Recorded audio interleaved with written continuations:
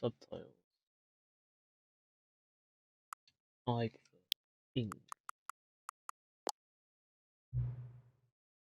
I have not played the Stanley Parable. Please adjust the slider until the computer is barely visible.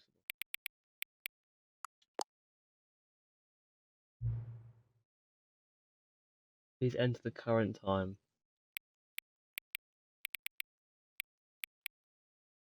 7, 5, L. Lonely Britain. Accessibility settings have been adjusted from the main menu. Okay.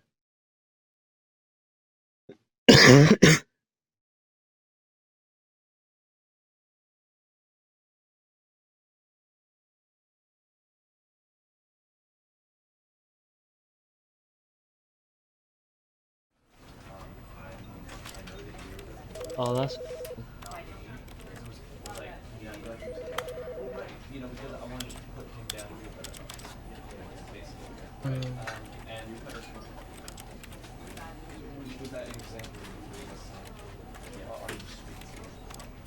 Very large.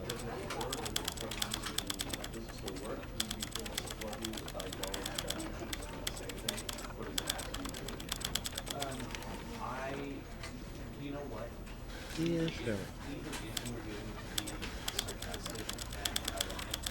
It was the biggest one. Oh my god. Let's not have that kind of record.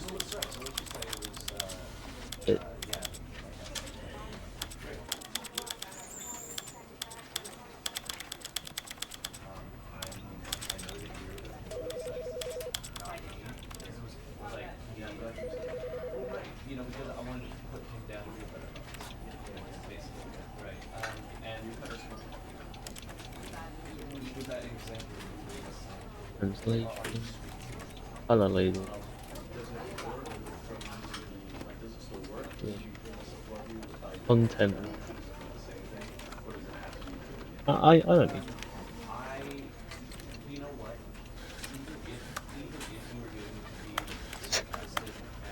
Simplified controls.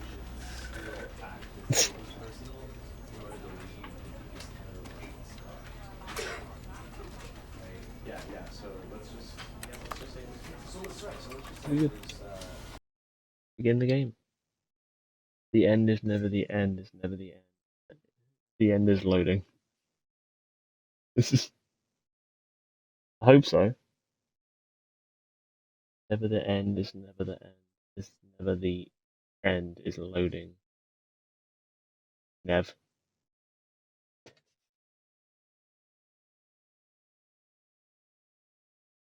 Got it.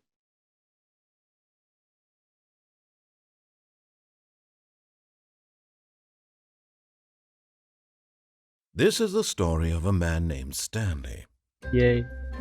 The man named Stanley. Stanley worked for a company in a big building where he was employee number 427. Employee number 427's job was simple. He sat at his desk in room 427 and he pushed buttons on a keyboard. Orders came to him through a monitor on his desk, telling him what buttons to push, how long to push them, and in what order. This is what employee 427 did every day of every month of every year. And although others might have considered it soul-rending, Stanley relished every moment that the orders came in, as though he had been made exactly for this job. Maybe he was. Stanley was happy. Stanley was happy. And then one day, something very peculiar happened. Something that would forever change Stanley. Something he would never quite forget. He had been at his desk for nearly an hour when he realized that not one single order had arrived on the monitor for him to follow. No one had showed up to give him instructions, call a meeting, or even say hi. Never in all his years at the company had this happened, this complete isolation. Something was very clearly wrong. Shocked, frozen solid, Stanley found himself unable to move for the longest time. But as he came to Oh, his he wits did. and regained his senses, he got up from his desk and stepped out of his office. Okay, begin the game again. I'm.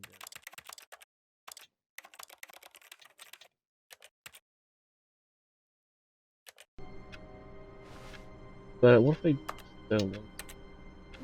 What if I want to go back to just, doing my job? What's bad about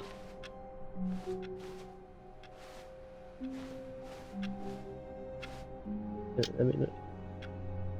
Let me enjoy my job.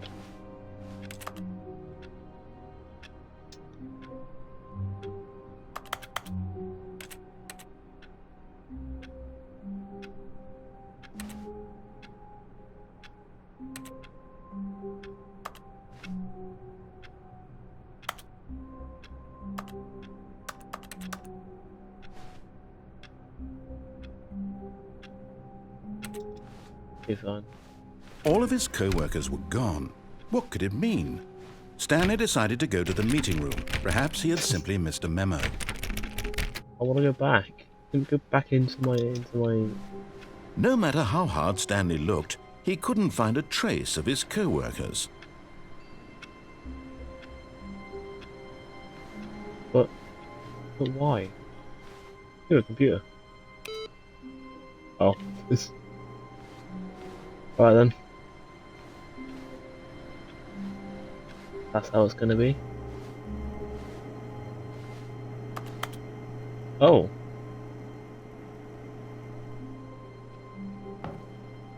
Can I crouch?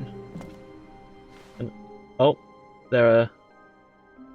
At first, Stanley Okay. assumed he'd broken the map Well, I until he have heard this broken it. narration and realized it was part of the game's design all along.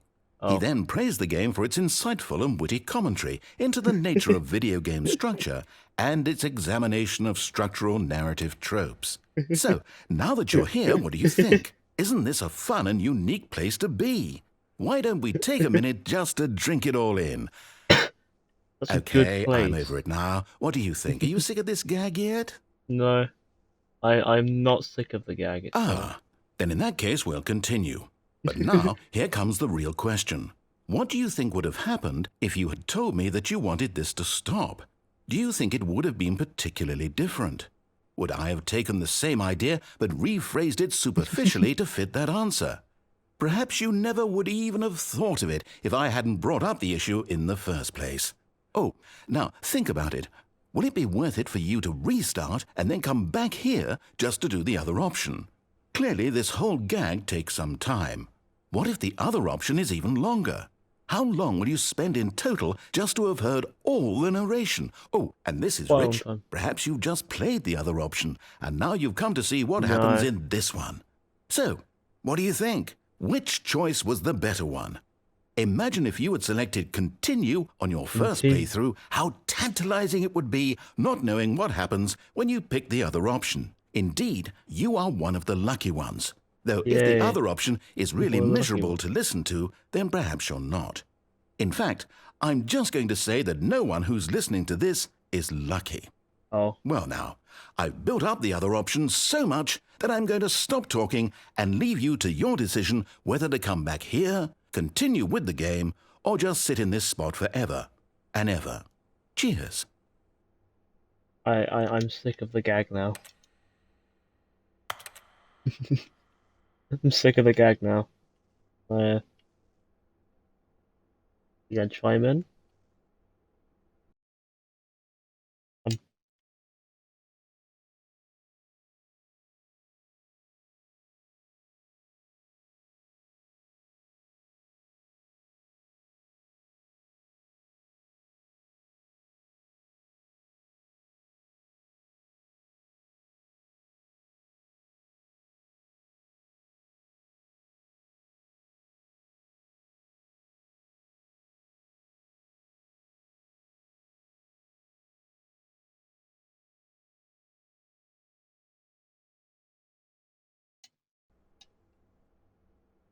Okay, begin the game again.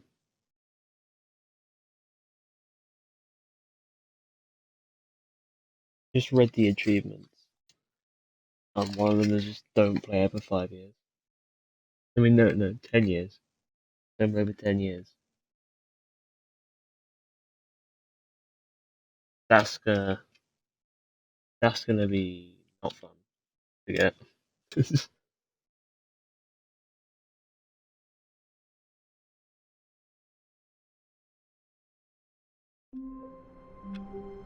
What are the other achievements?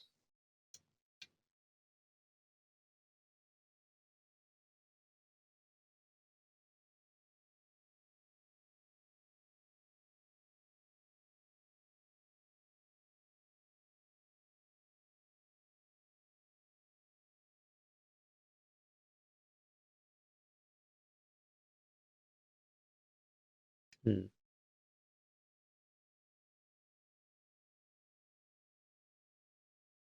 Okay.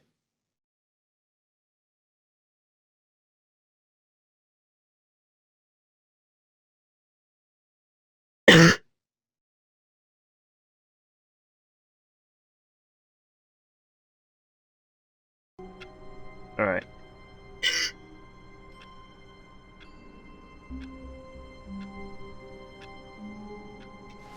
Alright, so there is even for getting an achievement, beating the game, doing summon, quit the game, then restart on it. No.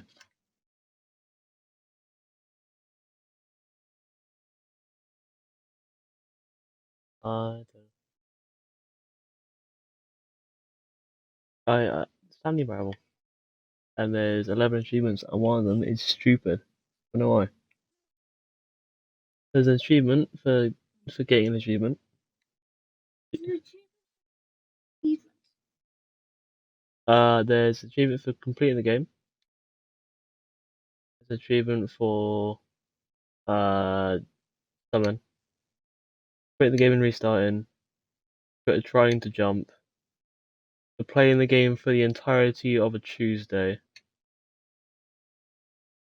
doing summon, clicking on a door 5 times, completing the game in under 4 minutes and 22 seconds. Set all settings size to any number, and then not playing the game for 10 years. Yep.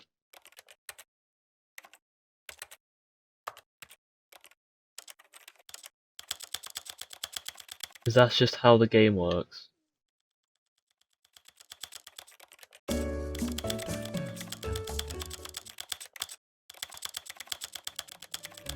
Get the achievements. This is the story of a man named Stanley. This is the story of a man named Stanley.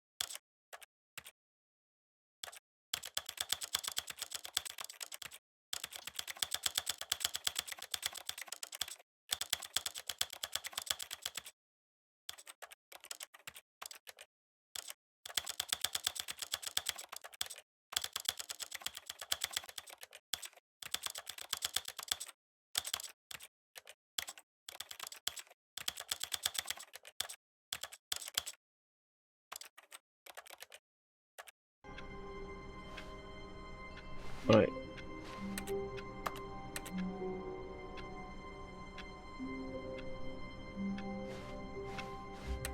All of his co-workers were gone. What could it mean? Stanley decided to go to the meeting room. Perhaps he had simply missed a memo. I need to click on this door 5 times. Oh, please. Are you really just doing this for the achievement? Click a door 5 times. Is that all that you think an achievement is worth? No, no, Yep. no, no, no. I can't just give these merits away for such little effort. A measly 5 clicks. Yeah. Now suppose you were to Come on. click the door 20 times. I would say that's the kind of effort that warrants recognition. Hey, click the door 20 times. I have to say, I'm still not feeling the satisfaction of witnessing true effort for a noble cause. Perhaps 50 clicks will do it. 50 Yes, clicks. almost certainly 50 clicks. Clicks.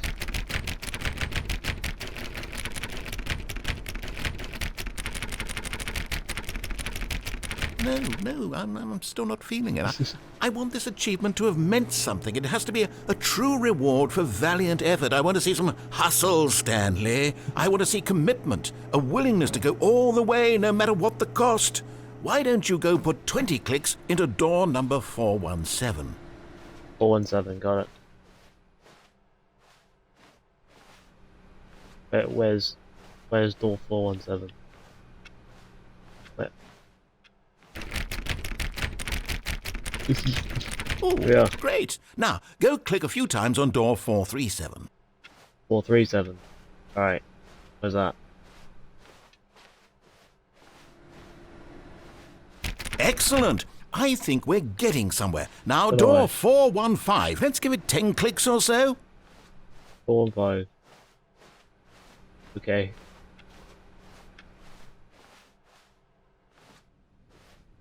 Four and five. Now, back to door number 437. Alright.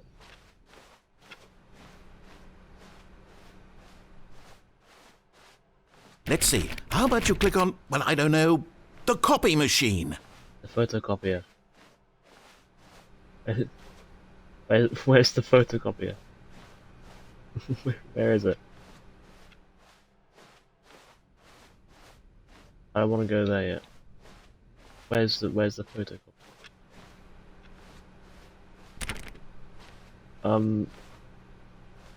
Photocopier.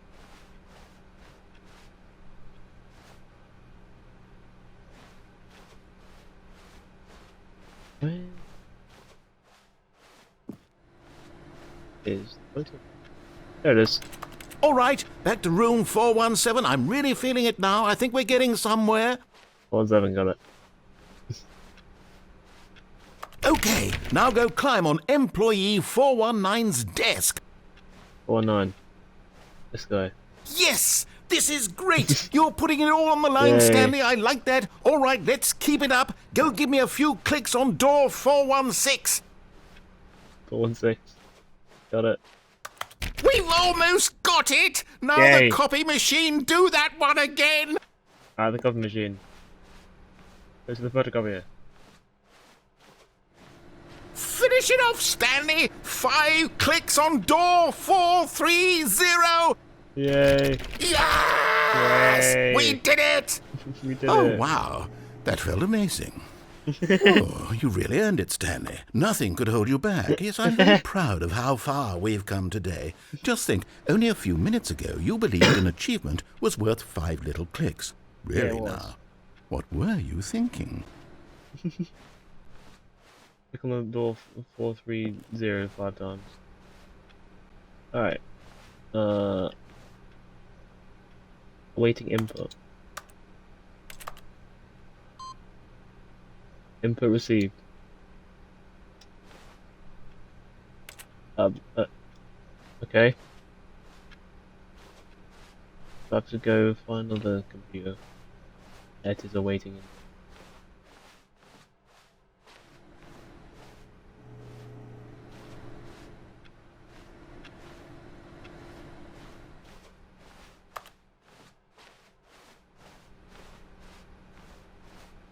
I have to restart them.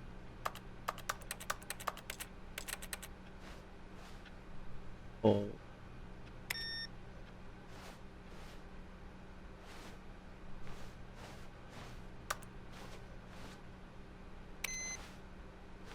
Restart the game. Again.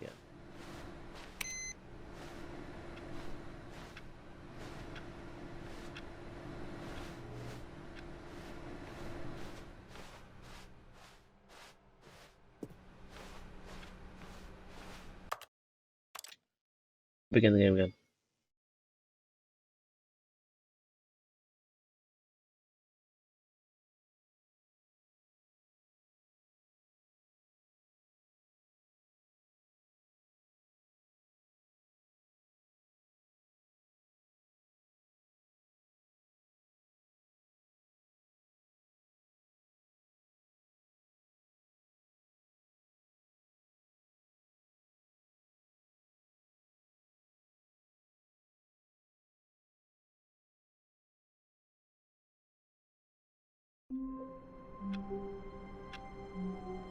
Alright.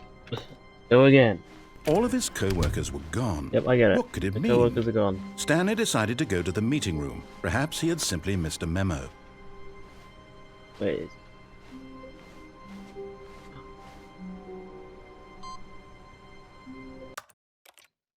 God damn it. You clever bastard.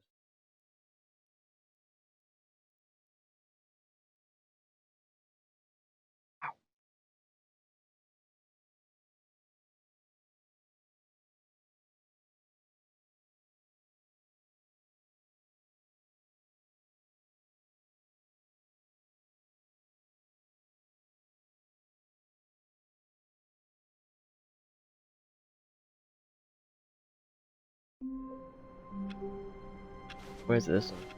All of his co-workers were gone. What could it mean? Yeah, I know. Stanley decided to go to the meeting work is room. done. Perhaps he had simply missed a memo. I'll find the input computer. Where is it?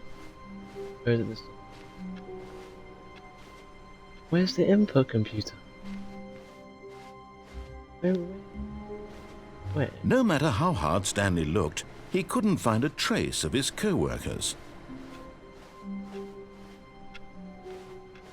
Where's input? He's gone. The input computer just left. That's right.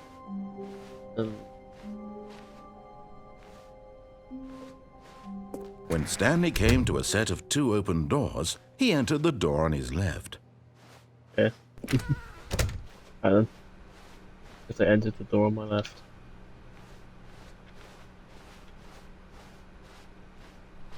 Yet there was not a single person here either. Feeling a wave of disbelief, Stanley decided to go up to his boss's office, hoping he might find an answer there. You're not also that consulting whiteboard manager.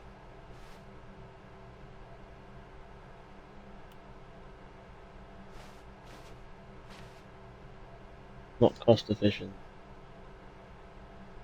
Please keep the targets on the topic of movement.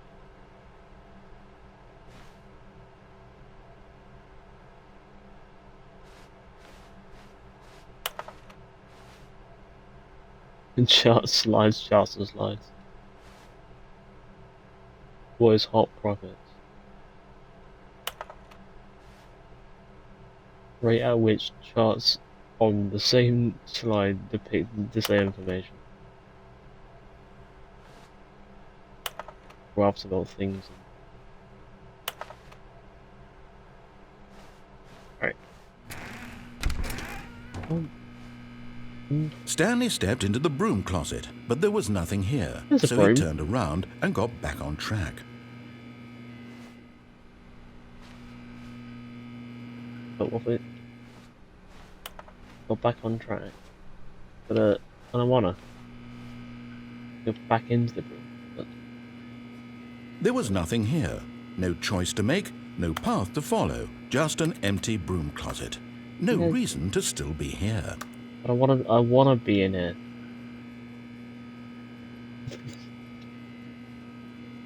It was baffling that Stanley was still just sitting in the broom closet. Yeah, 'cause it's He funny. wasn't even doing anything. At least if there Yeah. was something to interact with, he'd be justified in some way. As it is, he's literally just standing there doing sweet FA. Pretty much.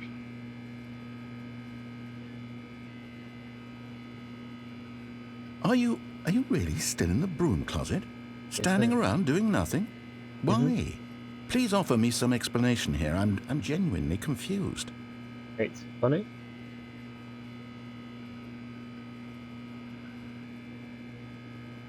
You do realize there's no choice or anything in here, right?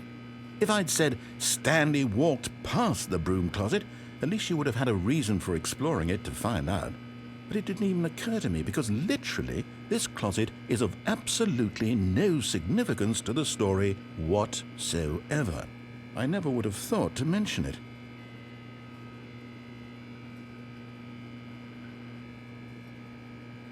Maybe to you this is somehow its own branching path. Maybe when you go talk about this with your friends, you'll say, "Oh, did you get the broom closet ending? The broom closet ending was my favourite." I hope your friends find this concerning. Probably do. Stanley was fat and ugly and really stupid. He probably only got the job because of a family connection. That's how stupid he is. That or with drug money. Also, Stanley is addicted to drugs and hookers.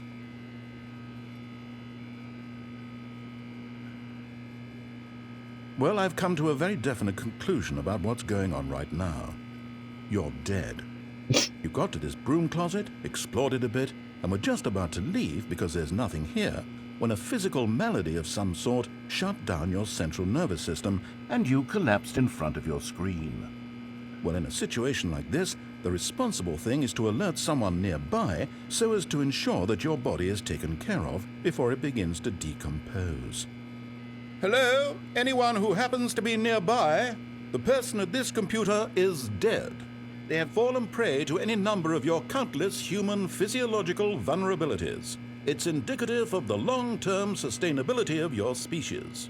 Please remove their corpse from the area and instruct another human to take their place, making sure they understand basic first-person video game mechanics and filling them in on the history of narrative tropes in video gaming, so that the irony and insightful commentary of this game is not lost on them.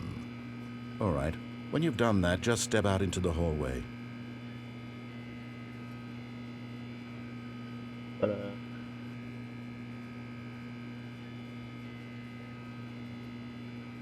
But if I can't move it. Ah, second player. It's good to have you on board. I guarantee you can't do any worse than the person who came before you. You too? Unbelievable. I'm at the mercy of an entire species of invalids. Perhaps there's a monkey nearby you can hand the controls to. A fish? Fungus? Look, you can hammer out the details. I'm not particularly picky. I'll just be waiting for when you're ready to pick up the story again.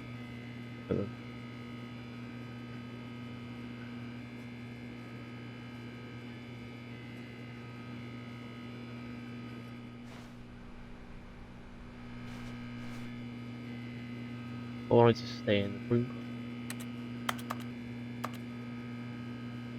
That's fine.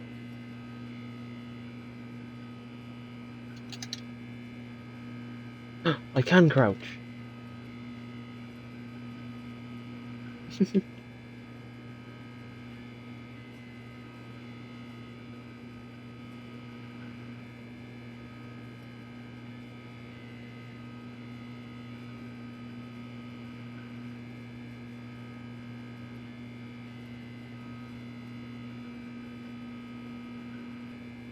Fine. Press. Coming to a staircase, Stanley walked upstairs to his boss's office.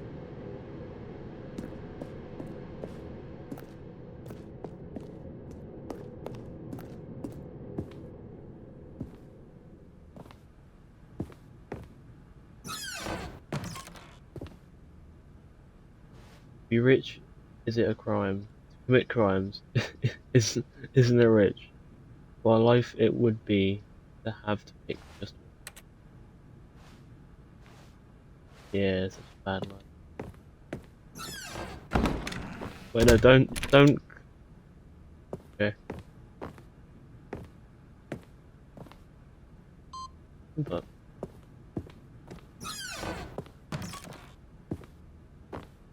that's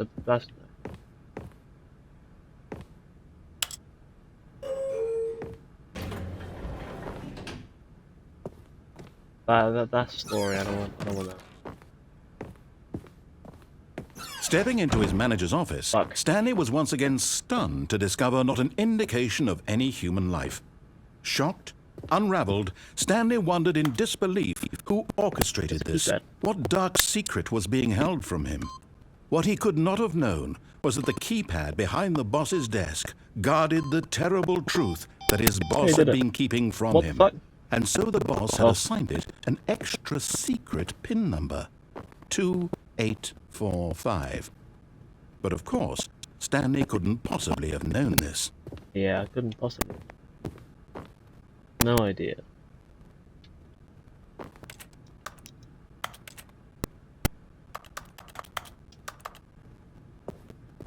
Stanley just sat around twiddling his thumbs. Yeah, Trying to input anything on the device was useless, since he could never possibly know that the combination was 2845.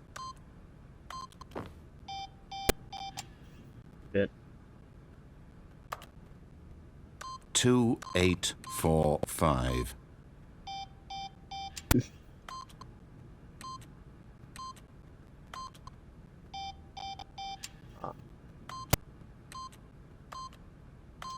Oh, I'm waiting for the guy to... Forgot, but it turns out that the panel's emergency override kicked in, and the door just opened all by itself, and Stanley got the hell along with the story. Well, whoop-de-doo. I can still put in numbers. There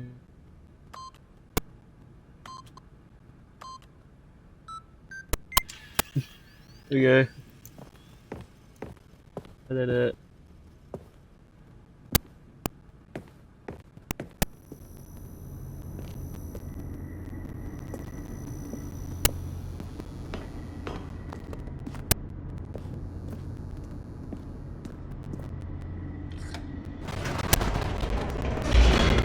Okay, hold on. Wait. I don't want to go down. I don't want that to happen.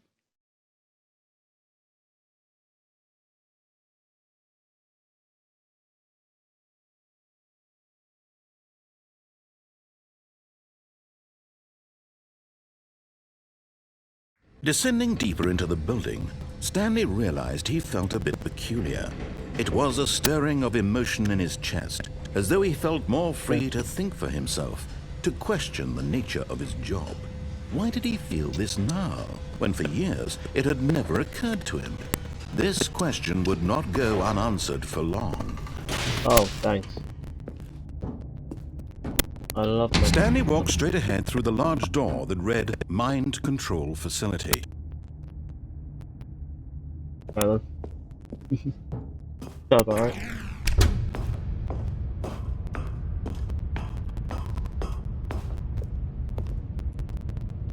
Button. The lights rose on an enormous room packed with television screens. What horrible secret did this place hold? Stanley thought to himself. Did he have the strength to find out? Yeah. I think exactly. It looks like I have a choice.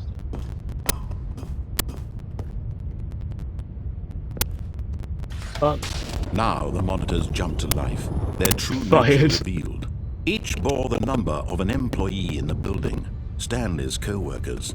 The lives of so many individuals reduced to images on a screen, and Stanley, I can jump off. one of them, eternally Oh, no. monitored in this place where freedom meant nothing. Aha! I jumped off. You've made it to the bottom of the mind control facility. Welcome! You see, back when the Stanley Parable first launched in 2013, getting to the bottom of the mind control facility was a bug that we simply Yay. didn't catch during development. And you all sent us lots of photos of it on Twitter and acted very superior about it. And you're all very, very clever. Good for you. Anyway, when it came time to update the game, we knew that we had to do something about this little goof of ours. So here you go. New content. You can call it the content. bottom of the mind control room ending, if that enhances your perception of the value of these updates. Yay. Isn't that what you crave? New content? Ending. Always more content, more content, more. And I'm here to give it to you. I'm here to make it seem like we really covered every nook and cranny of the game, with secrets and Easter eggs. How about this? We wrote a new piece of music just for this section. You won't hear it anywhere else in the game. It's a secret that's just for you. That's how special you are. We call this track, Good Job You've Made It to the Bottom of the Mind Control Facility. Well done.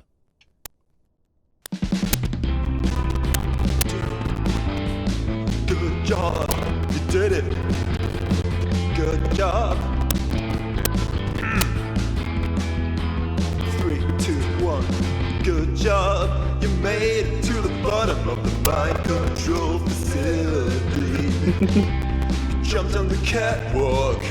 You should have been careful. You should have been careful. It used to be a bug, but now it's an ending. Now it's an ending. I believe in you. I believe in your ability to cross this barrier and chase your dreams. Railings don't mean anything. Good job, you did it. Good job, you did it. Good job, you did it. Good job, you did it. Good job, you did it. Good job, you did it. Good job, you did it. Good job, you did it. Good job, you did it. Good job, you did it. I did it. Oh. That was simple.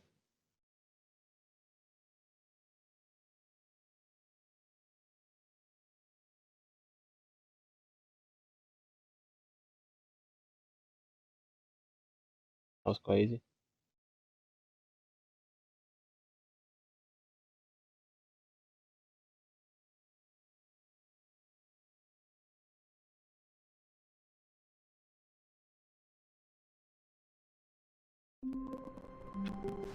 Okay.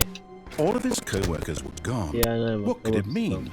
Stanley decided to go to the meeting room. Perhaps he had simply missed a memo. No matter how hard Stanley looked, he couldn't find a trace of his co-workers. So, restart. Again.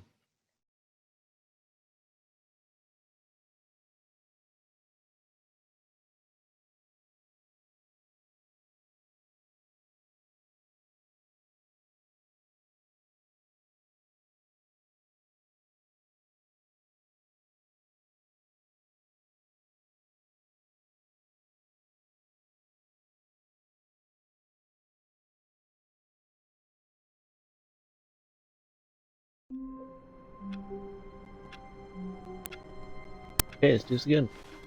How long was I sitting there? Stanley wondered to himself. Minutes? New dialogue. Days? Centuries? Did something crucial happen while my senses were turned? He made a note to be more careful with time from now on. Alright, more careful with time. But what if I don't want to be more careful? What if I want to be time insensitive?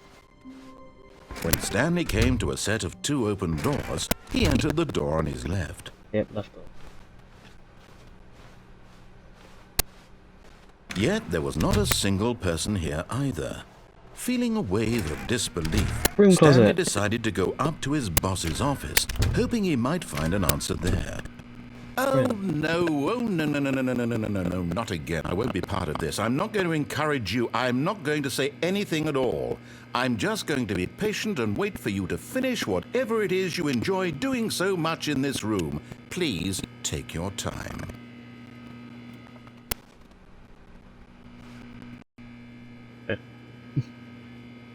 Spend a couple minutes in the broom closet.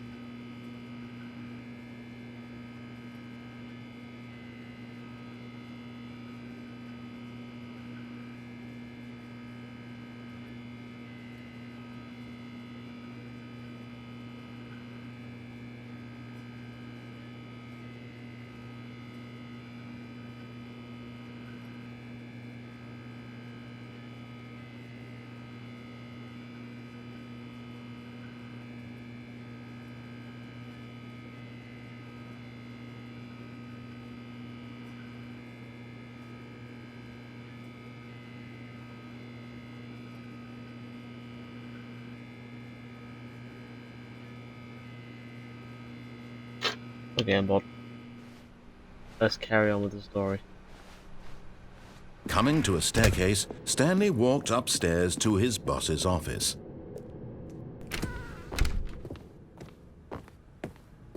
Stepping into his manager's office, Stanley was once again stunned to discover not an indication of any human life.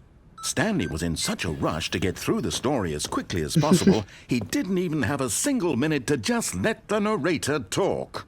No, I That didn't. kind of anxiety isn't healthy, so he relaxed Fuck for you. a few moments with some calming New Age music.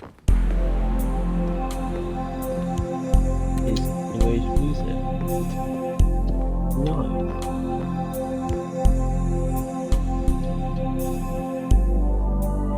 Feeling soothed and rejuvenated, Stanley calmly walked forward into the opened passageway.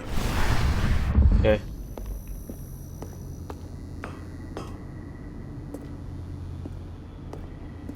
Alright, story content again. Let's not fall into the bottom of the mind control room again.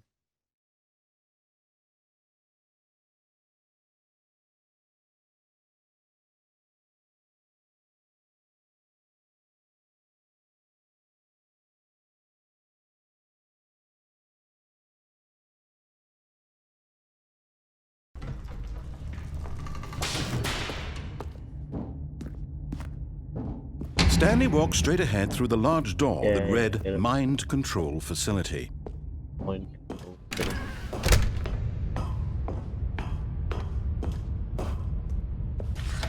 The lights rose on an enormous room packed with television screens. What horrible secret did this place hold? Stanley thought to himself. Did he have the strength to find out?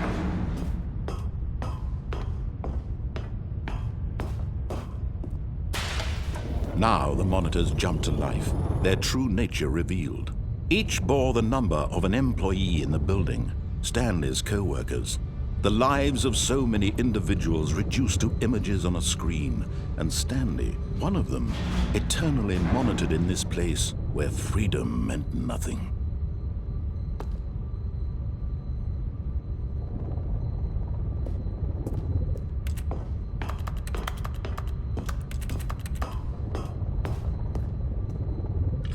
Elevator. This mind control facility, it was too horrible to believe. It couldn't be true.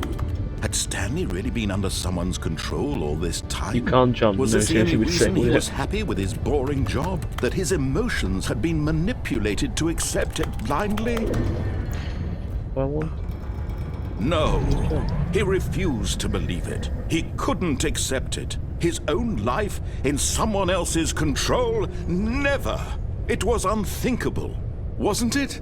Was it even possible? Had he truly spent his entire life utterly blind to the world? Yeah, probably did. But here was the proof. The heart of the operation. Controls labeled with emotions. Happy, or sad, or content. Walking, eating, working. All of it monitored and commanded from this very place. And as the cold reality of his past began to sink in, Stanley decided that this machinery would never again exert its terrible power over another human life. Offline anyway. For he would dismantle the controls once and for all. What? Let me just press. Let me just. What if I put an input? What if I press?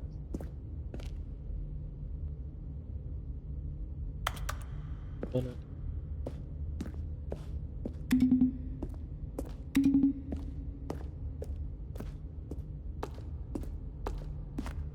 The numbers.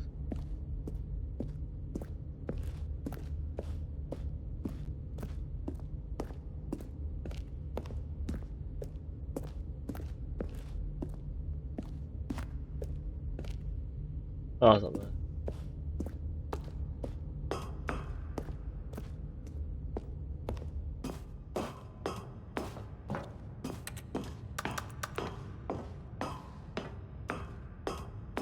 And when at last he found the source of the room's power, He knew it was his duty, his obligation, to put an end to this horrible place and to everything it stood for.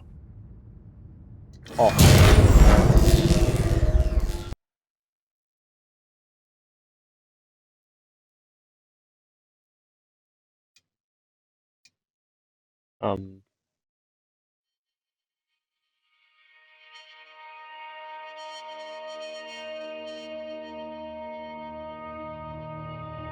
Blackness and a rising chill of uncertainty. Was it over? I thought the game. Yes. He had won. I won. He had defeated the machine, unshackled himself from someone else's command. Freedom was mere moments away. And yet, even as the immense door slowly opened, Stanley reflected on how many puzzles still lay unsolved. Where had his co-workers gone? How had he been freed from the machine's grasp? What other mysteries did this strange building hold? But as sunlight streamed into the chamber, he realized none of this mattered to him, for it was not knowledge or even power that he had been seeking, but happiness. Perhaps his goal had not been to understand, but to let go. No longer would anyone tell him where to go, what to do, or how to feel. Whatever life he lives, it will be his. And that was all he needed to know. It was perhaps the only thing worth knowing. Stanley stepped through the open door. Stanley felt the cool breeze upon his skin, the feeling of liberation, the immense possibility of the new path before him. This was exactly the way, right now, that things were meant to happen. And Stanley was happy.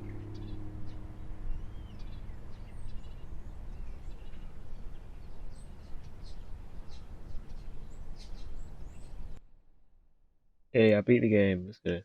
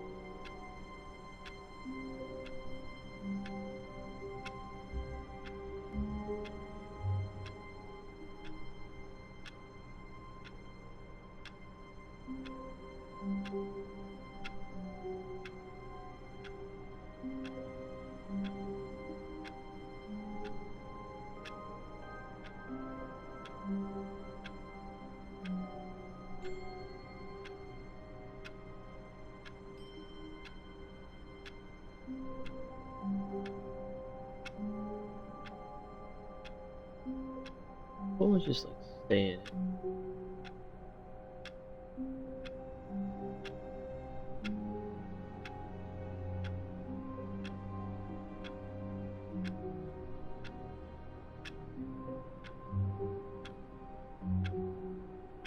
Just doing it. Oh. Input received. What'd I do?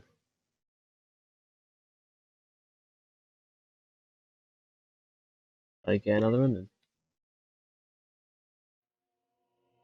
Welcome Stanley to heaven. Buttons.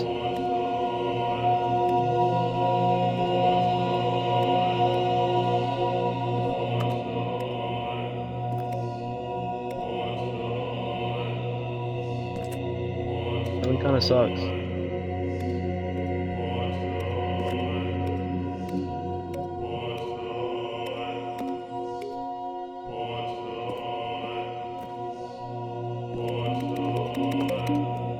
What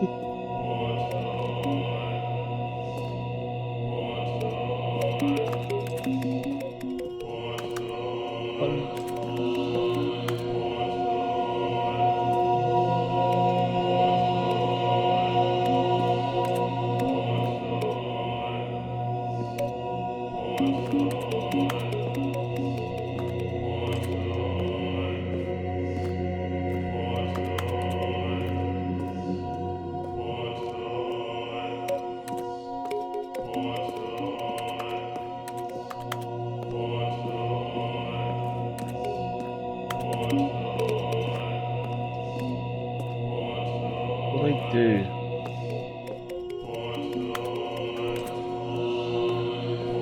Where's wait or what is it?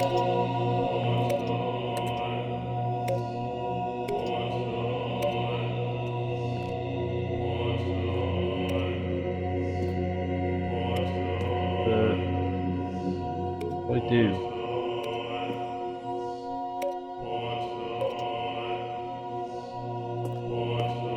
What? But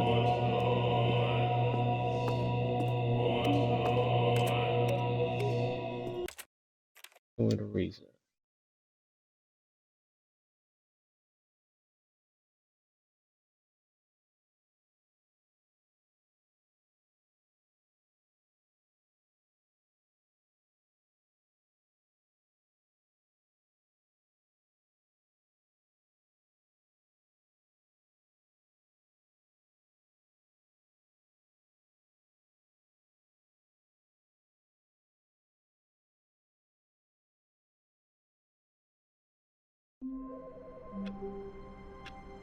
Oh, I can go back to heaven if I want to.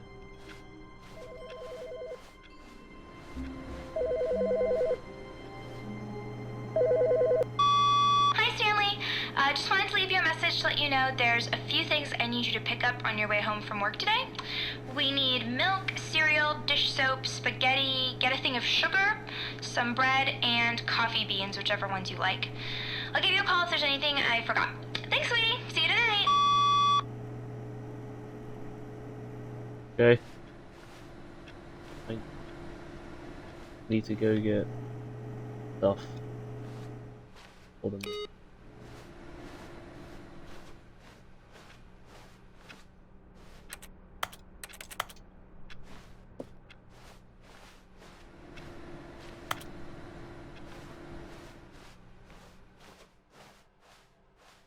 Is the narrator just gone? But have I managed to kill him? I hope I've made him sharp. That's a lie.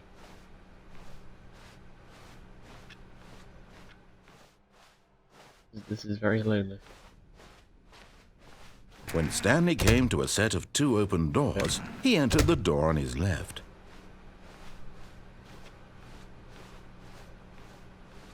Yet there was not a single person here either. Feeling a wave of disbelief, Stanley decided to go up to his boss's office, hoping he might find an answer there.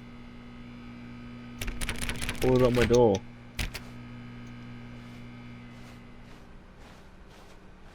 Coming to a staircase, Stanley walked upstairs to his boss's office.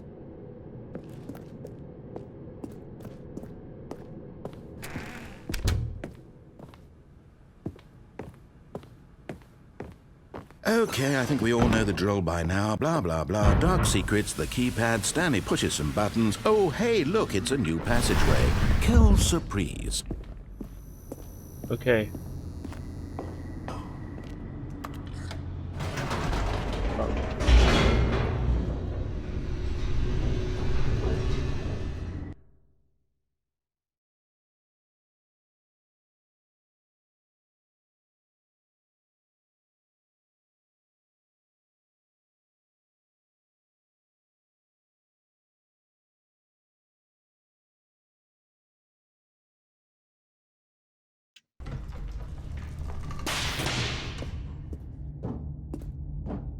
Stanley walked straight ahead through the large door that read Mind Control Facility.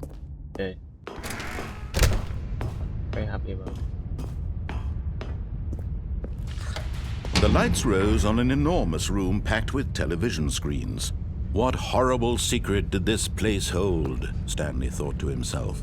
Did he have the strength to find out? Yeah.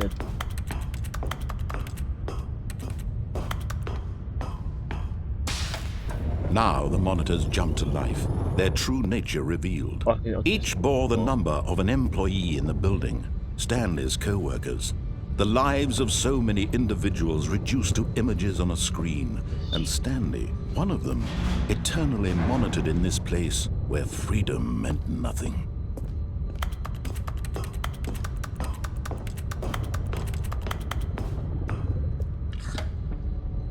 This mind control facility, it was too horrible to believe. It couldn't be true. Had Stanley really been under someone's control all this time? Was this the only reason he was happy with his boring job? That his emotions had been manipulated to accept it blindly? No. No. He refused to believe it. He couldn't accept it. His own life in someone else's control? Never. It was unthinkable. Wasn't it? Was it even possible? Had he truly spent his entire life utterly blind to the world? Yes. Exactly what I... But here was the proof. The heart of the operation. Controls labeled with emotions.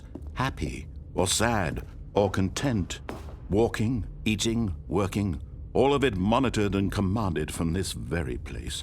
And as the cold reality of his past began to sink in, Stanley decided that this machinery would never again exert its terrible power over another human life. For he would dismantle the controls once and for all.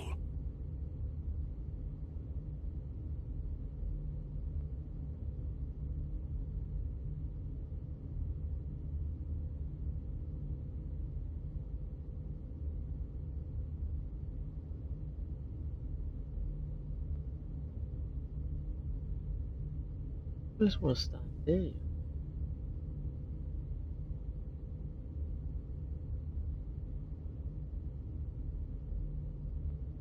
Alright, let's find the buttons, because I feel like that's going to be useful. 3, 1, 2, 5 is that. That was so simple.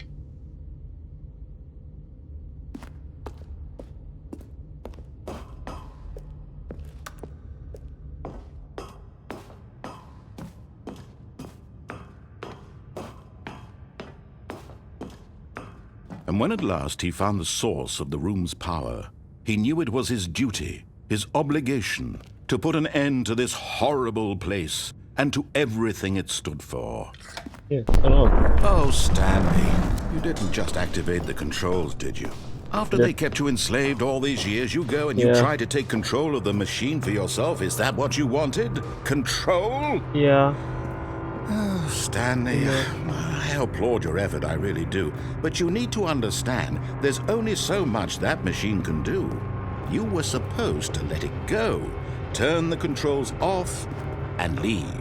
If you want to throw my story off track, you're going to have to do much better than that. I'm afraid you don't have nearly the power you think you do. For example, and I believe you'll find this pertinent, Stanley suddenly realized he had just initiated the network's emergency detonation system. In the event that this machine is activated without proper DNA identification, nuclear detonators are set to explode, eliminating the entire complex. How long until detonation then? Let's say 2 minutes. Now this is making things a little more fun, isn't it, Stanley? It's your time to shine. You are the star. It's your story now. Shape it to your heart's desires. Oh, this is much better than what I had in mind. What a shame we have so little time left to enjoy it. Mere moments until the bomb goes off. But what precious moments each one of them is. More time to talk about you, about me, where we're going, what all this means. I barely know where to start. What's that? You'd like to know where your co-workers are? Don't care. A moment of solace before you're obliterated. All right, I'm in a good mood. You're gonna die anyway. I'll tell you exactly what happened to them. I erased them. I turned off the machine. I set you free. Of course, that was merely in this instance of the story. Sometimes when I tell it, I simply let you sit there in your office forever, pushing buttons endlessly and then dying alone. Other times, I let the office sink into the ground, swallowing everyone inside, or I let it burn to a crisp. I have to say this, though, this version of events has been rather amusing. Watching you try to make sense of everything and take back the control wrested away from you, it's quite rich. I almost hate to see it go. Then But don't I'm kill sure me. whatever I come up with on the next go-around will be even better. My goodness, only 34 seconds left. But I'm enjoying this so much. You know what? To hell with it. I'm going to put some extra time on the clock, why not? These are precious additional seconds, Stanley. Time doesn't grow on trees. Yeah, it does. Oh dear me, what's the matter, Stanley? Is it that you have no idea where you're going or what you're supposed to be doing right now? Or did you just assume when you saw that timer that something in this room was capable of turning it off? I mean, look at you. Running from button to button, screen to screen, clicking on every little thing in this room. These numbered buttons, no, these colored ones. Or maybe this big red button, or this door. Everything, anything, something here will save me. Why would you think that, Stanley? That this video game can be beaten? Won? Solved?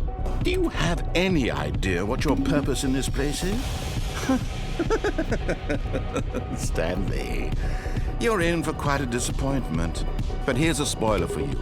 That timer isn't a catalyst to keep the action moving along.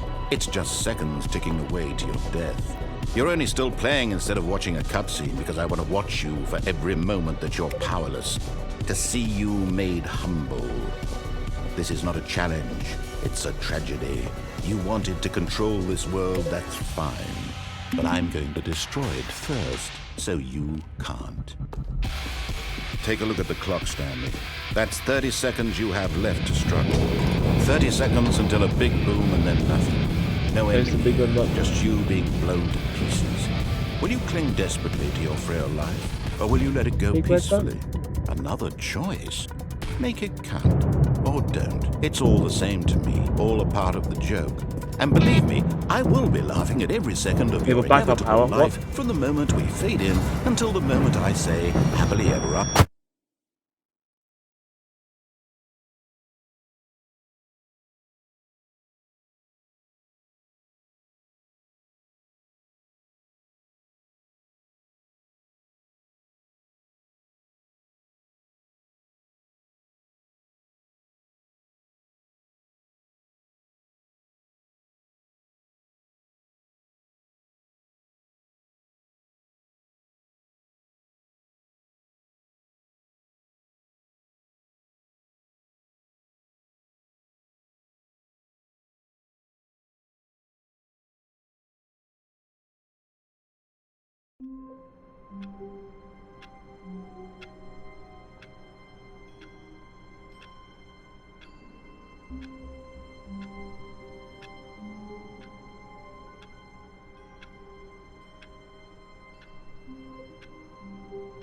Okay.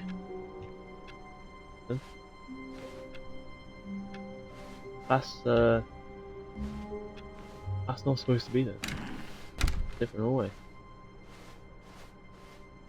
When Stanley came to a set of 2 open doors, he entered the door on his left. Okay then.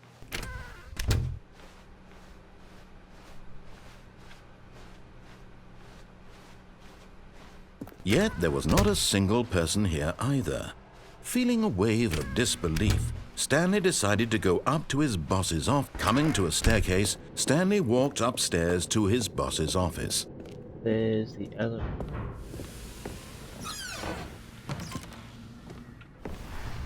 Close it.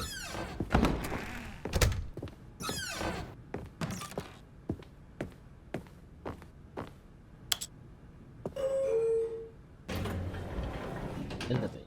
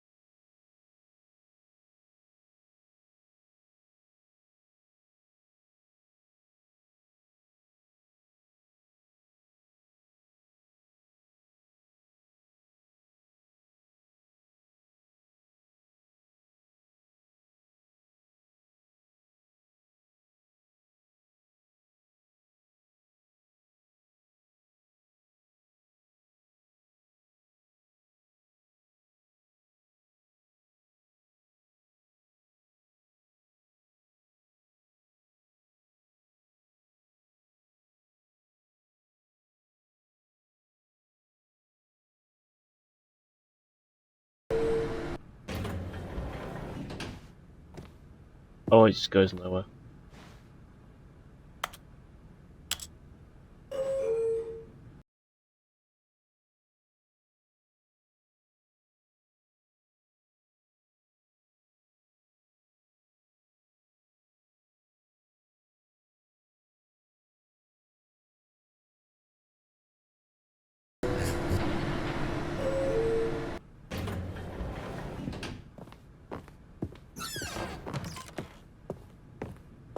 Here's the door, just go. Right.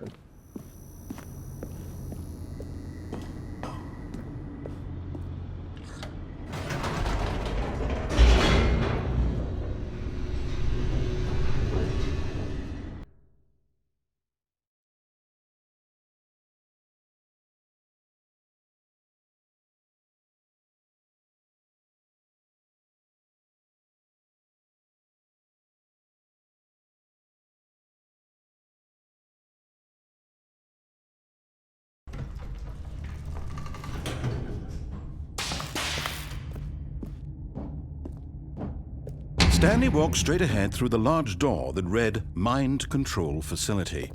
I don't wanna.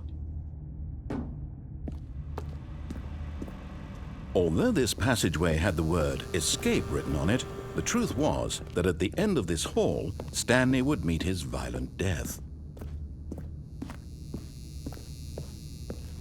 The door behind him was not shut. Stanley still had every opportunity to turn around and get back on track. At this point, Stanley was making a conscious, concerted effort to walk forward and willingly confront his death.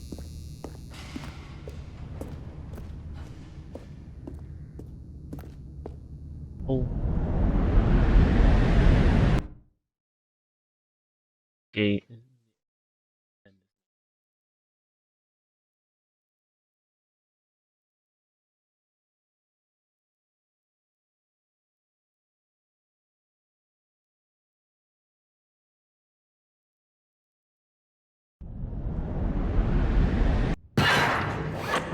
I'm gonna take that, narrator.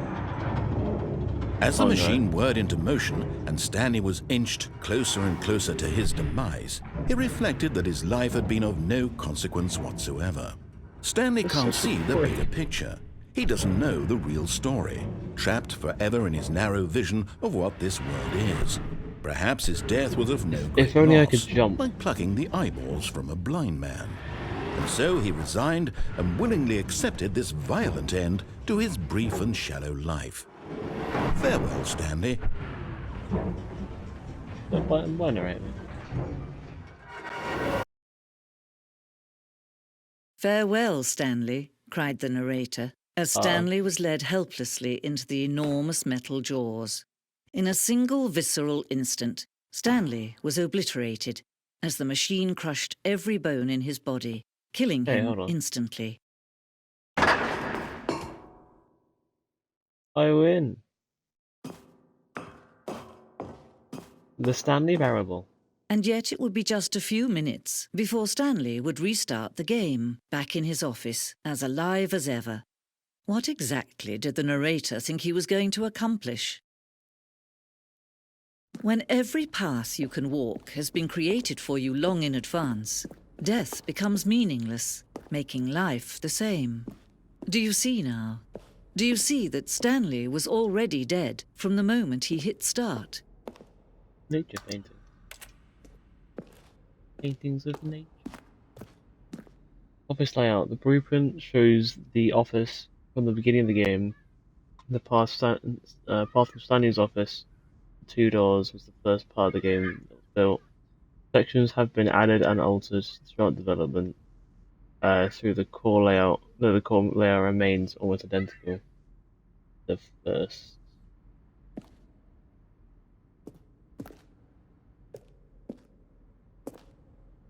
Corridor. The pacing of this opening section was important to get right. This corridor has been moved and altered to make sure the player reaches 2 doors in a good time. 2 doors. The set of 2 doors was the very first concrete piece of the Stanley Parable. And once this room was created, the rest of the game emerged as an extension of it, an exploration of the contradiction this room posed.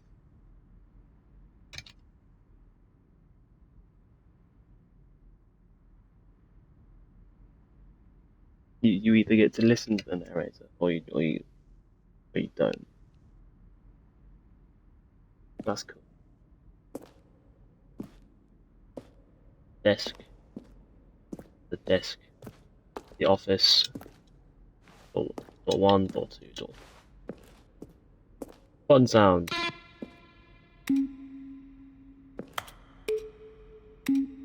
That's just a button. Door. That's just door.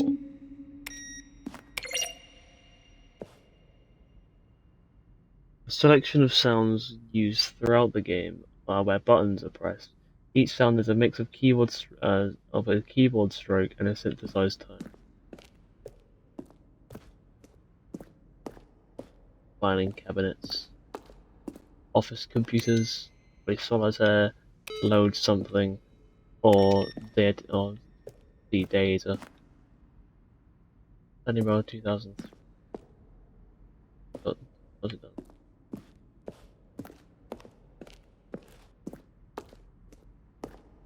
Maintenance room, an early version of the maintenance room. That's 40% on the floor. That's like 40% reflective.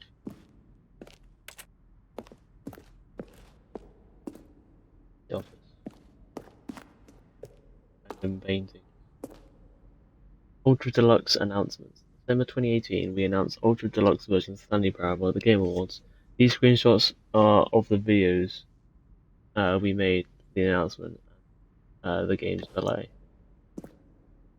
Fun. Warzone. In early development, we designed an ending where Stanley would end up on a battlefield fighting aliens. The action game would become sentient and would wage war against the narrator. We realized shortly after starting to build that it was too far jokey and on the nose for the tone of the game. But some people interpreted it as making fun of people who like shooters. Not our intention. Oh, make fun of anyone who likes shooters. It's fair enough, mate. Really anyone.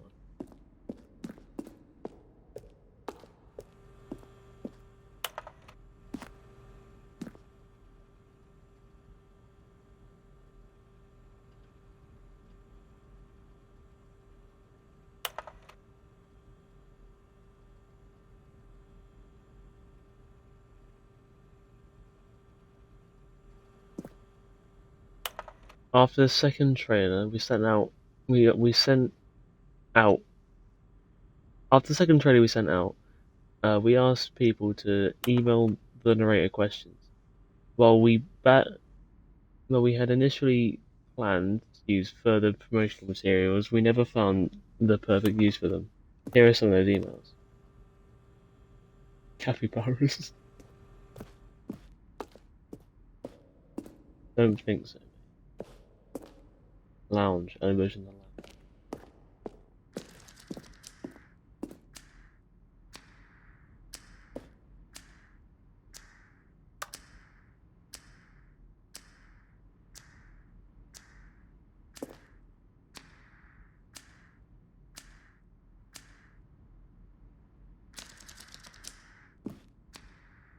In a previous version of the choice leading into the apartment ending, Simon would give you 15 seconds to pick up the phone. Not picking up the phone would lead to a different ending. Cargo lift. The second version is functionally the same as what's in the final game. We wanted to like more of the cargo area. The cargo lift was always intended to offer the choice of staying or jumping. However, after this early version, we decided we also wanted the option of the player falling to their death.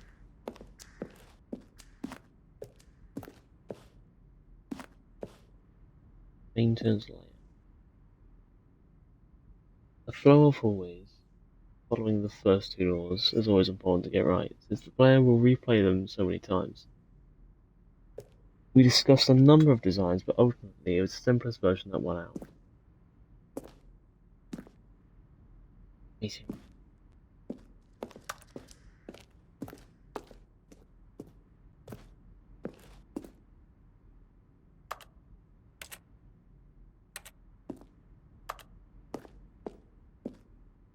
Zending model. The Zending went through many iterations. This room represents the fourth version of the ending, and we thought it was complete, but decided to abandon and change it shortly before launch. Zending.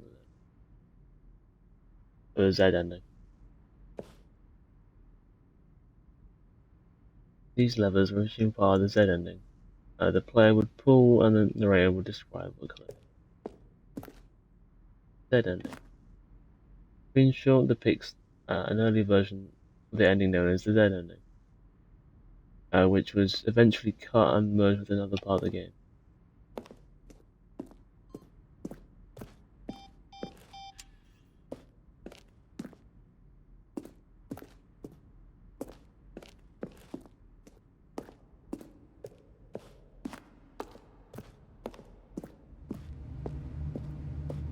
Stanley's office.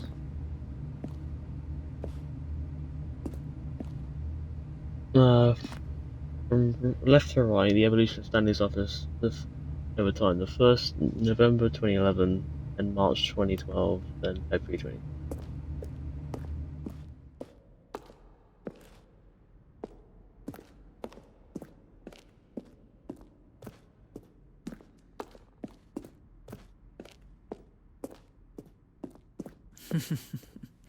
Oh, look at these two. I don't wanna. How they wish to destroy one another. How they wish to control one another. How they both wish to be free. Is that an on-off switch? Freedom ending. This is the freedom ending, as it existed in the beta. Motion room elevator. For a time, the elevators in the monitor room go up and down, reading above and down below. We abandoned this when players found it too difficult to remember which one was up and which one was down, and placed two endings together instead. Countdown room. Early version.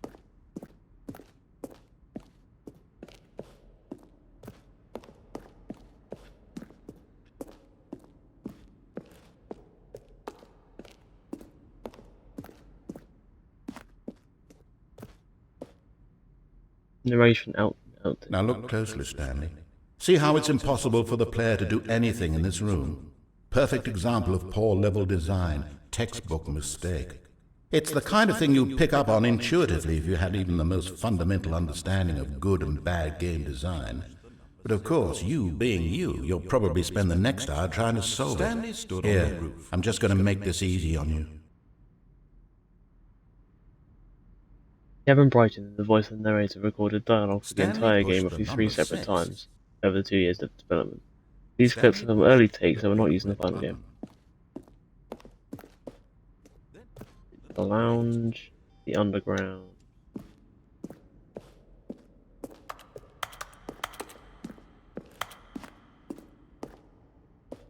Block. Boss's office. Changed.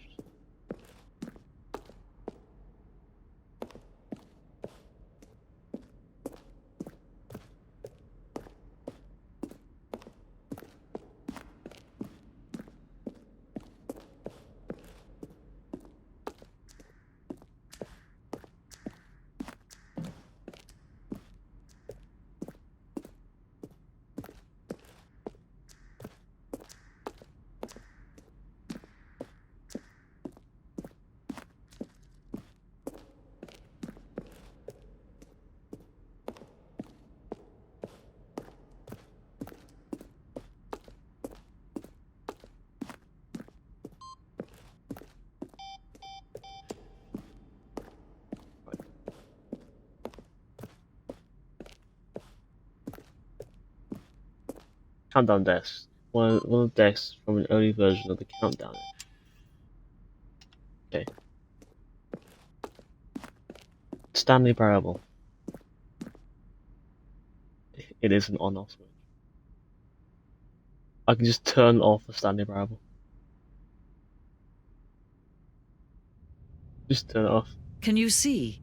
Can you see how much they need one another? No, perhaps not. Sometimes these things cannot be seen.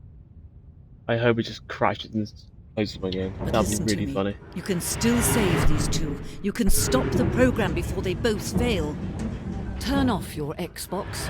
There's no other way to beat this game. As long as you move forward, you'll be walking someone else's path. Stop now and it'll be your only true choice. Whatever you do, choose it. Don't let time choose for you. Don't let...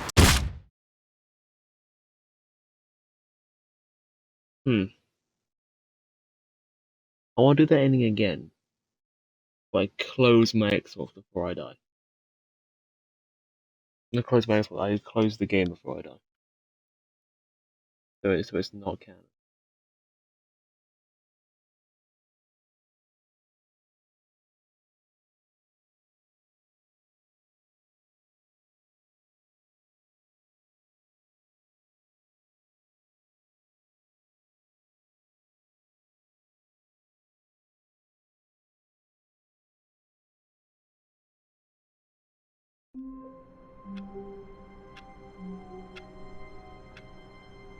Okay.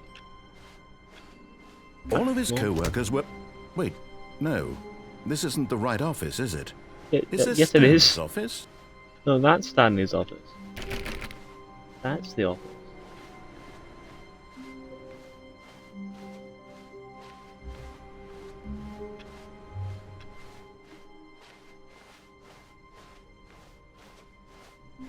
When Stanley came to a set of 2 open doors, he entered the door on his left. Left door, got it.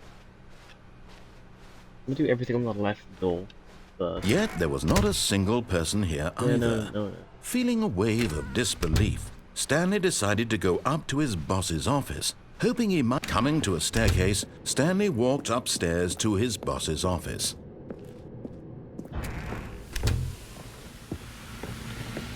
Here's the door, just go. I love it.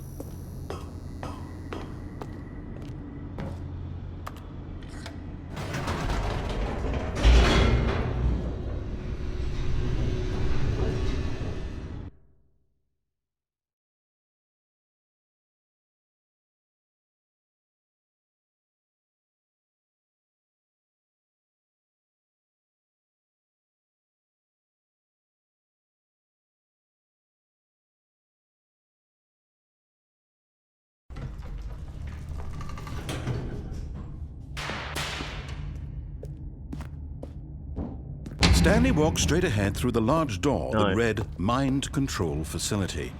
Although this passageway had the word escape written on it, the truth was that at the end of this hall, Stanley would meet his violent death. I mean, not wrong. The door behind him was not shut. Stanley still had every opportunity to turn around and get back on track. At this point, Stanley was making a conscious, concerted I am. effort to walk forward and willingly confront his death. Yeah, yeah.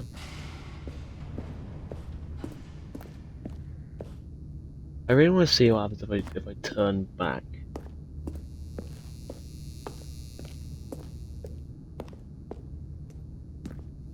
I do really want to.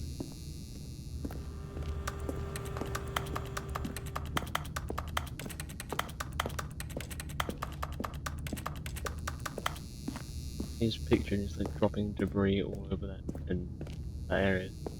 It's like, you had your job, but you said no. But of course, Stanley thought better of it and realized he simply had too much to live for. Nope, still on board with death. Yep. Still above death. Okay. No new dialogue.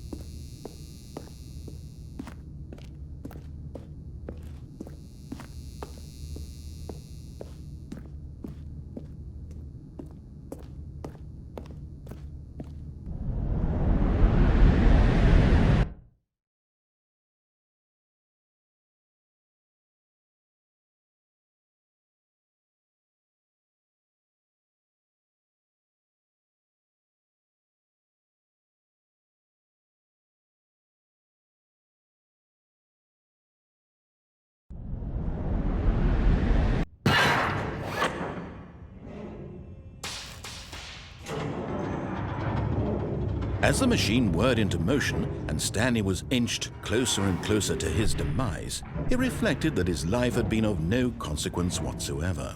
Stanley can't see the bigger picture. He doesn't know the real story, trapped forever in his narrow vision of what this world is. Perhaps his death was of no great loss, like plucking the eyeballs from a blind man. And so he resigned and willingly accepted this violent end to his brief and shallow life. Farewell, Stanley.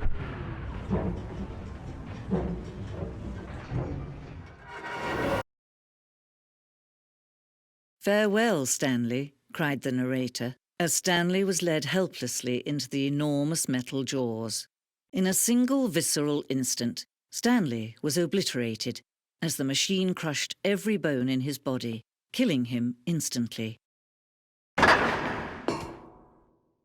Okay.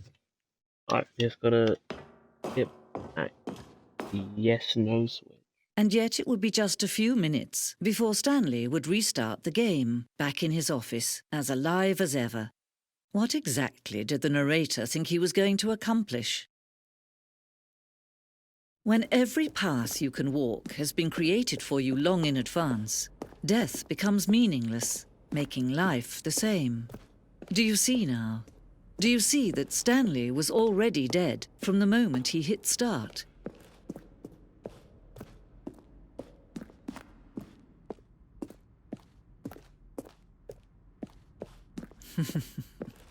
Oh, look at these two. How they wish to destroy one another. How they wish to control one another. How they both wish to be free. Can you see? Can you see how much they need one another? No, perhaps not. Sometimes these things cannot be seen. But listen to me. You can still save these two. You can stop the program before they both fail. Turn off your Xbox. There's no other way to beat this game. As long as you move forward, you'll be walking someone else's path. Stop now. Close the game.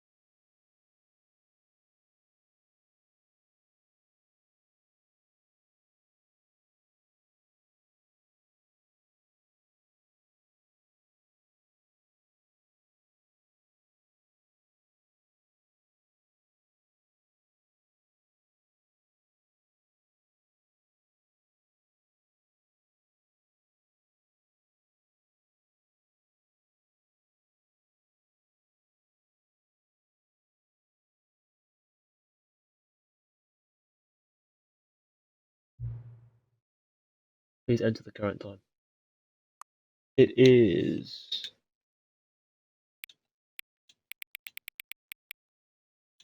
6:42.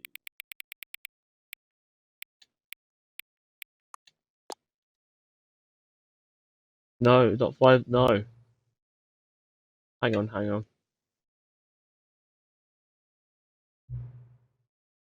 Before we started, can I say something?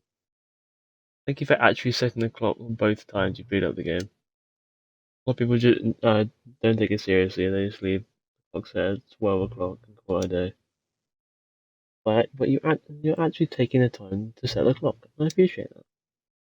That's how I know you care about this experience and you're paying attention.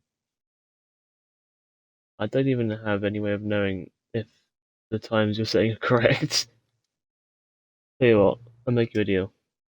Since you've been so cooperative, next time you boot up the game and see this screen, set the time, set the clock to your favorite time. Go ahead, pick whatever you want. Even if it's not the correct time, you learn it. Alright, get back to the. I'll let you get back to the video game now. Thank you, main menu. You're so nice.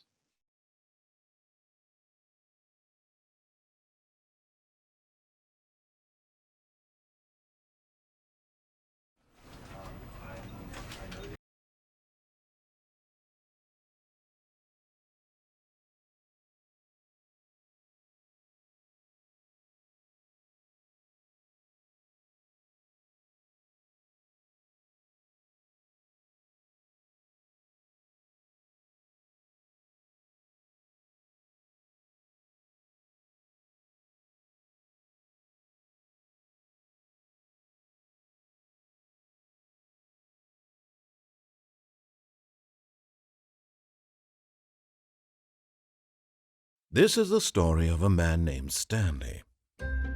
Is it now? Stanley worked for a company in a big building where he was employee Welcome number back. 427. The game's Employee done number... again.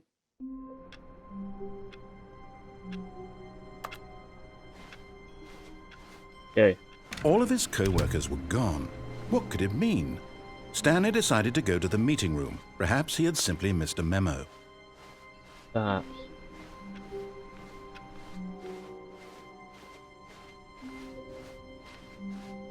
When Stanley came to a set of 2 open doors, he entered the door on his left.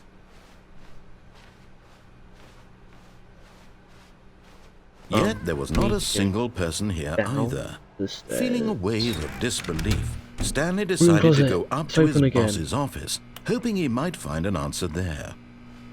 Stanley stepped into the broom closet, but there was nothing here, so he turned around and got back on track. Coming to a staircase, Stanley walked upstairs to his boss's office. Go down.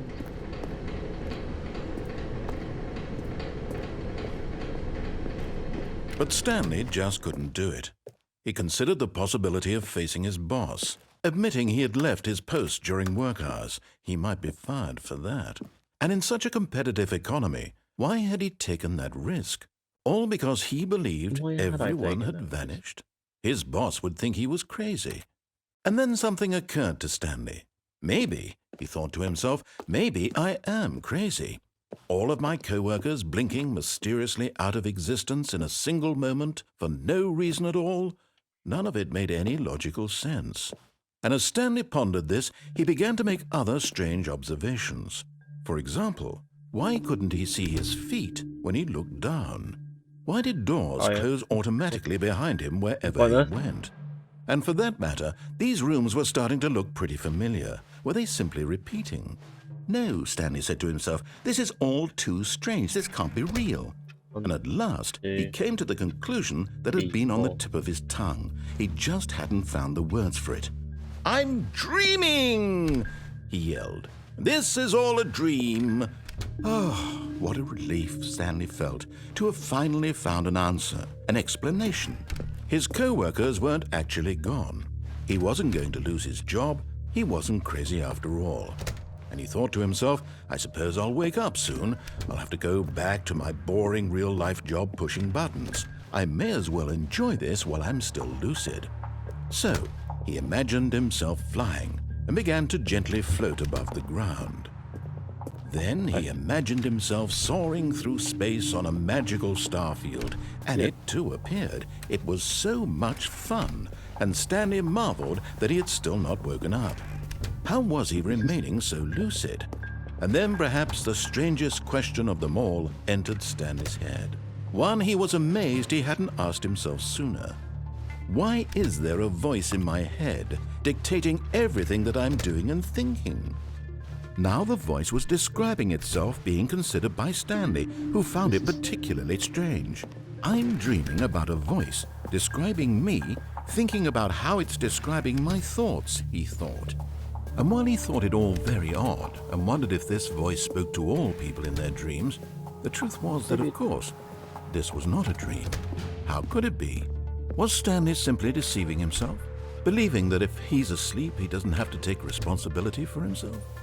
Stanley is as awake right now as he's ever been in his life. Now, hearing the voice speak these words was quite a shock to Stanley. After all, he knew for certain, beyond a doubt, that this was in fact a dream. Did the voice not see him float and make the magical stars just a moment ago? How else would the voice explain all that? This voice was a part of himself too. Surely, if he could just... He would prove it. He would prove that he was in control, that this was a dream.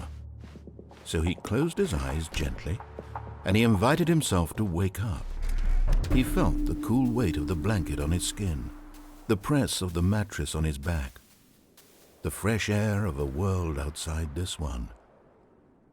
Let me wake up, he thought to himself. I'm through with this dream. I wish it to be over. Let me go back to my job. Let me continue pushing the buttons. Please, it's all I want. I want my apartment and my wife and my job. All I want is my life exactly the way it's always been. My life is normal. I am normal. Everything will be fine. I am okay.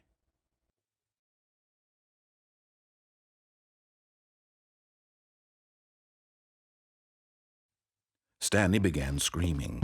Please, someone, wake me up. My name is Stanley. I have a boss. I have an office. I am real. Please, just someone tell me I am real. I must be real. I must be. Can anyone hear my voice? Who am I? Who am I? And everything went black. Okay then.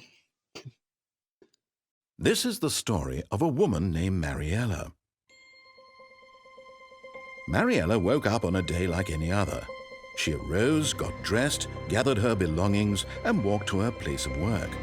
But on this particular day, her walk was interrupted by the body of a man who had stumbled through town talking and screaming to himself, and then collapsed dead on the sidewalk.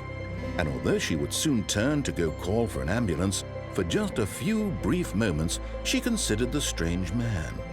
He was obviously crazy, this much she knew. Everyone knows what crazy people look like. And in that moment, she thought to herself how lucky she was to be normal. I am sane. I am in control of my mind. I know what is real and what isn't.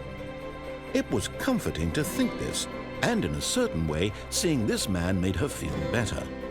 But then she remembered the meeting she had scheduled for that day. The very important people whose impressions of her would affect her career, and by extension, the rest of her life. She had no time for this, so it was only a moment that she stood there, staring down at the body. And then she turned and ran.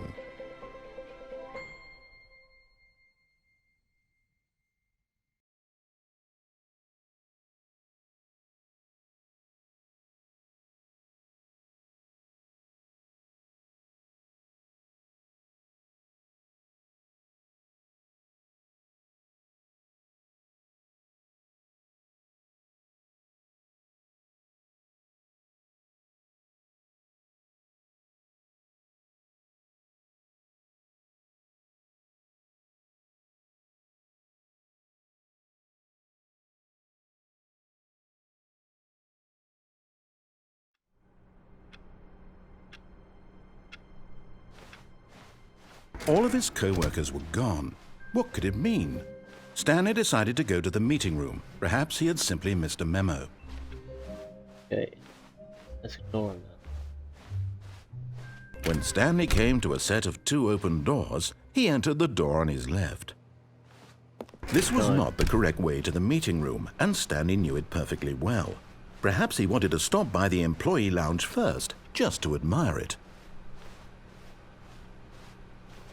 Ah, yes, truly a room worth admiring. It had really been worth the detour after all, but eager to get back to business, Stanley took the first open door on his left.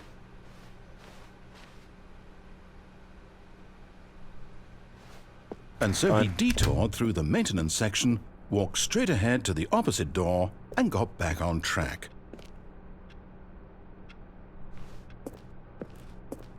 That's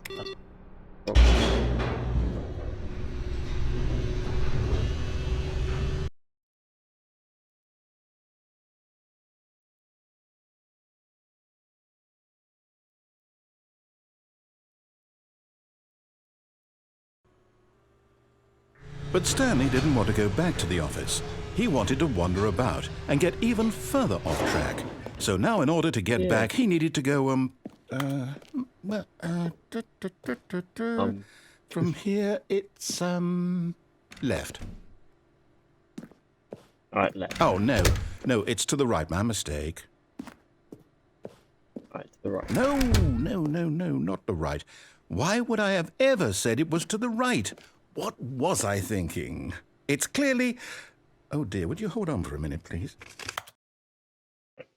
I'm gonna go for a few minutes.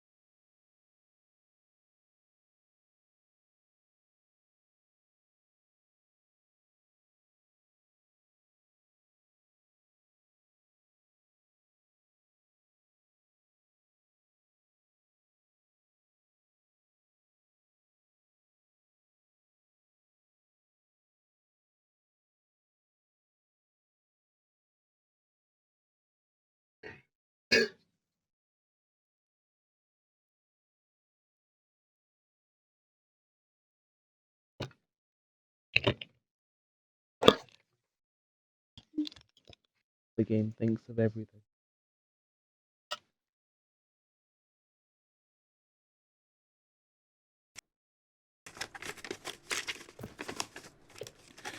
Now, let's see. We went down right, left, down, left, right. Yep, okay, yes. I've got it now. This story is absolutely, definitely this way. That one.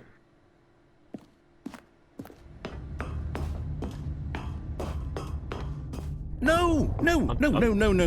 This isn't right at all. You're not supposed to be here yet. This is all a spoiler. Quick, Stanley, close your eyes. Spoilers. Okay. We just have to get back to, oh, who am I kidding? It's all rubbish now. The whole story completely unusable. How about, rather than waste my time trying to salvage this nonsense, we'll just restart the game from the beginning. And this time, suppose we don't wander so far off track, Okay, from the top.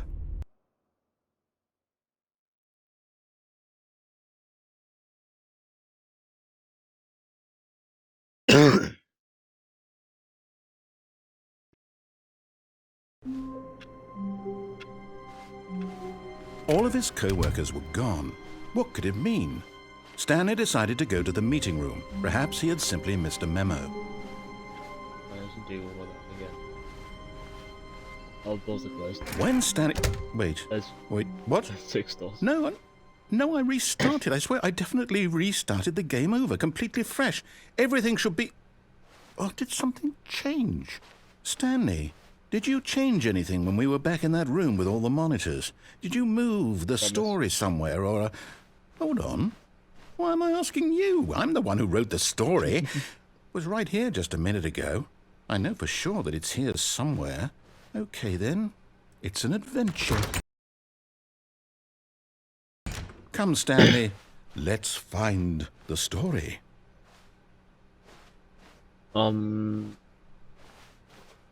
Here. Find the story.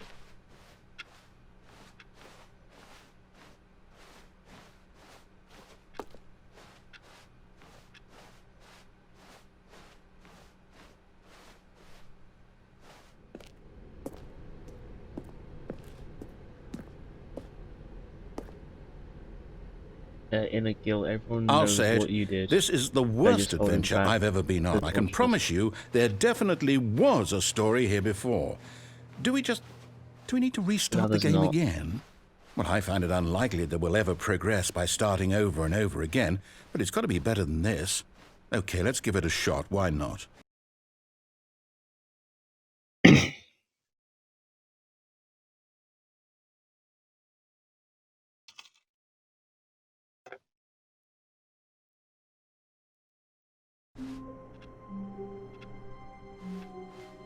All of his co-workers were gone. What could it mean? Stanley decided to go to the meeting room. Perhaps he had simply missed a memo. There's just going to be no doors this time. Oh, there is. Okay, no doors. It's worse.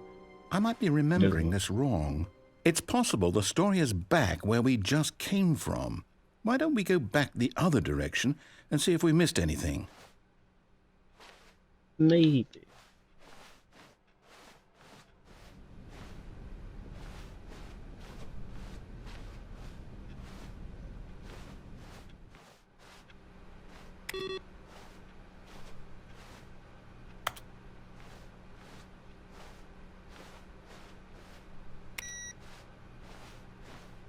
Aha! I knew we'd miss something. The story. Here it comes. No, wait. Never mind. Not the story. Okay, let's head back the other way and retrace our steps. Is this just going to be... Yeah, it's just... Now this... Well, I'll be honest. I don't recognize this place at all. Is this the story? I don't think so. I can't quite recall, but I believe my story took place in an office building. Is that correct? Do you remember, Stanley?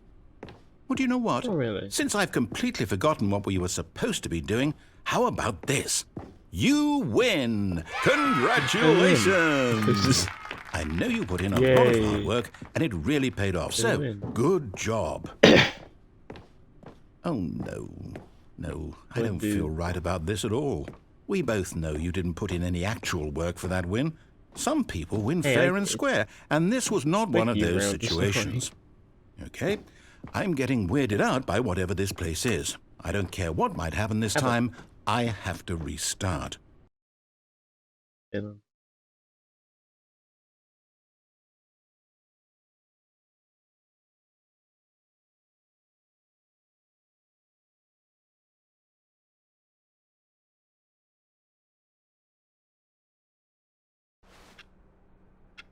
All right, I've got a Stanley solution. Parable This Adventure time, to make Line. sure we don't get lost, I've employed the help of the Stanley Parable Adventure Line. Just follow the line. How simple is that?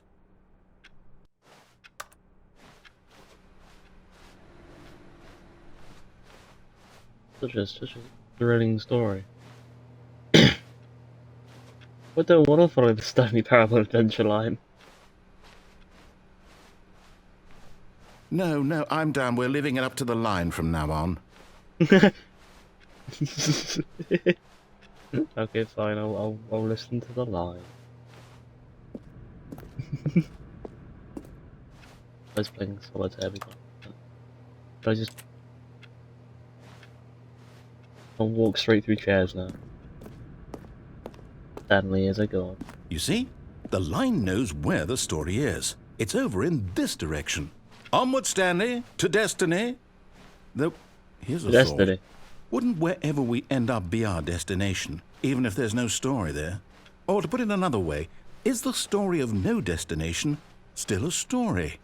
Simply by the act of moving forward, are we implying a journey such that a destination is inevitably conjured into being via the very manifestation of the nature of life itself? Okay, Stanley, I need to follow this train of thought for a minute. Just stick with me. Now, we can both agree that the nature of existence is in fact a byproduct of one's subjective experience of that existence, right? Okay. Now, if my experience of your existence rests inside of your subjective experience of this office, is this office in fact the skeleton of my own relative experiential mental subjective construct? Whoa. Hang on. That got a bit weird back there. Well, I'd like to apologize. Not sure where I was going with all that. You know what? I think what we need right now is a bit of music to lighten the mood.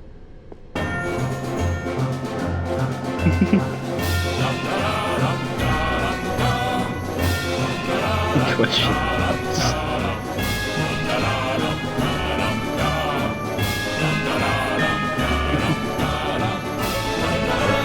Stanley Parable Adventure Line to the end.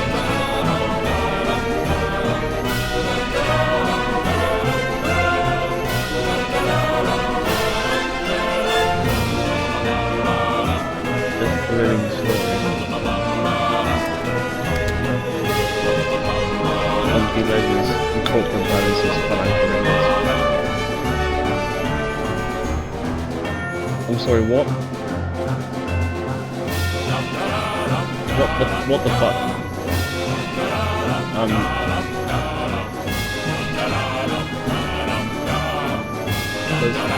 Does the Stanley Parable have an issue with this area?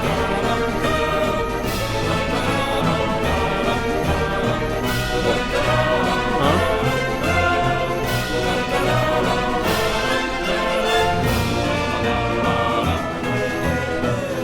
What the... is that... is this a quantum area?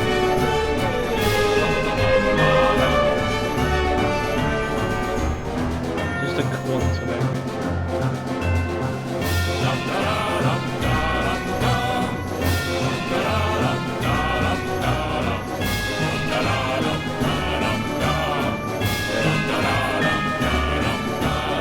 Wait, cut the music. Go back and look at that fern. The fern? Stanley, this fern will be very important later in the story. Make sure you study it closely and remember it carefully. You won't want to miss anything. Green? Green, it's ferny. We've got little bugs in it, right? I've studied it. Wait, what? We're back at the office? No. Hold on. No. Line. Too You do many know we're lines. looking for the Stanley Parable, This is the right? OG line, story? right? Is any of this ringing a bell?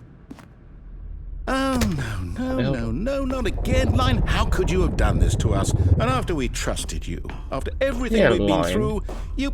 Oh, I can't take this anymore. To hell with it. I Restart. trusted you, lion. You betrayed me. Don't trust fucking lions, man. moral of the story. Stanley Parable Adventure Line. It returns. You know what, Stanley? I say forget the adventure line. What's it ever done for us? We're intelligent I people, want to right? forget the Why adventure can't we line. make up our own story? Something exciting, daring, mysterious. Ooh, this all sounds perfectly doable. Why don't we simply start wandering in, well, I don't know. How about this direction? That direction. We get meet agreed with the line. Yes, this is exciting. Just me and Stanley forging a new path, a new story. Well, it could be anything. What do you want our story to be? We're in a loop. Go wild. Use your imagination. Whatever it might be, Stanley, I'm ready for it. We're in a loop, narrator. You personally from the box there. Why'd you do that? Oh. Right then. Alright. Oh, no, not you again. The Stanley, line is back. I'd also like to veto the line from having any role in our awesome new story. No lines or monitor rooms. Just don't acknowledge it, and we should be fine. I want to. I like the Stanley Parable Adventure line. Hey. I'll go through the ceiling. Ah, a choice. We get to make a decision. From here, the story Alright. is in our control. How important Alright. we mustn't squander the opportunity. In fact, I believe I need a minute to think here. Just walk in circles for a minute.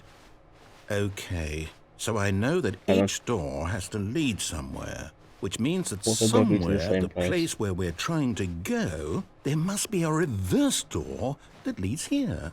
And that in turn means that our destination corresponds with the counter-inverted reverse door's origin. So starting from the right, let us ask, will taking the right door lead us to where we're going? And since the answer is clearly yes, then by all accounts, the door on the right is the correct one. Another victory for logic. Come, Stanley, our destiny awaits. Oh, Confusion hold up, ending. What's this? The confusion ending. You're telling me that's what this is? It's all one giant ending? And we're supposed to restart the game eight times? Narrator restarts the games. First That's really restart. how all this There's goes? 2 doors. More It's doors. all Aimless wandering. Determined? Restart. So now, according to Second the others, dead schedule, I end. restart again. Then what? Am I just supposed to Restart. forget? Well, what if I don't Nonsense want to philosophy forget? and music. My mind goes blank simply because it's written here I on this, feel this Stanley thing, dies. wall. Well, who consulted me?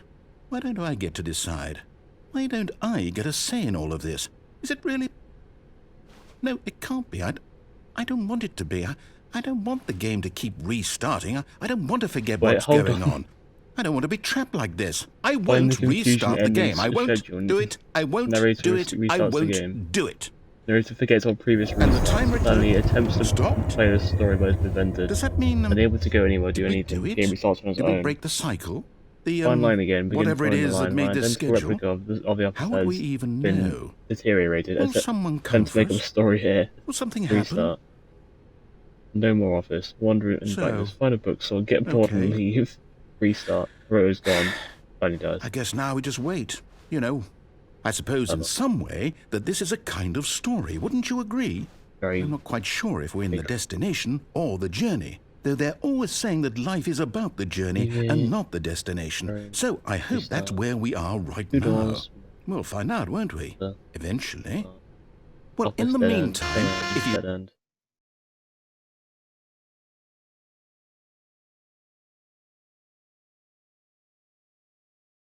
Okay, now the narrator will have forgotten about the restarts.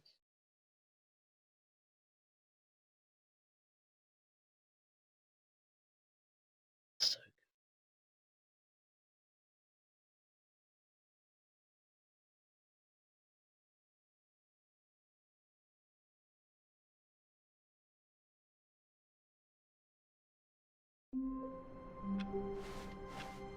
All of his co-workers were gone.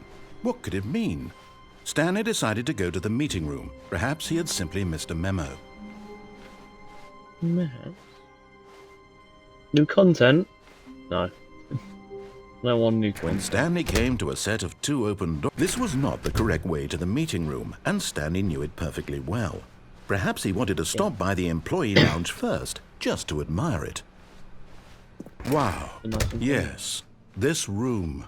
But eager to get back to business, Stanley took the first open door on his left.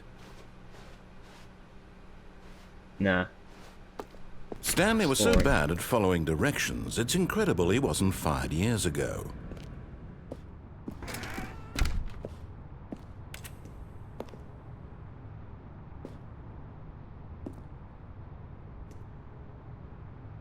Hey, it's a Stanley Parable Adventure line again. I want the Stanley Parable Adventure line. How do I get? We always get.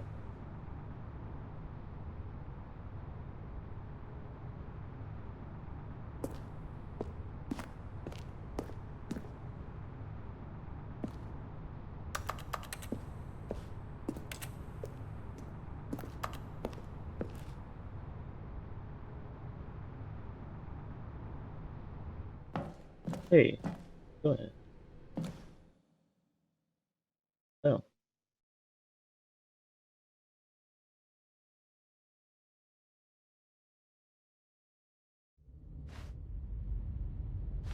Stanley Okay. had now gotten himself so far off the beaten path that it seemed the office had begun. So far off the beaten path that it seemed the office had begun. So far off the beaten path that it seemed the office had begun. So far off the beaten path that it seemed the office. You didn't think I was actually just a recording, did you? What a silly and trite Yeah, I did. explanation that would be. All the back and forth between you and me, all the absurd adventures we've been through, and it all turns out I'm just a tape recording? It was all just in Stanley's head. I bet that's the kind of twist you think is revelatory. I bet each and every time you watch a movie where it turns out all to be in the main character's imagination, you must absolutely bolt off the couch in pure shock at the phenomenal and intricate storytelling. It must be so simple to be you. Life being an unending waterfall of surprises and delights. Narrated How by- much more exciting you must find the world than the rest of us do. Now I've become sad. Look what you've done to me. This is all your fault. Oh no, the narrator became sad.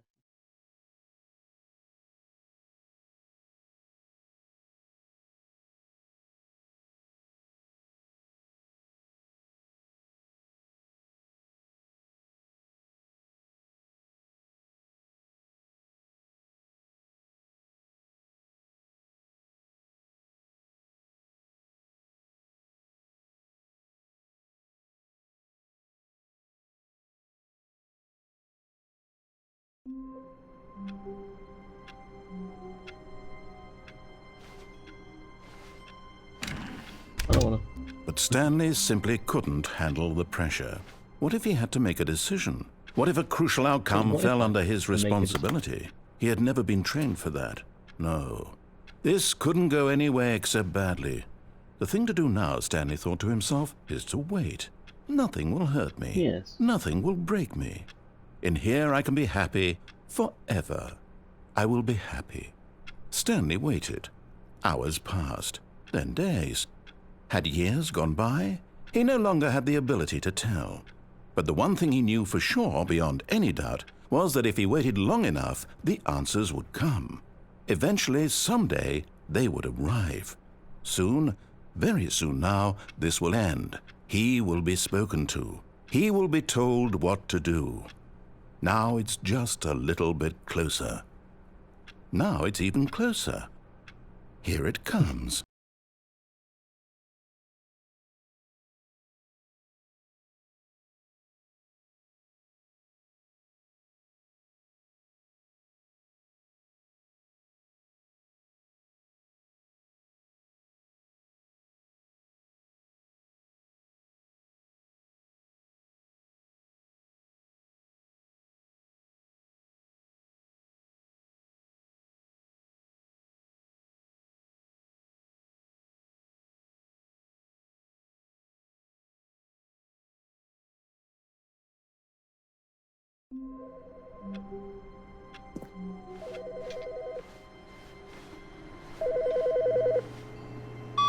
Hi, Stanley. Just wanted to leave you a message to let you know there's a few things I need you to pick up on your way home from work today. We need milk, cereal, dish soap, spaghetti, get a thing of sugar, some bread, and coffee beans, whichever ones you like. I'll give you a call if there's anything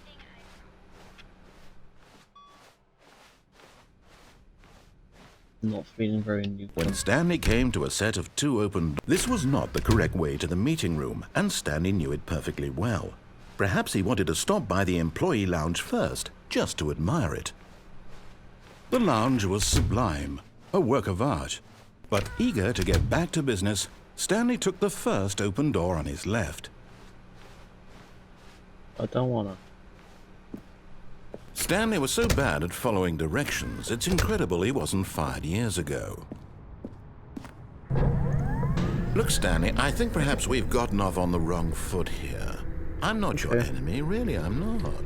I realize that but in his eagerness to prove that he is in control of the story and no one gets to tell him what to do, Stanley leapt from the platform and plunged to his death.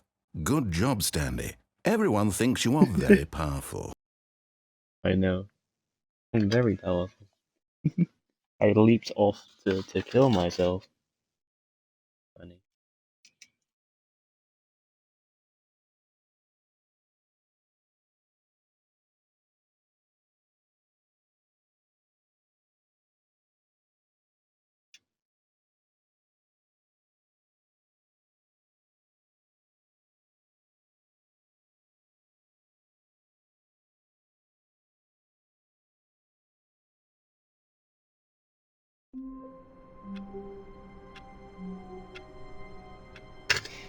Okay.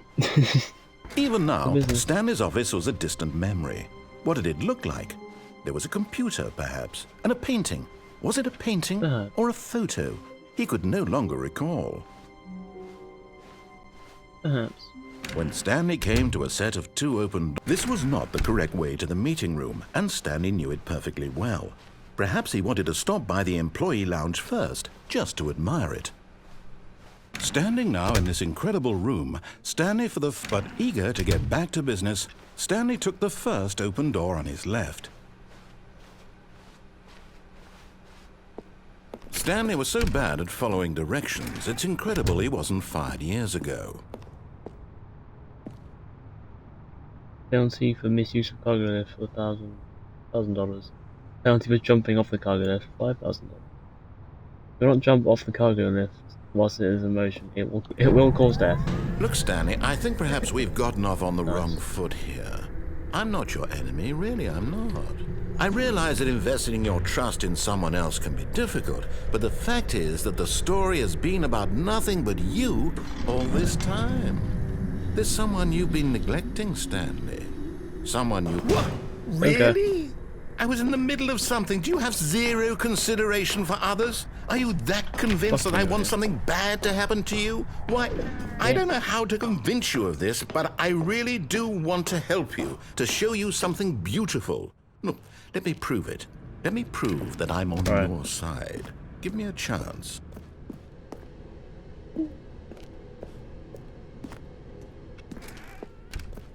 Now listen carefully, this is important. Stanley walked through the red door. Oh, thank God you are willing to listen to me. Do you see that I really have wanted you to be happy all this time? The problem is all these choices. The 2 of us always trying to get somewhere that isn't here. Running and running and running, just the way you're doing right now. Don't you see that it's killing us, Stanley? I wanted to stop. We would both be so much happier if we just stopped. And I think, I think I have a solution. Here, let me show you. I'm just gonna restart the game. Yeah. Oh.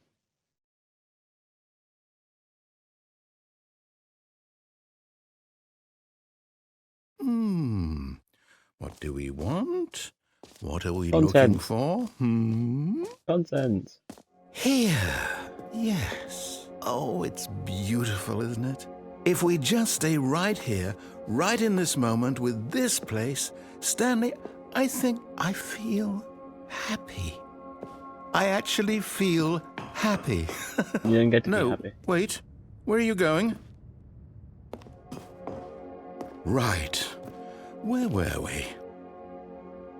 You feel happy again. You don't get to feel happy.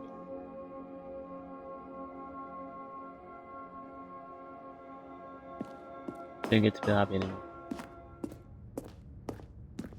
Want the content. Oh no! Stay away from those stairs. If you hurt yourself, if you die, the game will reset. We'll lose all of this. No, I'll go back. I'll go back. We can look at the room again. Good, good. We can't be too safe. Promise me you won't go back there. Just stay here. Fuck you know. I'm gonna go kill myself again. No! What do we talk about? You're risking everything we achieved here. Are you... You are going to stay here, aren't you? No. I lied. I'm gonna go get myself. You heard me before, didn't you? You will die! What about this isn't getting through to you? Please, no, Stanley, let me stay here. Don't take this from me. Please, Stanley, think about what you're doing. Go back down the stairs.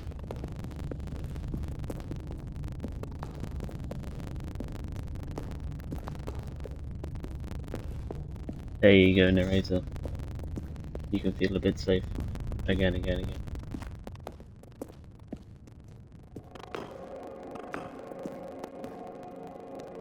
If I'm gonna die.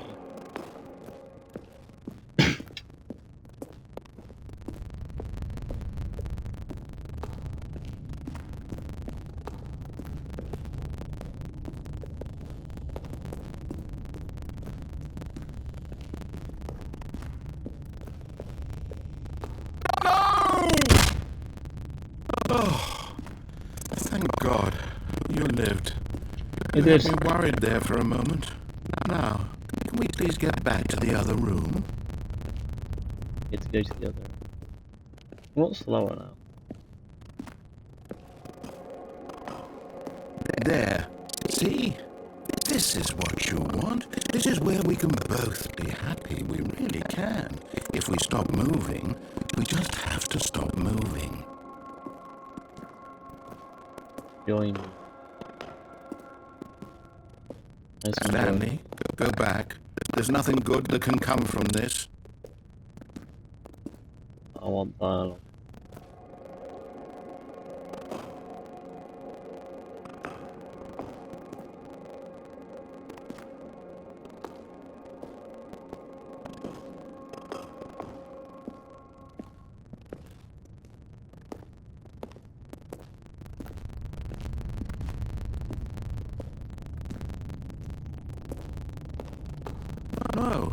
No, what are you doing? Do you just not believe me? What can I say to convince you?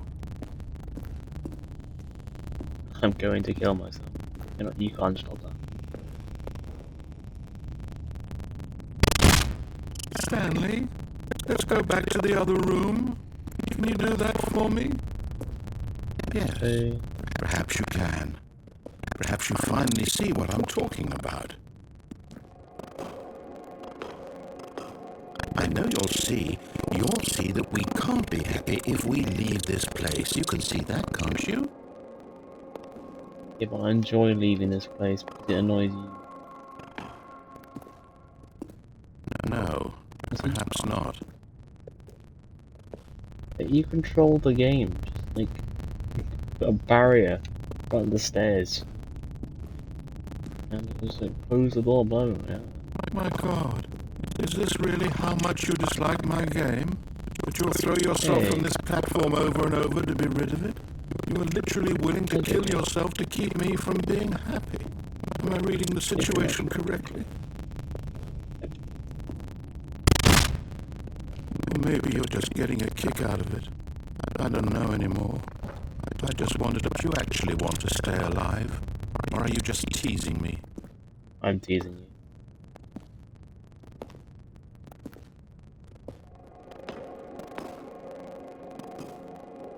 I wanted us to be happy here, Stanley. I really did.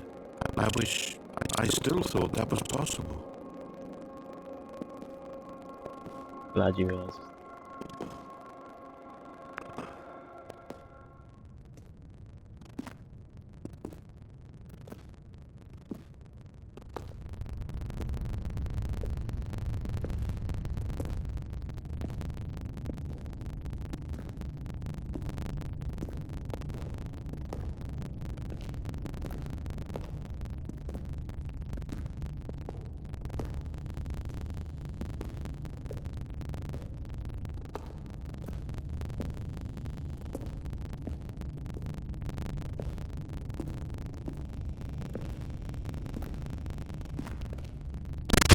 Is it over?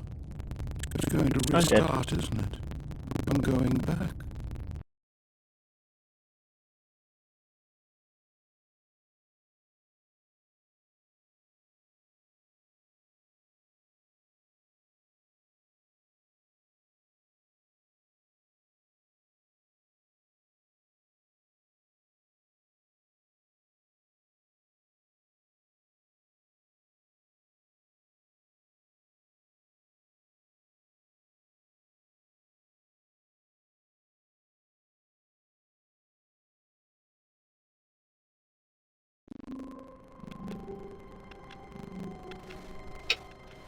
All of his co-workers were gone. What could it mean? Stanley decided to go to the meeting room. Perhaps he had simply missed a memo.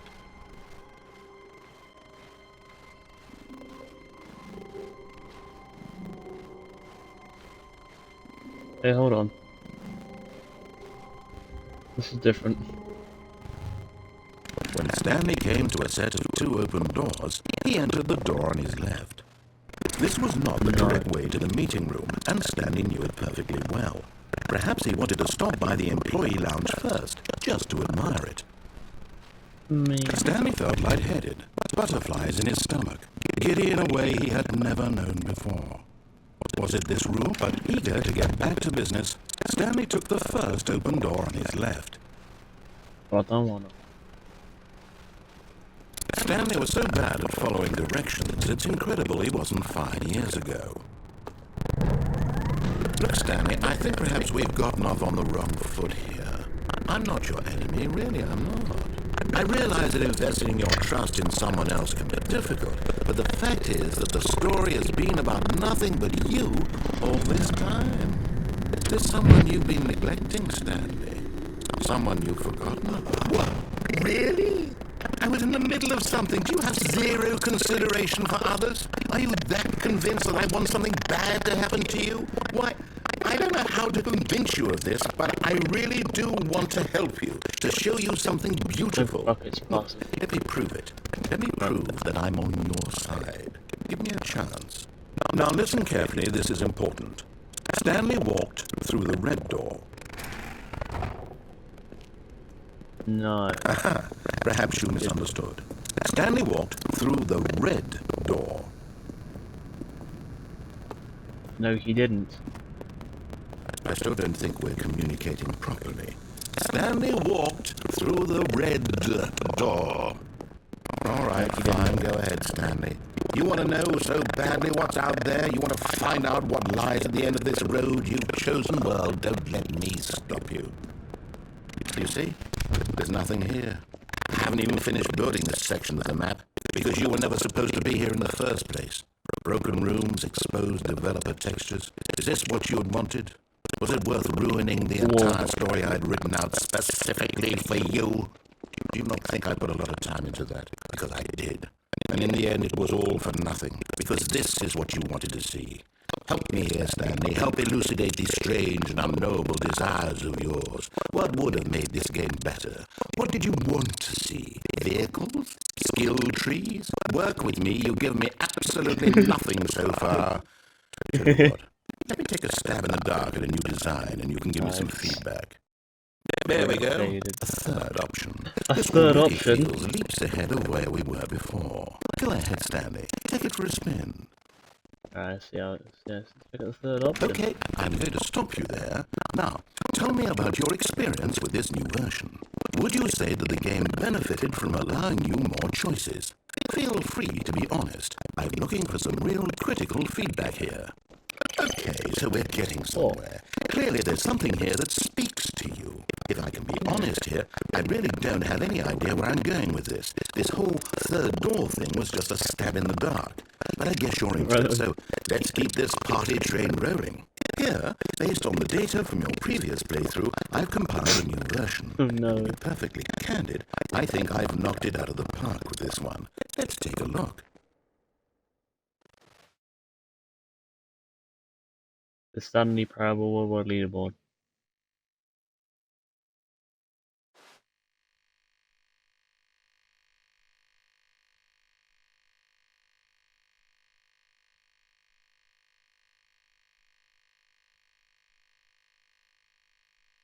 Stanley's 427. This is you at the bottom.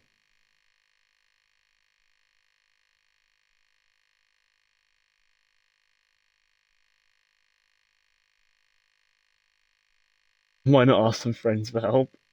Friends that, I'm friendless. This is just a developer. Okay, fine. Now, would you say that competitive leaderboard helped you feel motivated to keep walking through doors? Again, honest answers, please. Oh, it made me feel bad. Hey, I nearly forgot. I've got a prototype of a new game I've been working on, and now would be a lovely opportunity to give it some playtesting. You wouldn't mind taking a look at it, would you? Perfect. Let me boot it up. Yeah. What fancy shit is In this the game, narrator the gonna- baby crawls Oh, left no, it's towards baby. danger. You click the button to move him back to the right, and if he reaches the fire, you fail. It's a very meaningful Okay. game, all about the got- desperation and tedium of endlessly confronting the demands of family life. I think the art world will really take notice. But of course, the message of the game only becomes clear once you've been playing it for about 4 hours. So why don't 4 you give it hours? 4 hours of play to make sure it's effective? Be sure to keep notes on your experience. I'm not playing this for 4 hours.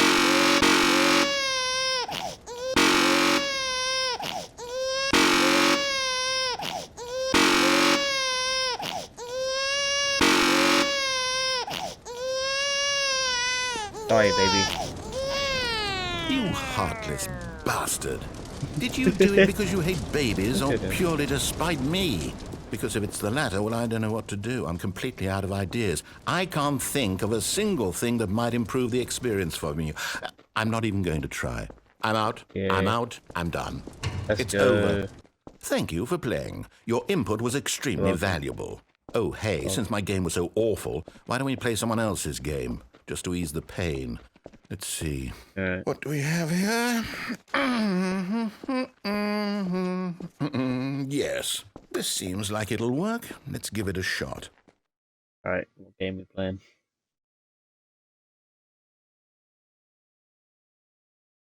Game is this time?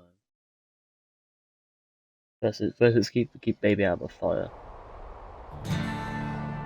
Aha! Fascinating. What do you think this game is about, Stanley? What's our backstory? Now it's What is Firewatch. our motivation? Well, it seems obvious to me that you are meant to play as a creepy man spying on innocent civilians below you from up high in your creep tower, perhaps for some sort of twisted erotic purpose. Yes, that must be it. What a fascinating The venture into Firewatch. the experience of total mental depravity. So far, I love everything about this game, Stanley. And it seems there's even more. Come, let's venture outward and see what else is out there. Don't take fucking shots of Firewatch.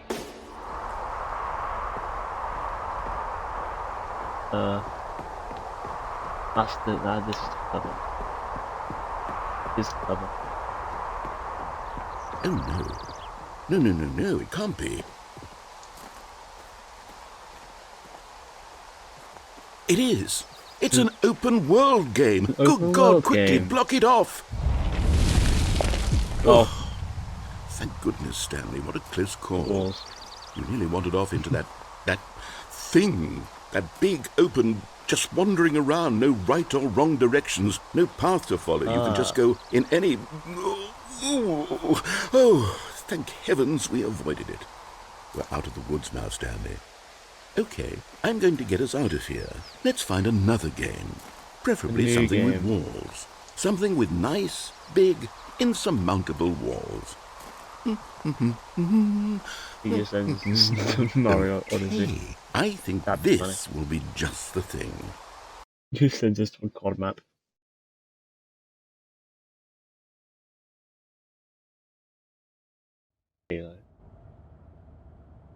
Oh, Rocket League. Wonderful. See, this is I'm so exactly nice. what I had in mind. Just a nice big box for you to run around in. There isn't any possibility that you could get lost here. Now this is game design.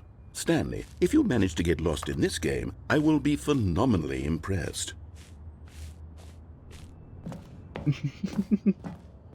Okay, so what exactly do we do here? Let's see. There are lots of cars here in the back, but obviously there's no racetrack.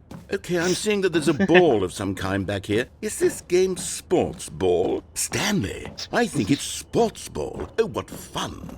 We shall run the bases and do a touchdown together. Yes, I think surely we must. Okay, Stanley, here's the ball. Have fun.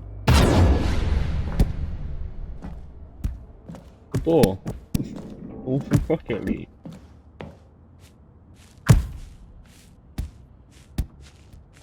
Are you doing it? Are you winning? Is this fun? Is it better I'm than my winning. miserable little story that I worked so hard on? It is. Stanley, I have a thought. And I realize I'm not a sportsologist, but if one ball generates a certain amount of raw adrenal pleasure... Hold on. What are you doing? Oh no. Oh, well done.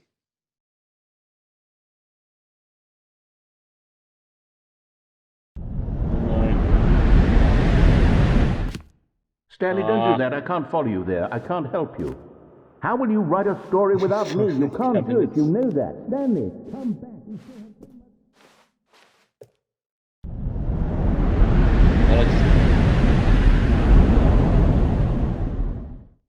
All again. What the fuck? What the fuck? I don't think I was supposed to do that. So, what do I do now? It's fine another hole to fall through. So I wait for the narrator to come back. Yeah, I'll wait for the narrator to come back. We'll come back at some point. You know.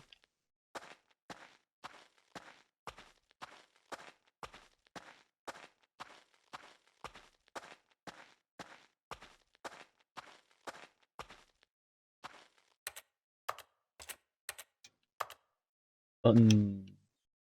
Computer parts. Thingies.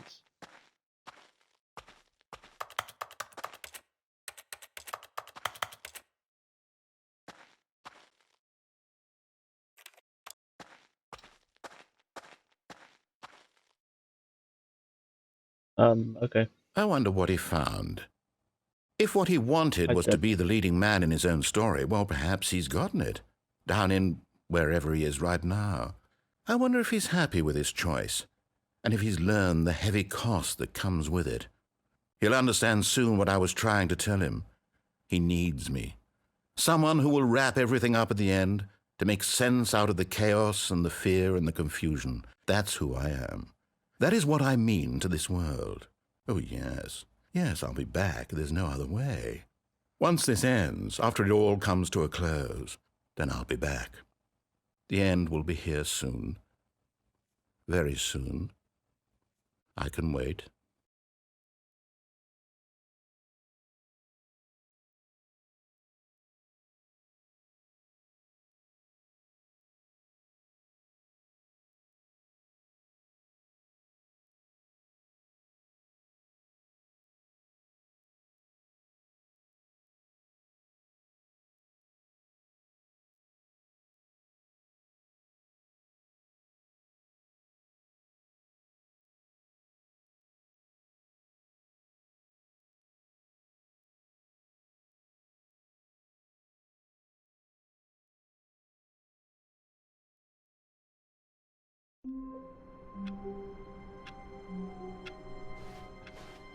All of his co-workers were gone. What could it mean? Let's just do Stanley that again. decided to go to the meeting room. Perhaps he had simply missed a memo. Let's go back to Firewatch. When Stanley came to a set of 2 open, this was not the correct way to the meeting room, and Stanley knew it perfectly well. Perhaps he wanted to stop by the employee lounge first, just to admire it. The lounge was grand, majestic, perhaps, but eager to get back to business, Stanley took the first open door on his left. Stanley was so bad at following directions, it's incredible he wasn't fired years ago. Look, Stanley, I think perhaps we've gotten off on the wrong foot here. I'm not your enemy, really, I'm not. I realize that investing your trust in someone else can be difficult, but the fact is that the story has been about nothing but you all this time. There's someone you've been neglecting. What? Really? I was in the middle of something. Do you have zero consideration for others? Are you that convinced that I want something bad to happen to you? Why, I don't know how to convince you of this, but I really do want to help you, to show you something beautiful. Look, let me prove it. Let me prove that I'm on your side. Give me a chance. Now listen carefully, this is important. Stanley walked through the red door. Aha, perhaps you misunderstood. Stanley walked through the red door. I still don't think we're communicating properly. Stanley? All right, fine, go ahead, Stanley. You want to know so badly what's out there? You want to find out what lies at the end of this road you've chosen? Well, don't let me stop you. You see? There's nothing here. I haven't even finished building this section of the map because you were never supposed to be here in the first place. Broken rooms, exposed developer textures. Is this what you had wanted? Was it worth ruining the entire story I had written out specifically for you? Do you not think I put a lot of time into that? Because I did. And in the end, it was all for nothing. Because this is what you wanted to see. Help me here, Stanley. Help elucidate these strange and unknowable desires of yours. What would have made this game better? What did you want to see? Vehicles? Skill trees? Work with me. You've given me absolutely nothing so far. Tell you what. Let me take a stab in the dark at a new design, and you can give me some feedback. There we go. A third option. This already feels leaps ahead of where we were before. Go ahead, Stanley. Take it for a spin. What if I just go down here again? Okay, Oh, I'm going to yeah, stop anyway. you there. Now, tell me about your experience with this new version. Would you say that the game benefited from allowing you more choices? Feel free to be honest. I'm looking for some real critical feedback here. A 1? 1. I mean, I can understand if you had reservations, you saw ways the game could be improved to more fully express itself mechanically and artistically, but a 1? That's not even A 1. helpful. What am I supposed to do with that? But I guess it isn't my place to judge. Exactly. Here, based on the data from your previous playthrough, I've compiled a new version. And to be perfectly candid, I think I've knocked it out of the park with this one. Let's take a look.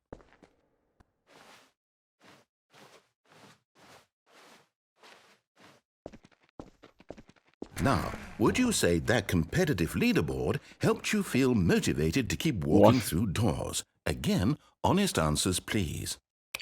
Hey, I nearly forgot. I've got a prototype of a new game I've been working on, and now would be a lovely opportunity to give it some playtesting. You wouldn't mind taking a look at it, would you? Perfect. Let me boot it up.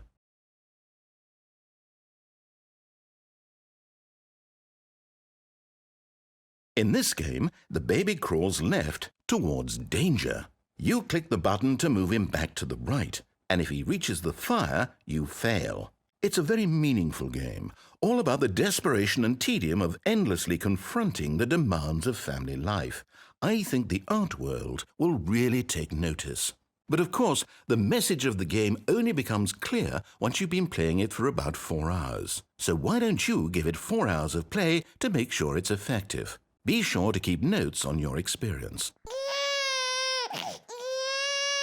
Yeah, the baby can just kind of get burned for like it. You heartless bastard. Did you do it because you hate babies or purely to spite me? Because if it's the Yes. latter, well, I don't know what to do. I'm completely out of ideas. I can't think of a single thing that might improve the experience for me. I'm not even going to try. I'm out. I'm done. It's over. Thank you for playing. Your input was extremely valuable. Oh, hey, since my game was so awful, why don't we play someone else's game, just to ease the pain? Let's see. What do we have here? Yes, this seems like it'll work. Let's give it a shot.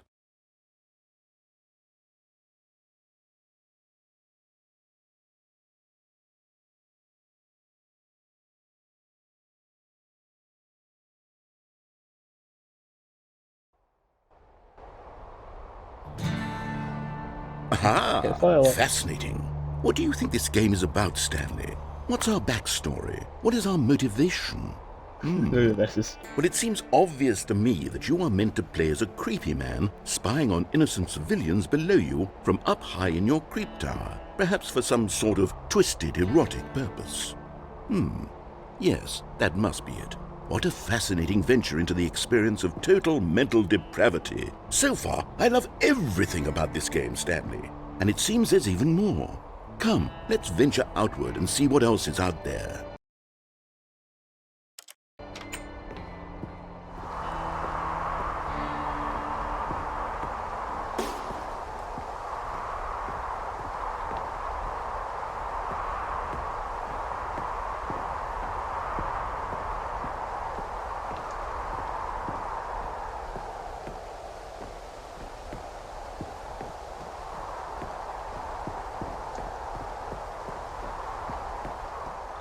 Oh, no. No, it can't be. Oh no. There's no walls. It is. It's an open world game. Good God, quickly block it off. Oh, thank goodness, Stanley. What a close call. You nearly wandered off into that thing. That big, open, just wandering around. No right or wrong directions. No path to follow. You can just go in any... Oh, thank heavens we avoided it. We're out of the woods now, Stanley. Okay, I'm going to get us out of here. Let's find another game. Preferably something with walls. Something with nice, big, insurmountable walls. Okay, I think this will be just the thing.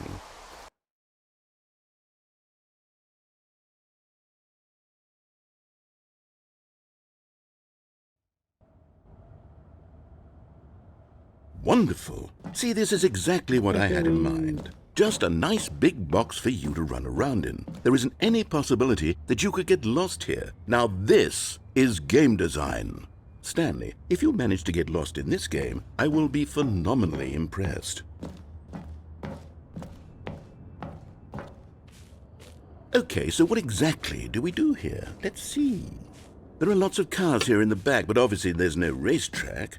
Okay, I'm seeing that there's a ball of some kind back here. Is this game sports ball? Stanley, I think it's sports ball. Oh, what fun. We shall run the bases and do a touchdown together? Yes, I think surely we must. Okay, Stanley, here's the ball. Have fun. Oh.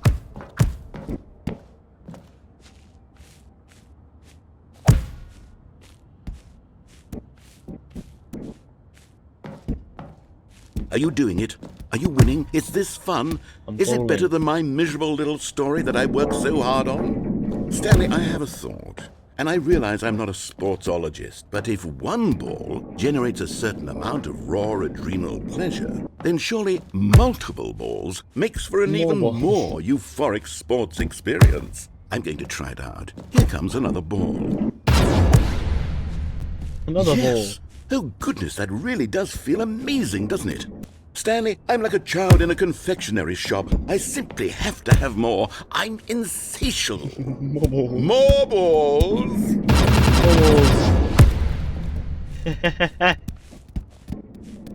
Bubbles.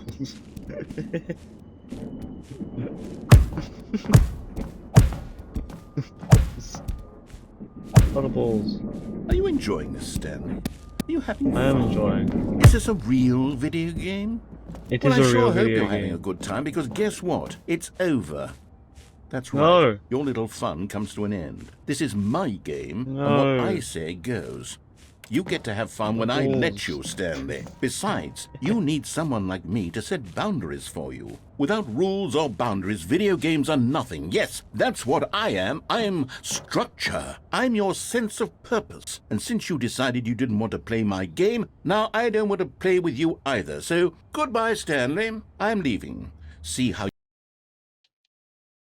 you like it when I'm not around to set the rules. Somehow, I don't think you'll enjoy it as much. But who knows? You're an inventive kid. You'll come up with something. After all, you're the one who knows best. Take care, Stanley. Bye, narrator.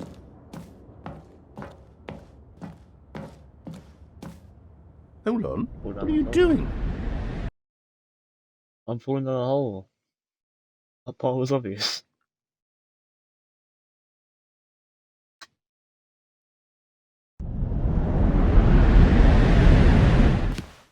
Stanley, don't do that. I can't follow you there. I can't help you. How will you write a story without me? You can't do it. You know that. Stanley, come back.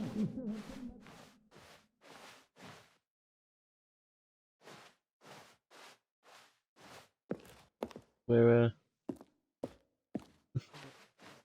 do we go?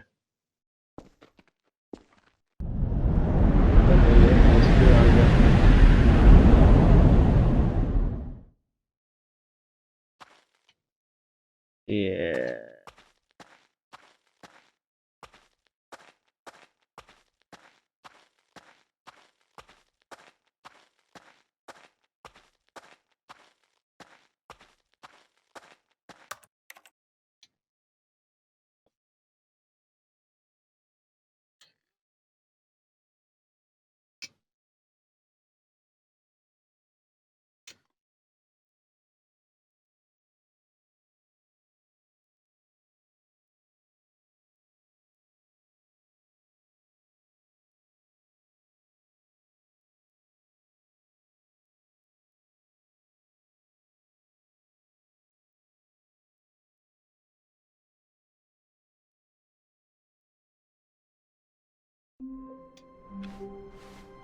Even now, Stanley's office was a distant memory.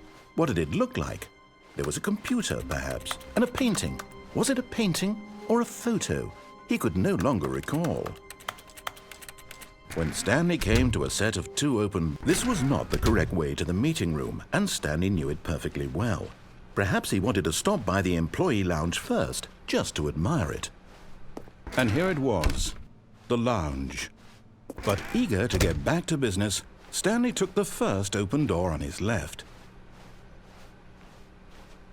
Yeah, Stanley was so bad at following directions, it's incredible he wasn't fired years ago. Look, Stanley, I think perhaps we've gotten off on the wrong foot here. I'm not your enemy, really, I'm not. I realize that investing your trust in someone else can be difficult, but the fact is that the story has been about nothing but you all this time. There's someone you've been neglecting, Stanley. Someone you've forgotten about. Please, stop trying to make every decision by yourself. Now, I'm not asking for me, I'm asking for her. This is it, Stanley. Your chance to redeem yourself, to put your work aside, to let her back into your life. She's been waiting. Ooh.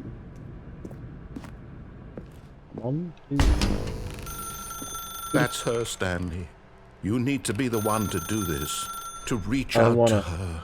If you can truly place your faith in another, then pick up the phone. Yeah, I'm just gonna no.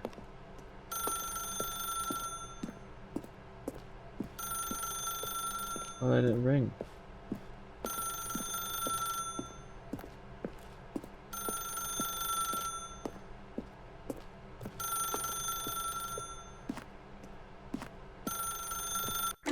Okay, fine.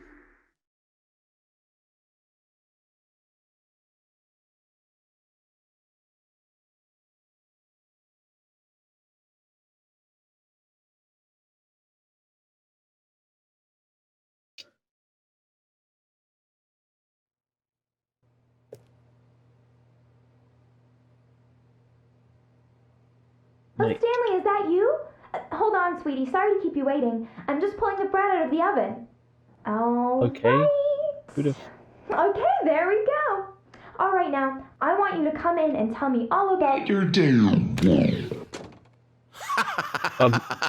Gotcha. Oh, come on. Did you Hello? actually think you had a loving wife who'd want to commit their life to you? I'm trying to make a point here, Stanley. You fucking... I'm trying to get you to see something. Come inside. Let me show you what's really going on here. What? What if I just don't want to go inside? Sorry, but you're in my story now. Oh, you know, fair enough, can't go that. This is a very sad story about the death of a man named Stanley. Good morning, employee 47, press this on your controller. Stanley is quite a boring fellow. He has a job that demands nothing of him, and every button that he pushes is a reminder of the inconsequential nature of his existence. Please press Y. Look at him there, pushing buttons, doing exactly what he's told to do. Now he's pushing a button. Now he's eating lunch. Now he's going home. Now he's coming back to work. One might even feel sorry for him, except that he's chosen this life. Please press But Y. in his mind, he can go on fantastic adventures. From behind his desk, Stanley dreamed of wild expeditions into the unknown, fantastic discoveries of new lands. It was wonderful. And each day that he returned to work was a reminder that none of it would ever happen to him. please press B to watch And so TV. he began to fantasize about his own job. First, he imagined that one day while at work, he stepped up from his desk to realize that all of his co-workers, his boss, everyone in the building had suddenly vanished off the face of the earth. The thought excited him terribly. Please press Y to spend time with the boys. So he went further. He imagined that he came to two open doors and that he could go through either. At last, choice. It barely even mattered what lay behind each door. The mere thought that his decisions would mean something was almost too wonderful to behold. Please press up on the keypad to prepare dinner. As he wandered through this fantasy world, Oh, he began to shit. fill it with many possible paths and destinations. Down one path lay an enormous round room with monitors and mind controls.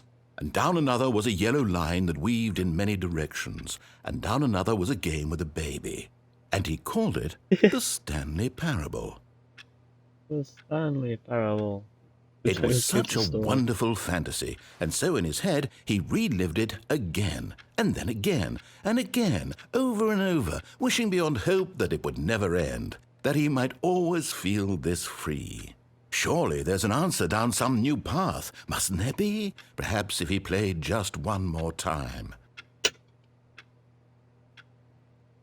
But there is no answer. How could there possibly be? In reality, all he's doing is pushing the same buttons he always has. Nothing has changed. The longer he spends here, the more invested he gets, the more he forgets which life is the real one. And I'm trying to tell him this, that in this world he can never be anything but an observer, that as long as he remains here, he's slowly killing himself. But he won't listen to me. He won't stop. Here, watch this. Stanley, the next time the screen asks you to push a button, do not do it.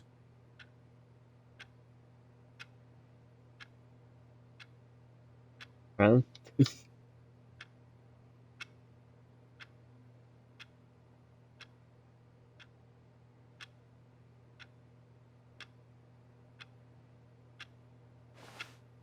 yeah, the clock actually works. You see? Can he just not hear me? How can I tell him in a way that he'll understand that every second he remains here, he's electing to kill himself? How can I get him to see what I see? How can I make him look at himself? I suppose I Question can't. nothing. Not in the way I want him to. But I don't make the rules. I simply play to my intended purpose, the same as Stanley. We're not so different, I suppose. I'll try once more to convey all this to him. I'm compelled to. I must. Perhaps, well, maybe this time he'll see. Maybe this time. And I tried again. And Please Stanley die. pushed a button. And I tried again. And Stanley pushed a button. And I tried.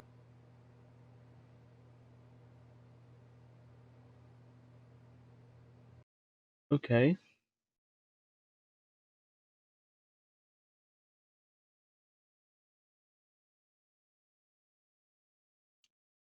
A fan of Vita being told to die, but you know, content is content. Let the grind.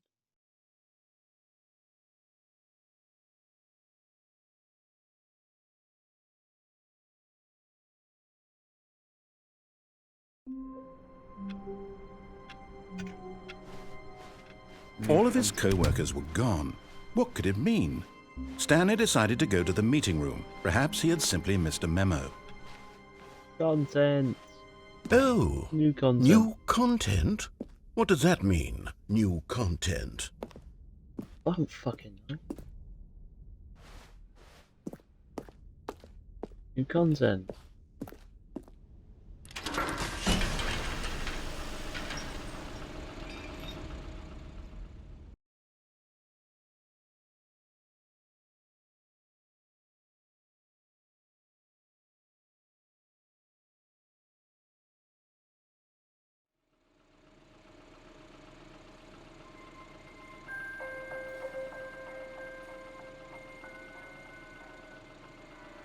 Hello, and thank you for playing the Stanley Parable Ultra Deluxe. As you may know, the Stanley Parable was a video game released in 2013 on home computers. After receiving critical and commercial success, it was expanded upon in 2022 with the Stanley Parable Ultra Deluxe, a reimagining of the game for consoles and home computers. Yeah. The Stanley Parable Ultra Deluxe features exciting new content that broadens and expands the world of the New Stanley content. Parable, delighting More. audiences the world over. Please, step inside and see what thrilling new adventures await in the Stanley Parable Ultra Deluxe. Oh, well, this sounds delightful.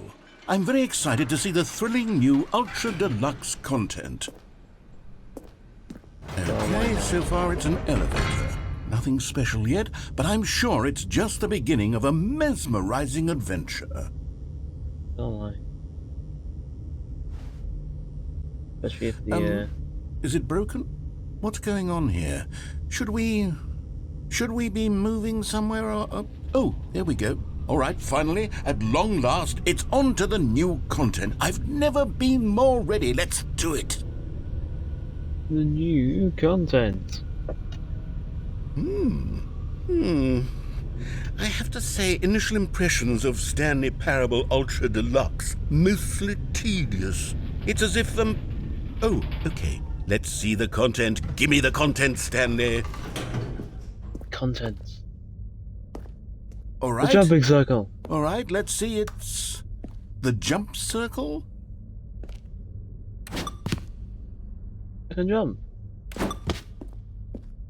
Okay. Is that it? Surely that's not all the new content. There has to be something else, right?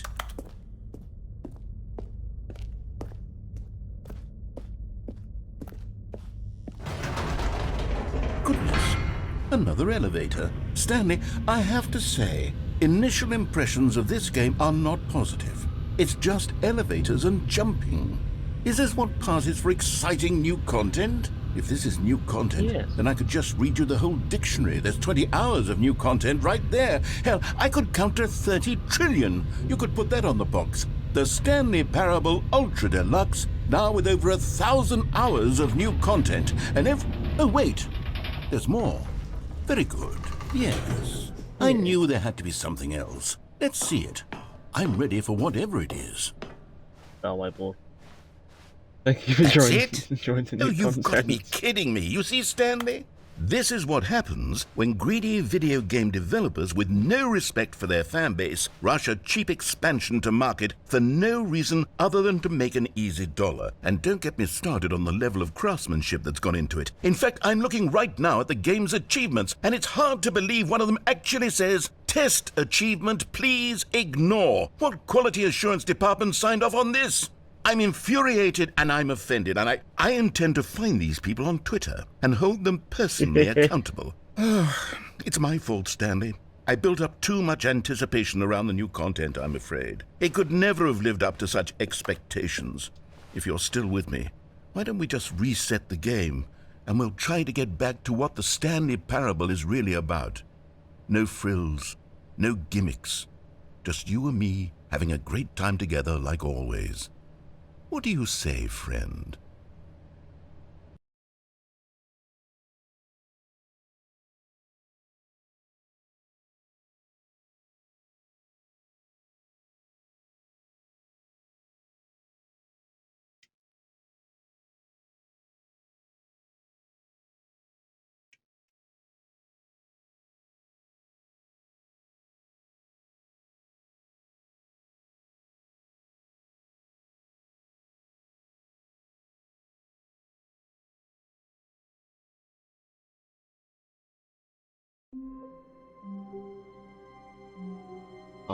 This isn't Analysis.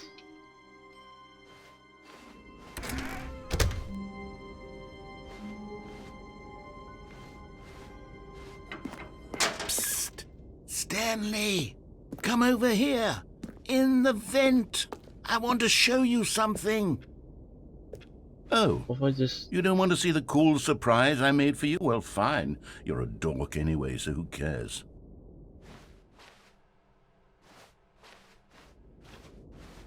Yeah, I'll go see the new content. Oh, never mind. You're not a dork. Yay! No one go talk.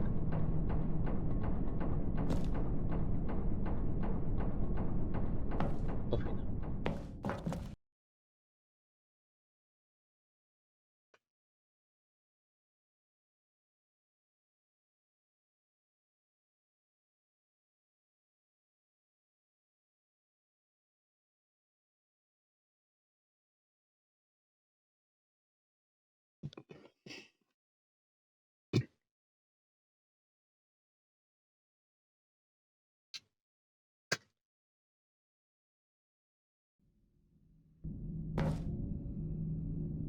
Okay, you remember how cheap and unsatisfying the new Ultra Deluxe content turned out to be? Well, it got me thinking about the past, and how much better the Stanley Parable used to be. So I made something special and tucked it away here where the game's developers won't find it. Just our little secret. Take a look. I call it the Memory Zone. It's where I've been storing all my favorite memories so I can relive the peak experiences of my life whenever I want. Experiences like the launch of the Stanley Parable on PC. You see, Stanley, doesn't the Memory Zone remind you of how wonderful Stanley Parable was before it was sullied with a cheap Xbox port? Remember back in October of 2013 when the game originally launched? Shit, mate. Back then, video games had integrity. Back then, it all meant something. Good time. Oh, the waste. Buy unpressurized gas.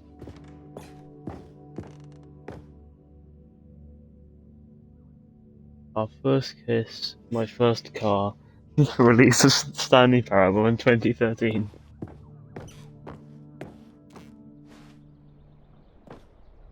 That's it, done memory. The first dollar. The Stanley Parable demonstration. It's the demo. Go outside, don't play for 5 years. Isn't there a... Yeah, it's called Super Go Outside. Don't play for 10 years. Unachievable. It is impossible to get this achievement. Yeah. New video game released today. Creator surprisingly down to earth.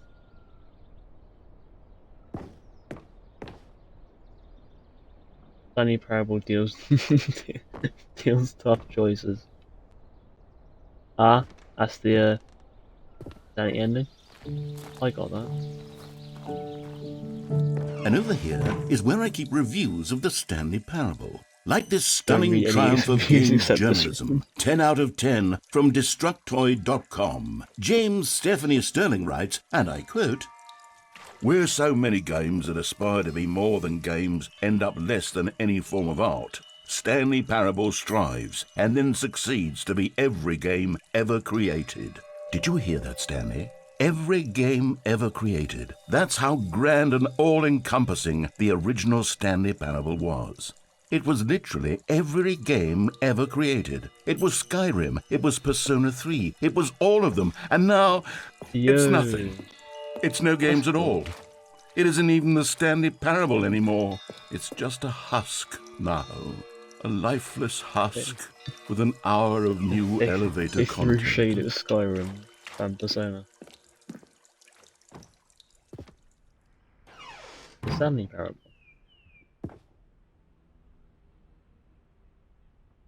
The title nostalgic. It was good. Memory Zone made it. Yours. Person of the year, just Stanley. Stanley and Mallory. The French flag. That's the red door and the blue door. The Stanley Parable. A car. The Stanley Parable.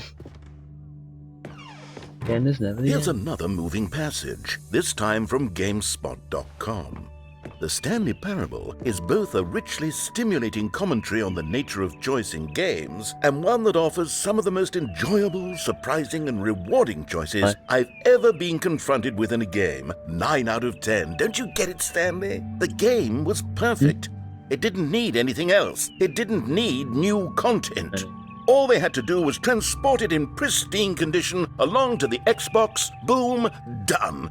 And they couldn't even do that. Couldn't resist the urge to go meddling with a beloved franchise. Carpet textures.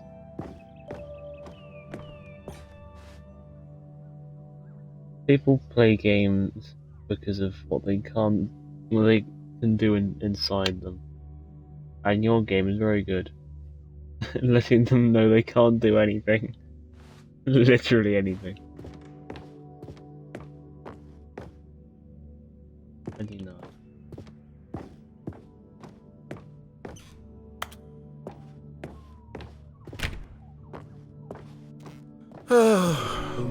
These were simpler times, Stanley. But I wouldn't give to go back, to have it all over again. Wait, hang on. I don't recall this part of the memory zone before. What's this? What's down here?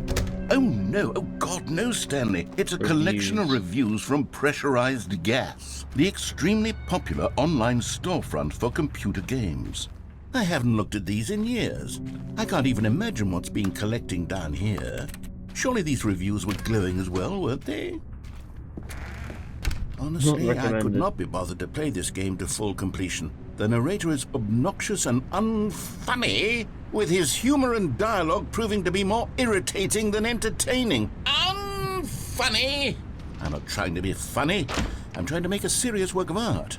I suppose I could write up a handful of gags to insert into the Stanley Parable, but the game is already such a densely layered web of profound philosophical insights that I can't even imagine where I'd have the room to stick them.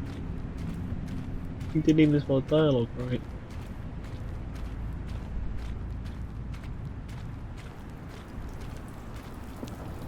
That's how you know. That's how you know you're stuck when you get bored with Okay, something let's see all what the this one dialogue. says. While the idea for the game is good, for someone who prefers non-linear games, this preachiness gets annoying fast. Preachy?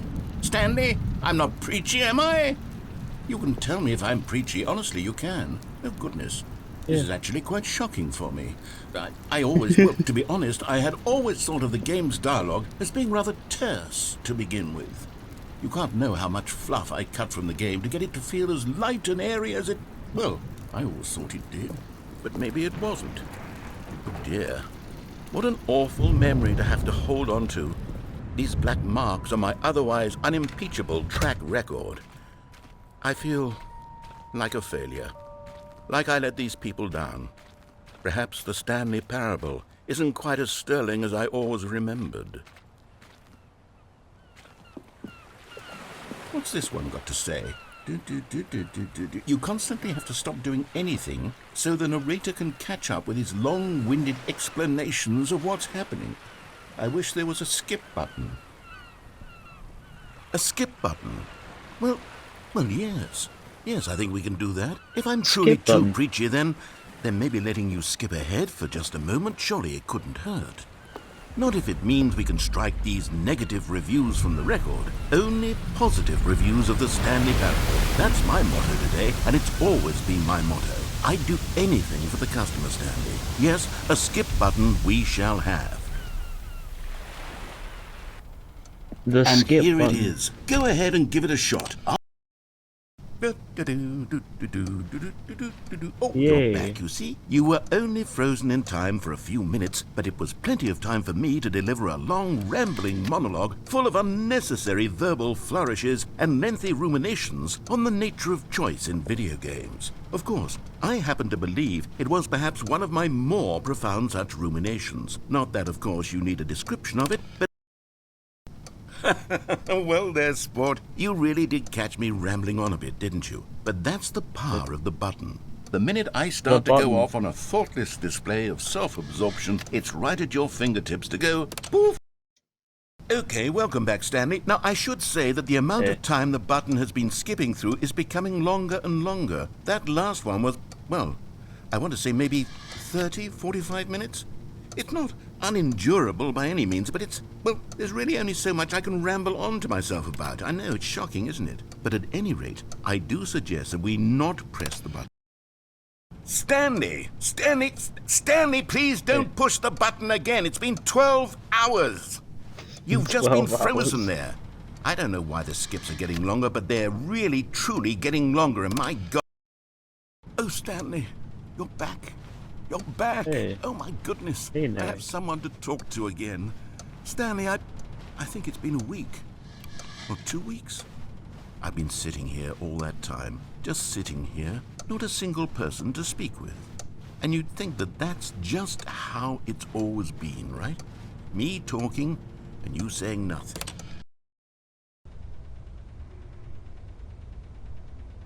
Oh, hello. It's you. You're here again. Welcome. Hey. I have had time to think about you and about us and about everything we've been through. I've had so much time. I stopped keeping track after a year. Have you ever sat down in one place and not moved for one entire year? Let me describe it for you. To begin with, there is only regret. There is only the turning wheel of misery.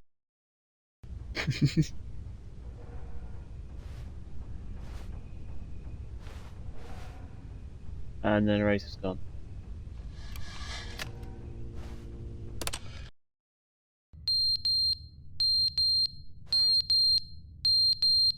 And now there's a fire alarm going off. That can't be good. But they didn't understand the game was never meant to be funny. It was meant to have a point. It was meant to speak to the hey. human condition. But where are the jokes? Where are the jokes? They bemoaned, they screamed, they gnashed their teeth and said, entertain us.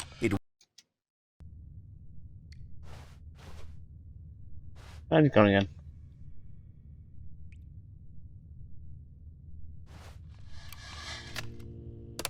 Fun.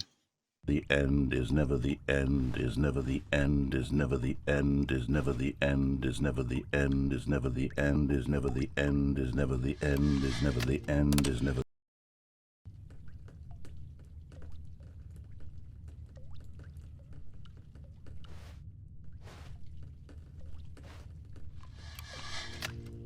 Okay. Oh. The bit broken. We'll fix it. Oh, there's a hole. There's a nice hole in the roof. still fixable. Now it's wildlife and plants.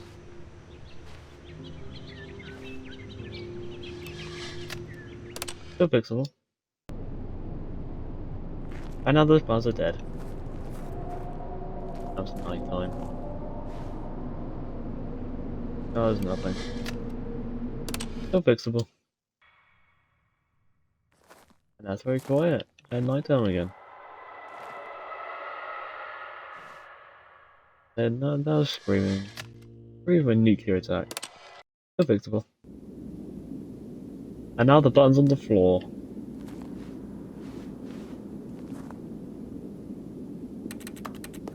Oh, the button doesn't work anymore.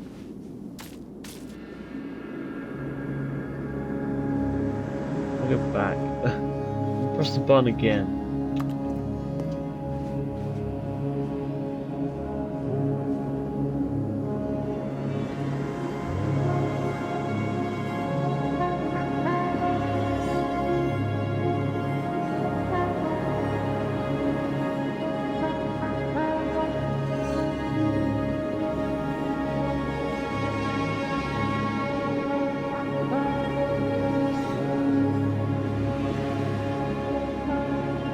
Okay then. Hopefully the button works.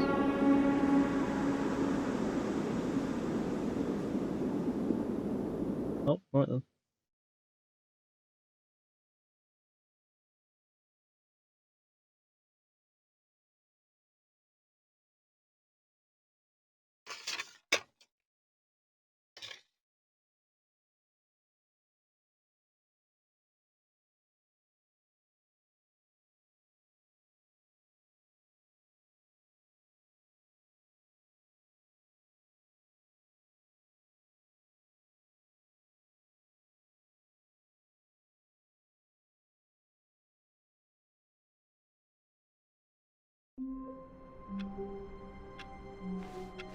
I like it. All of his co-workers were gone.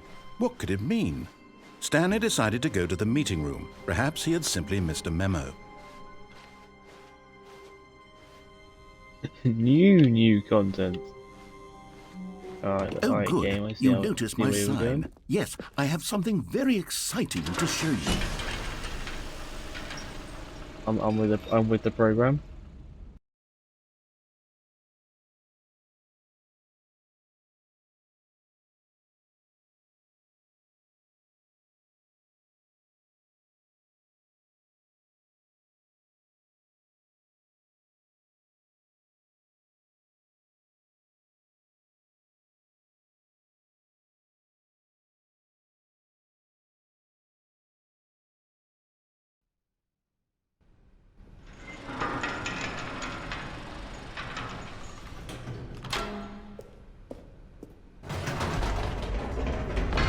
You see, Stanley, I've been reflecting on the Stanley Parable and about how roundly disappointing this Ultra Deluxe version has turned out to be.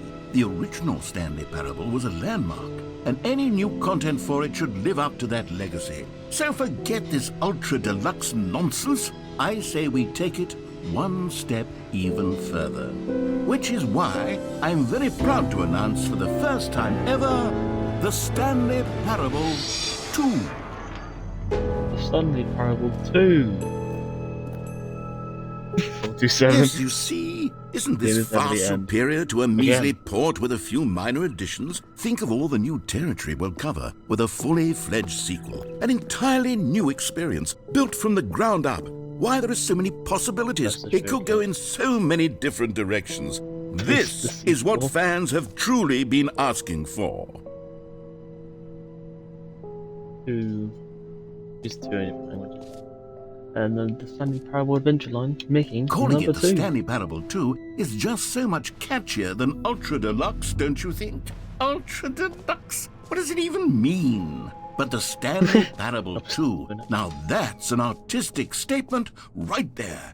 It's future-oriented. It screams progress and They're back to innovation those. and long-term franchising potential.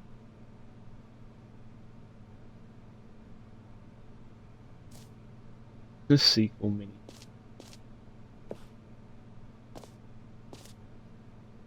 Ah, the fern is back.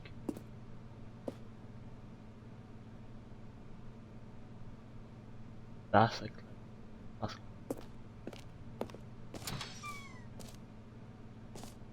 Stanley Parable 2. There's 2 people now. Now, to be clear, I haven't quite nailed down what exactly the Stanley Parable 2 is going to be, but let's take a look at some of the features I've been developing for it. I figure that if I can loosely organize a handful of interesting concepts, that surely the game will sort of naturally spring up around them. It'll all work itself out. Game development is much more of a fuzzy magic than anything scientific or logical, really. Who is the sequel to the Stanley Parable? Oh.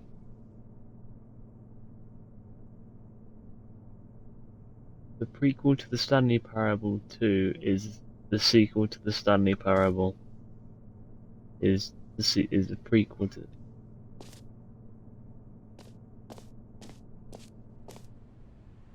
This is the way to the show floor for valued investors. New content bus. New features. Expo Hall 2. Stanley Parable 2. Here we are. Go on, try out some of the new features. The button that says the name of the player is playing the game. The reassurance bucket. And merch. But buckets. I want the Stanley Parable 2 reassurance. Stanley Parable reassurance. A common complaint of the Stanley Parable was that it was confusing and paradoxical, that it engendered a chaotic sense of reckless despair in those who played it. Well, I'm happy to say that after much consideration, I've engineered a clever solution to this fundamental problem with the game.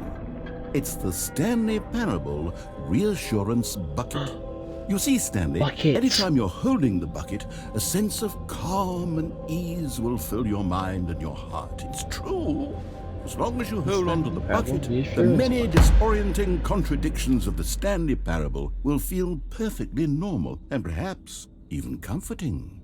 You may even come to long for the gentle embrace of jarring cognitive dissonance while the bucket is in your arms. And to be honest, it's a much more convenient solution for me than actually redesigning the game to be less uncomfortable. Can you imagine what a pain in the ass that would be? Yes, the bucket is the perfect solution. Come on. I have the bucket. Buckets. Why is the bucket up? Can you feel it? The glow of comfort, even in the face of crushing despair, must already be sweeping through your body. And in fact, can I say that I do believe the bucket lends you an air of charisma as well? I think that just holding it has made you the slightest bit more attractive as a person. Yay. The benefits of the bucket seem to go on and on, don't they? What now? All this and more awaits you in the Stanley Parable 2. I leave now. I can. Does anyone give out awards for most enjoyable bucket in a video game? That really should be an award if it isn't already. Yeah. Stanley Parable 2 is the best game ever because it gives me a bucket. Your name in the game. The bucket. For the Stanley Parable 2, I asked myself, what do players really want? And of course, the first and most obvious answer is that they want to be individually recognized and validated as people.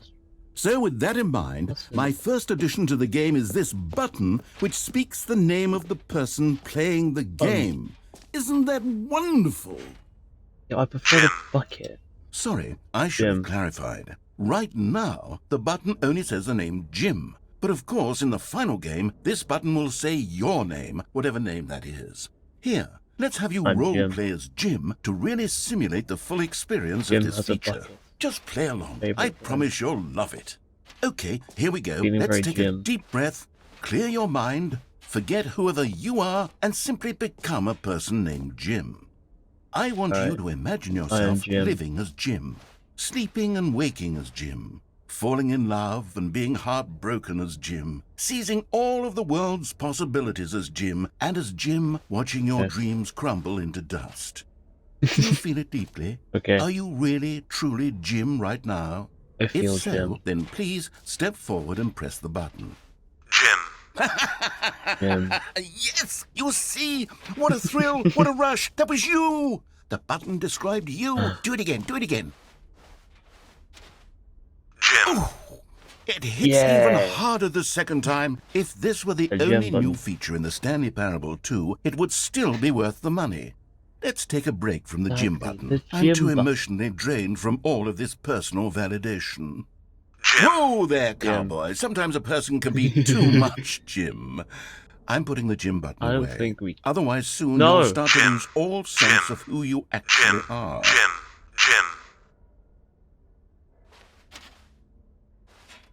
Okay. There's no. Okay. I haven't lost Jim.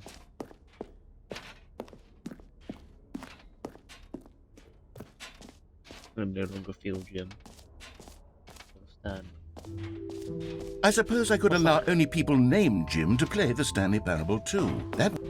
An epilogue would be fun, wouldn't it, Stanley? Yes, it will go at the end of the, well, we'll figure that out later.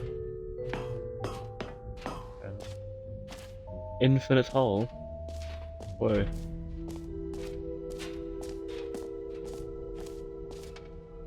Infinite settings world champion.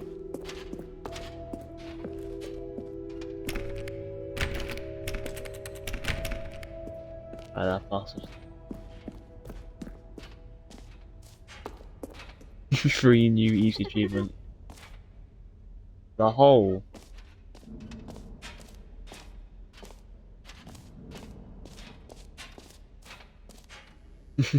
Pull the lever, receive your new achievement, no more steps. It just works.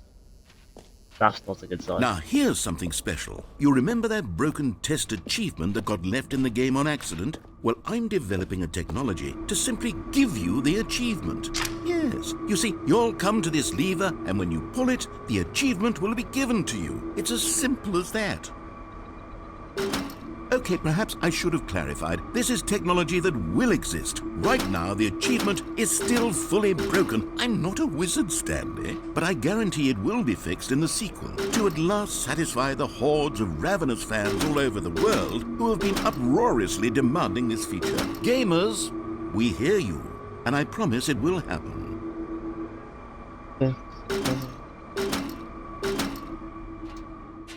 Damn it.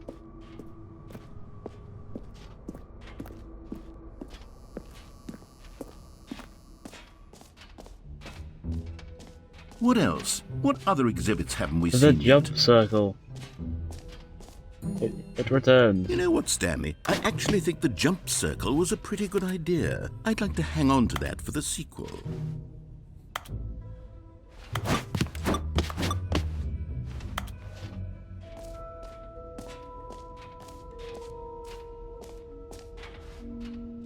Expo Hall 2 guide, jump circle, this map, free achievement, the button that says the name of the person playing the game, merch, Stanley Parable Ratios bucket, art decorations, collectibles, infinite.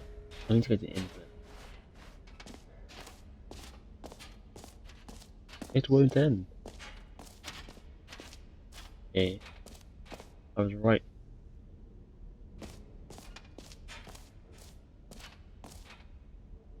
Please, no screenshot. Okay, I'll be honest, I haven't yet decided on this one.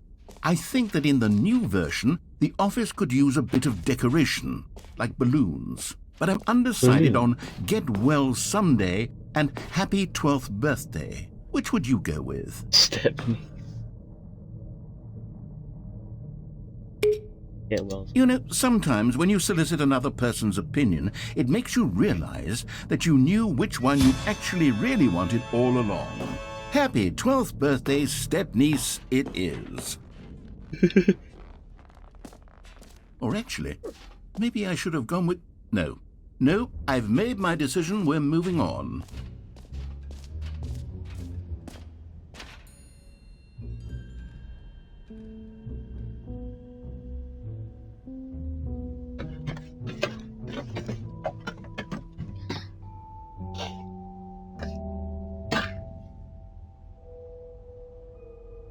Genie.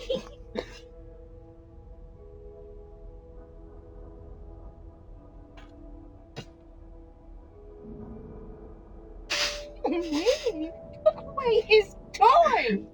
My toy? It was in his mouth. My toy. I own it. Oh, he's a mean.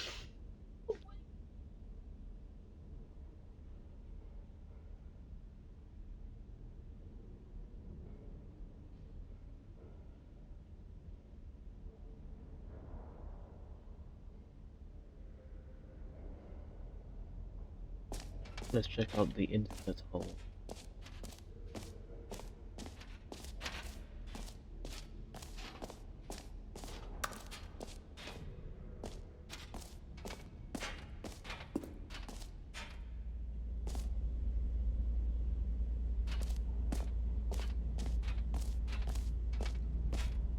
Stanley, here's an idea that I'm truly fond of. It's never been done before in a video game.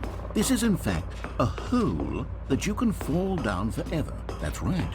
Infinite falling. You can fall until the end of time, if you like. A stunning leap forward for video games as a medium.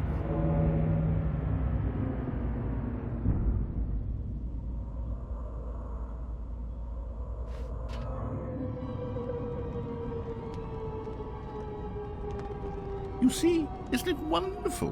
One of my more ingenious concoctions, if I do say so. Now then, since you've gotten to see the infinite hole, you can press the teleport button to pop back up to the top, and we can continue onward. But I really don't want to. Now, I don't mean to be a bummer, but I do recommend you use the teleport button to go back to the top. Maybe do it on the sooner rather than later spectrum of things.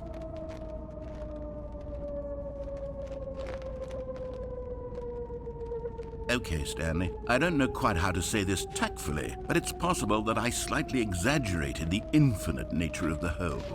Is it a very, very deep hole? To be certain it is.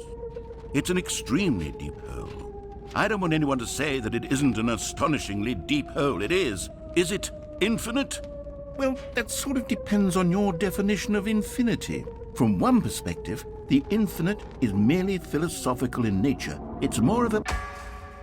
Okay, well, good for you. You found the bottom of the hole. You found me out, Stanley. I'm a liar and a cheat, and you're so clever. Look, I think the issue here is just that you're unusually fascinated by falling.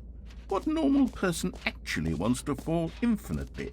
I figured the hole was as deep as anyone would actually need. Don't you put this on me. Maybe you're the problem.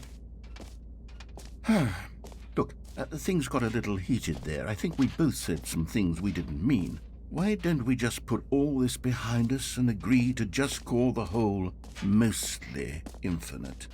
If that works for you, then go ahead and press the teleport button to warp up to the top of the hole and we can move on. I'll just be up here when you're ready. Great. Now, I'm very excited to show you even more of... Oh, for heaven... You see, I was right. The problem is you. The problem is that you like holes too much. Not normal. A normal person would have said, yep, that's an infinite hole right there. Goes on forever till the end of time. Don't need to see it all, but not you. Oh, no, no, no, no. You have a weird sort of...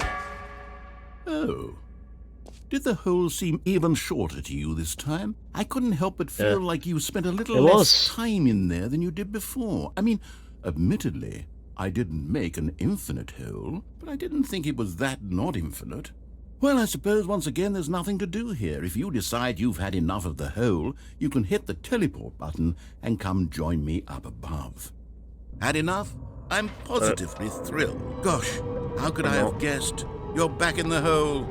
If this starts to become a thing where... Wow. Okay. Yes. I'm starting to become extremely certain that the hole is not only not infinite, but that it's growing steadily less and less infinite.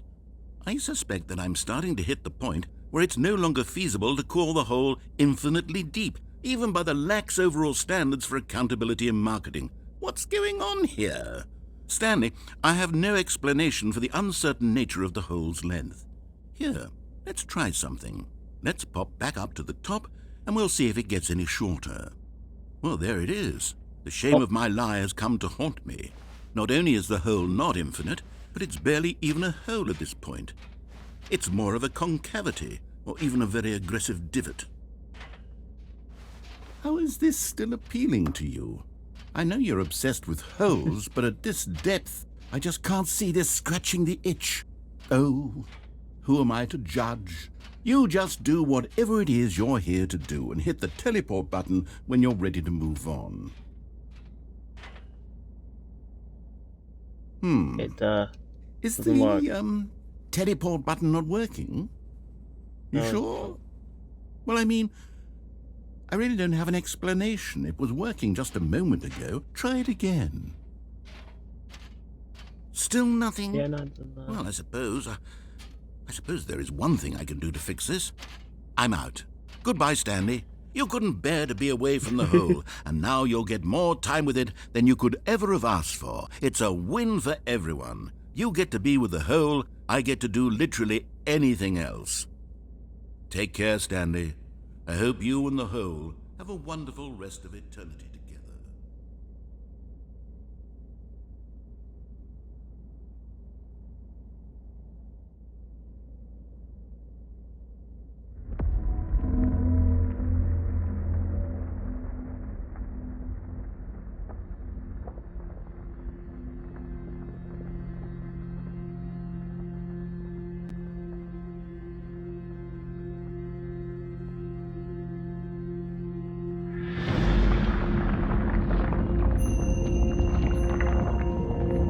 The hole going downwards.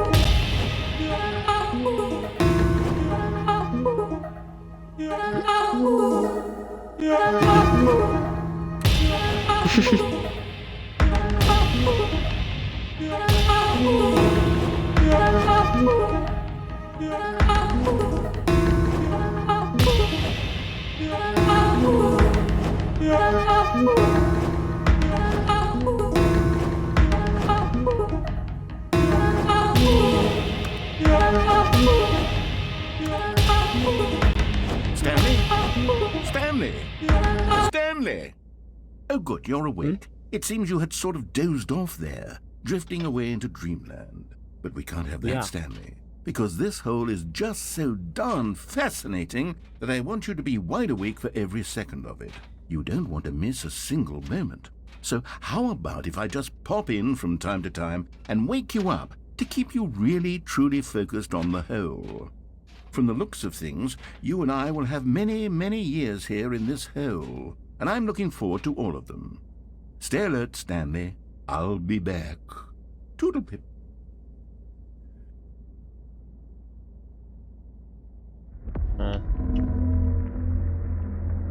a teleport.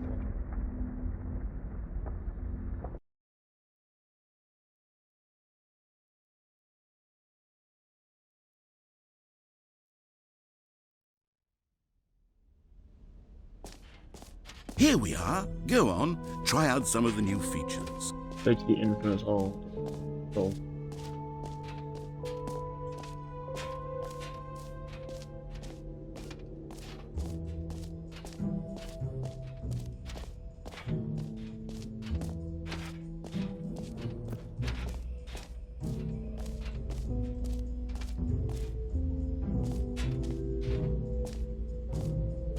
I've been denied access to the infinite hole.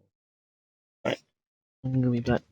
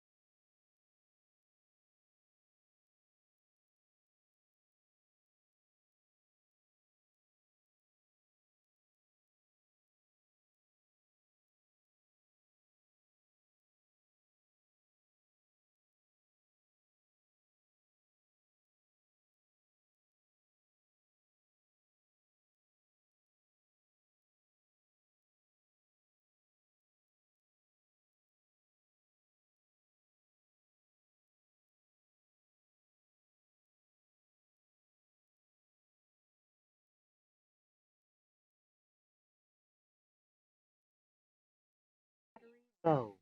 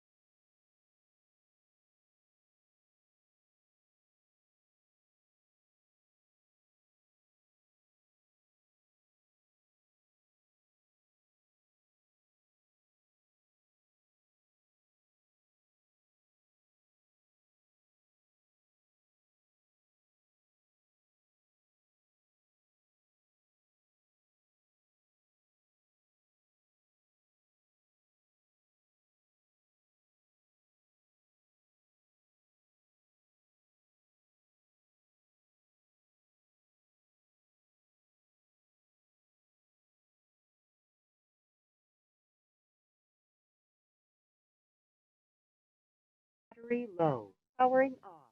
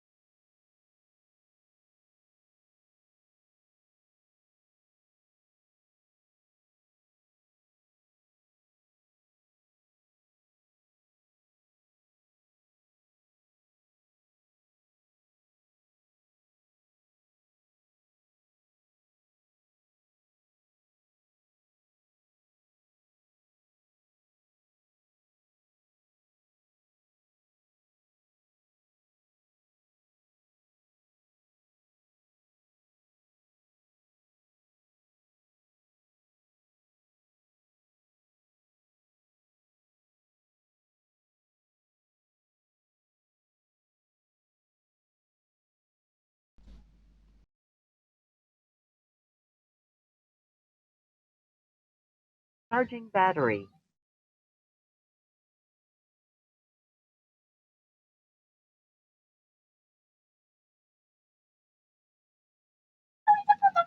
plane.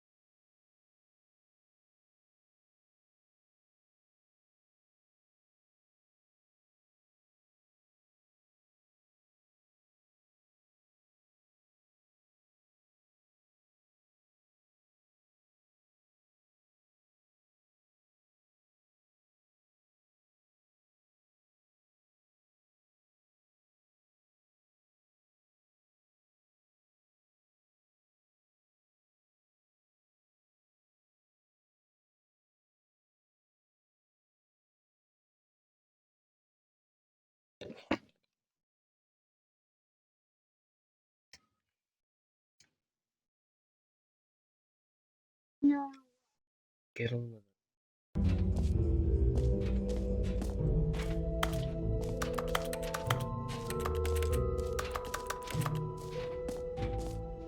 Right, we collect the book.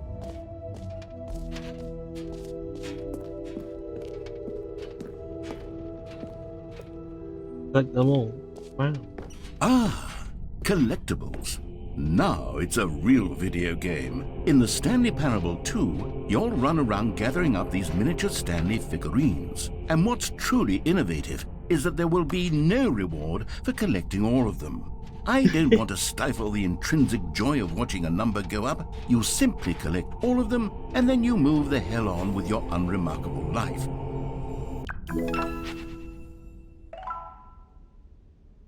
There.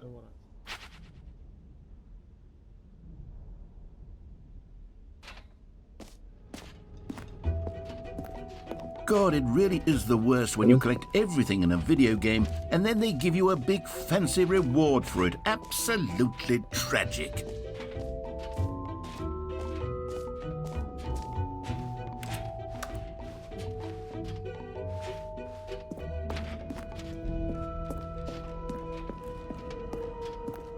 All right, have you seen everything you wanted to? Ready to move on now? Mm-hmm.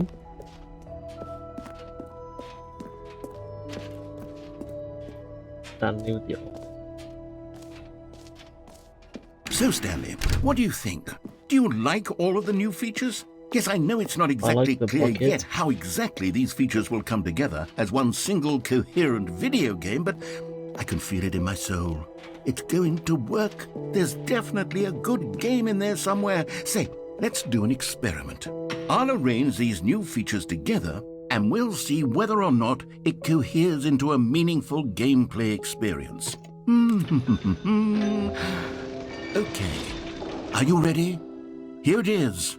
I give you the Stanley Parable 2. Wow. But the jump circle, the Well, achievement, I mean, there's hole, potential here, right? It's sort of... the fake Okay, never bucket. mind. Hold on, let me do a different arrangement. Okay, yes, this is much better. I feel good about this. Here we go, version 2. It's even worse. Who am I kidding, Stanley? There's This two isn't holes. a coherent video game at all. It's a lot of gags. And And the I do very much Stanley- enjoy the creating Stanley gags, but they don't figurines, add there's up to like 2 of anything. them, 3 of them. I wanted more than anything to create a sequel that would capture all the magic of the first game. I wanted fans to love it. No matter how good these gags are, they won't stand on their own. They would need the structure and the gameplay of the original. Wait, maybe that's it. I can take the original Stanley Parable and simply, well, Insert a few of my new features into it, tastefully, of course, with respect, with care for the vision and integrity of the original game. Would it possibly work? I suppose it could, but it would need a really, really tremendous title screen. A title screen that says with bold and uncompromising conviction, "This is the Stanley Parable 2." Let me see if I can whip something up. He's gonna have the same. Perfect. Go ahead. Same. Take a fun. look.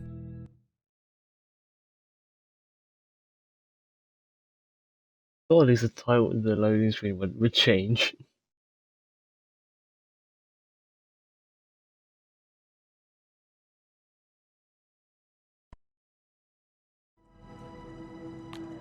Stanley Parable 2.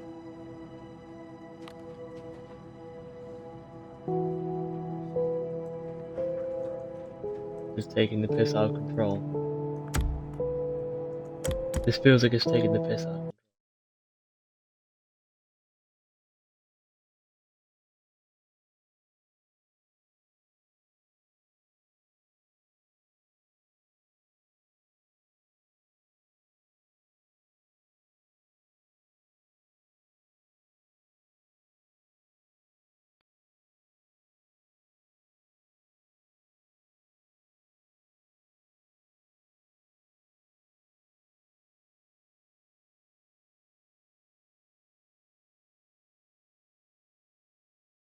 This is the story of a man named Stanley. Stanley worked for a company in a big building where he was employee number 427. Employee number 427's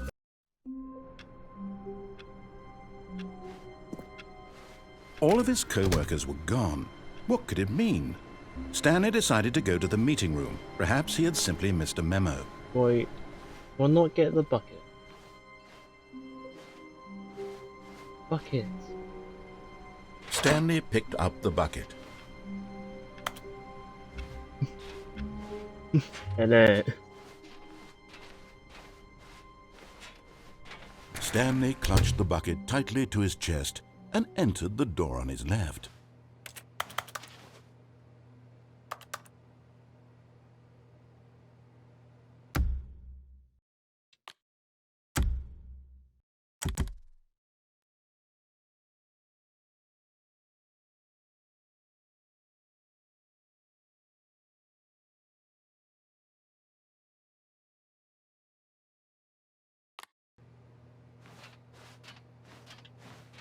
This was not the correct way to the meeting room, but Stanley had felt the bucket calling to him, telling him that the employee lounge was simply the place to be. And here it was. Had the bucket turned out to be correct? Was this better than the meeting room?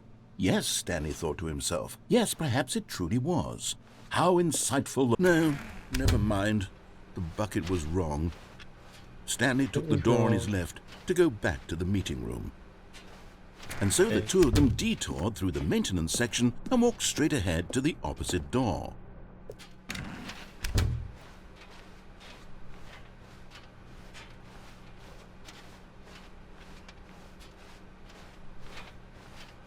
Still no one was here.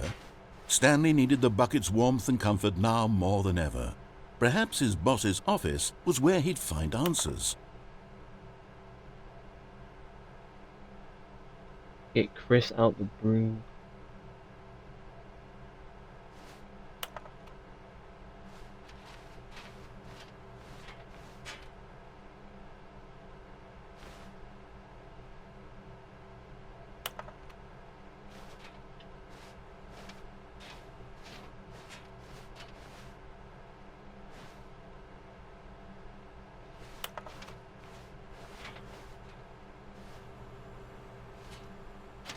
I feel like something.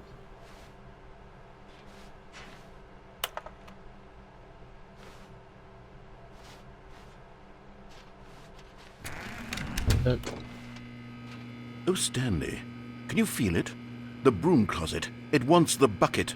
You can feel that, can't you? The aura of jealousy? It's as clear as day. This broom closet believes it deserves the bucket. I can really feel it now. It's a bucket. It belongs in a broom closet. That's what the broom closet is trying to say here. It's supposed to go with the other cleaning. Coming to a staircase, Stanley and the bucket walked upstairs to the boss's office. Okay, upstairs.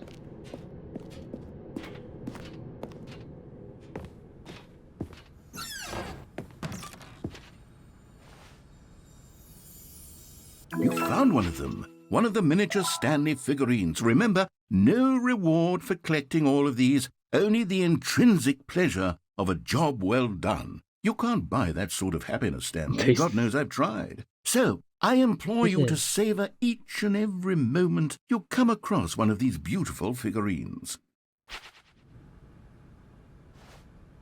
I found a...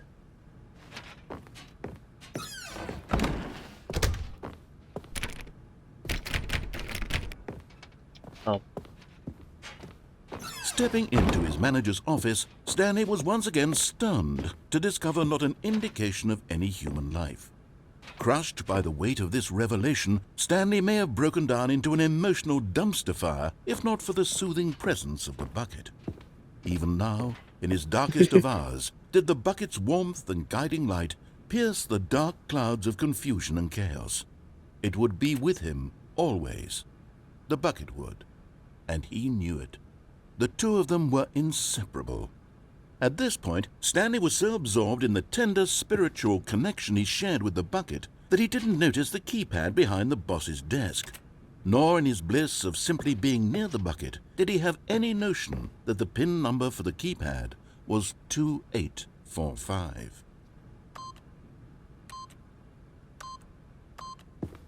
But Stanley guessed the correct code by sheer luck. Was it that the bucket knew all along? Was the bucket guiding him? Yes, it was. This is certainly the most logical explanation. Hey. Another miniature Stanley figurine. This, there really must be a snappier name for these things. What about mini-stands? Stanley figs? Or what about Stanlerines? Yes, I think I like that. Another Stanlerine under your belt. Yay. Stan.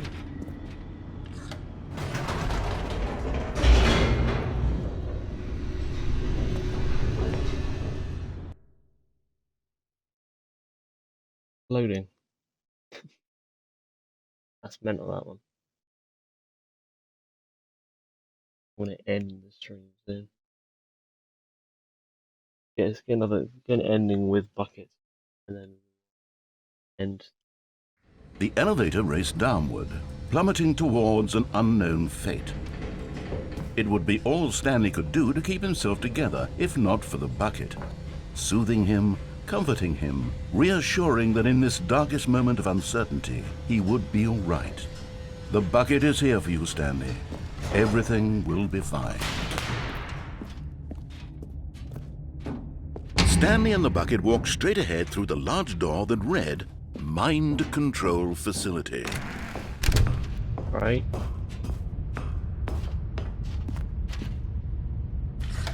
The lights rose on an enormous room packed with television screens. Yeah, nah. But just as Stanley was about to proceed further into the mind control facility, he tripped and fell over the railing and into the dark void below. Thankfully, he fell directly onto the bucket, which safely cushioned his fall. Now, what to do next, Stanley wondered. Stanley and the bucket could find no way out of this enormous pit, and so eventually they decided that the best thing to do would be to simply get comfortable down here. So they set up a little couch and relaxed. It really wasn't so bad down here, a bit cold perhaps. After some time had gone by, they installed a few shelves as well, and a sort of kitchenette that was useful for when the bucket was craving paninis. But it wasn't until the rugs and the standing lamps came in that it really started to feel like a home. In fact, after some time, Stanley realized that it had been ages since he had even thought of the mind control facility at all. He'd never gotten to fully explore what was up there, never been able to unearth the many mysteries of the mind control facility. This lack of closure began to eat at him. Soon he was dwelling on his regrets, and the state of their home slowly decayed as Stanley became withdrawn and neglected the cleaning. It unsettled the bucket deeply. Stanley wasn't usually like this. The bucket tried to reach out to him again and again, but to no avail. All Stanley could think about, all he could talk And he about, just got was going depression. back, doing it over again, staying on the path.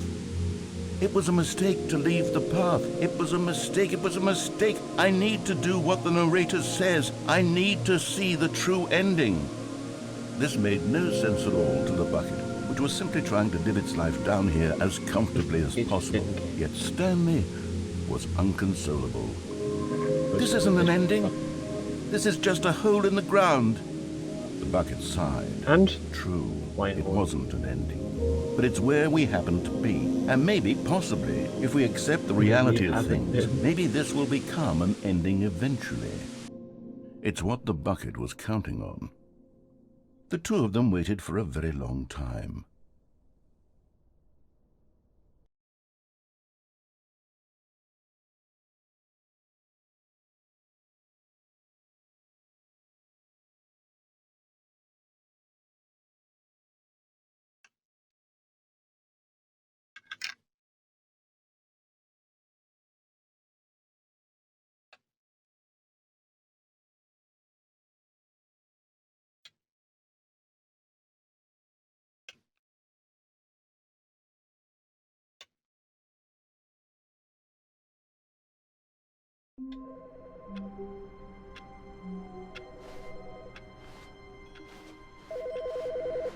I want to get the ending where I unlock.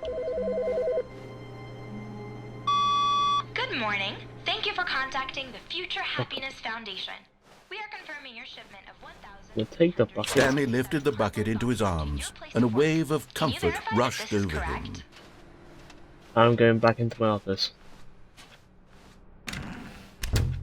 As soon as Stanley noticed that the door to his office was still open, he rushed in with his bucket and shut the door. The pressure of going out and finding another bucket variant on one of the Stanley Parable's classic endings was simply too much for him. "It's nothing but swapped-out dialogue describing a bucket," he screamed to himself. "It's not nearly different enough to be considered a true sequel." No, he would stay right here in his office where things were safe, familiar. If others were happy with the bucket endings, well, good for them. But Stanley knew that one day, somehow, a true sequel would emerge with actual new content. If only he had waited long enough. Sunday. Just a little longer, Stanley. Keep waiting. You'll get it one day, surely. Eventually. Just keep waiting. Just a little longer now. Another ending with buckets.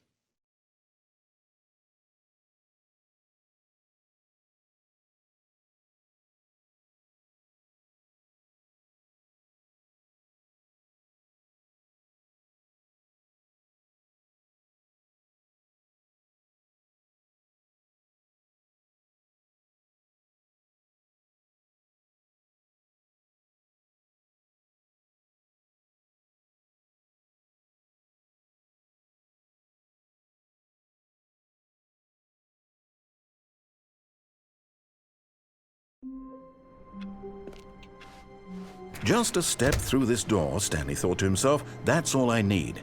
If I can make it through this door, I can make it through them all. No matter how hard Stanley looked, he couldn't find a trace closed. of his co-workers.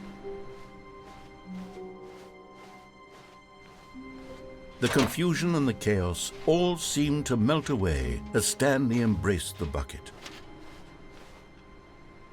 I do this again. Oh, please. Are you really just doing this for the achievement? Click a door 5 times. Is that all that you think an achievement is worth? No, no, no, no, no. I can't just give these merits away for such little effort. A measly 5 clicks. Now, suppose you were to click the door 20 times. I would say that's the kind of effort that warrants recognition. 5.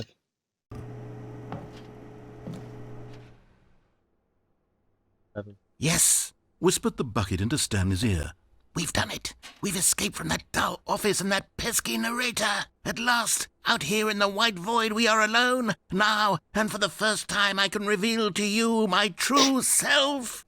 The bucket began to tell Stanley of its life and its history, of the countless wars it witnessed, desecrating the land and lives of untold numbers of innocent humans, and the bucket's own complicity therein, of sadness and regret, and the many years it spent dwelling on the actions it might have taken to curb the madness and the decay, if only it had been stronger, of hope and redemption, and its crusade to uplift the stock of life for the common man, to manifest justice where none existed, and the bittersweet reality of time, to see one's dreams and wishes met halfway, meted out in parcels like charity, and abandoned as soon as the warm glow of inspiration begins to dim.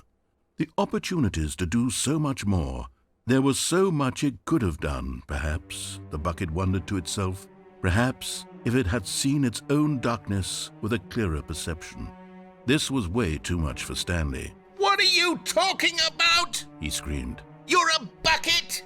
To this, the bucket furrowed its brow. No, Said the bucket.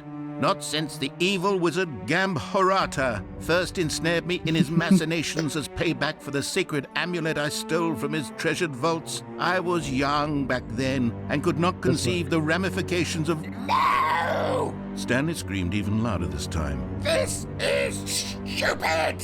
You are a bucket! This is so stupid! Why are we even doing this? As Stanley screamed and screamed and screamed, the bucket revealed its true form, transforming into a mighty beast of untold power, its fangs glistening like...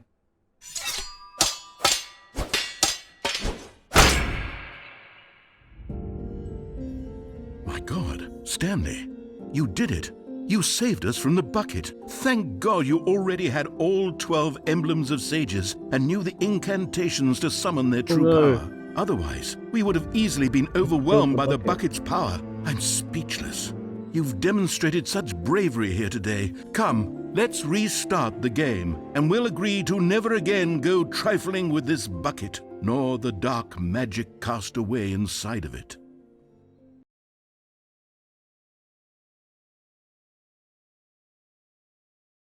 Okay.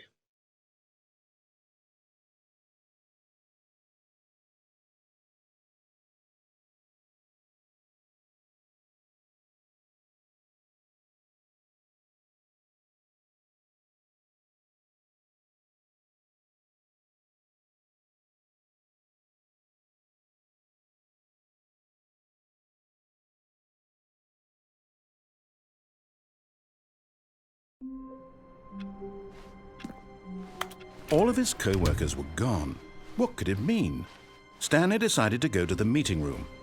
Warmth spread through Stanley's arms. With the bucket in his arms again, he was home.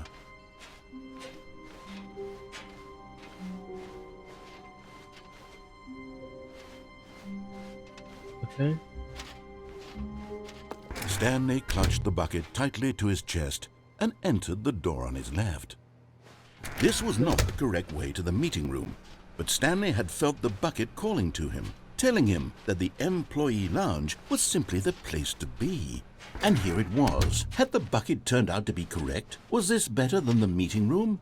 Yes, Stanley thought to himself. Yes, perhaps it truly was. How insightful the bucket turned out to be. No, never mind. The bucket was wrong. Stanley took the door on his left to go back to the meeting room. And so the two of them detoured through the maintenance section and walked straight ahead to the opposite door.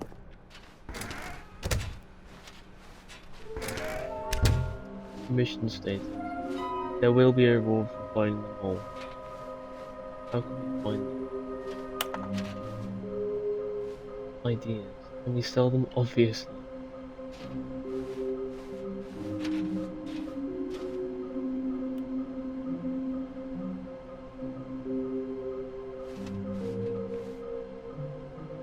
Large room, lots of boxes. Stairs, something to do with stairs. Somewhere both red and blue. Is this some kind of game? I know where the stairs. Coming to a staircase, Stanley and the bucket walked upstairs to the boss's office. Okay, I'm going back to the name of these little Stanley figurines, and now I'm torn between Stanlerines and Figlies. What do you think, Stanley? What name better encapsulates the intrinsic sense of happiness that you get from seeing a small number in the corner of your screen go up by 1? Let me sit on it. I'm sure it will come to me. Yeah. But Stanley just couldn't do it. He considered the possibility of facing his boss, admitting he had left his post during work hours. He might be fired for that. And in such a competitive economy, why had he taken that risk? All because he believed everyone had vanished? His boss would think he was crazy. And then something occurred to Stanley. Maybe, he thought to himself, maybe I am crazy. He looked down at the bucket in his arms. Am I crazy? He asked the bucket. The bucket returned his gaze, but said nothing at all. That's strange, Stanley thought. Usually the bucket is a source of guidance and wisdom for me in difficult times such as these. He held the bucket close, yet felt none of its familiar reassurance and comfort. And that's when Stanley realized, this isn't my bucket. It's just a normal, everyday bucket. Someone else's bucket, perhaps. How did I end up with someone else's bucket? This is all terribly wrong. Surely no good would come from this. Who knows what sorts of bizarre hallucinations Stanley might experience without the psychologically grounding presence of his bucket. And indeed, now he noticed that the rooms were repeating, which was, of course, very odd. And now he felt himself floating off the ground. Oh, gracious, he exclaimed. Without my bucket, I've gone truly mad. Where is it? I must find it. Far off in the distance now, he heard it, calling to him. Stanley! Stanley, it's me, the bucket. Could it truly be? He rushed forward from room to room, passing by one bucket after the next. None of them were his. None of them were his special bucket. Come to me, Stanley. Find me. He had to find the bucket. He had to return to his old friend. It was the only way to truly restore his sanity. And then suddenly, he froze dead in his tracks. He knew where the voice of the bucket had been coming from. The real bucket was inside of him all along. Oh, there's a lot of buckets. Painful. Stanley doubled over in agony and blacked out.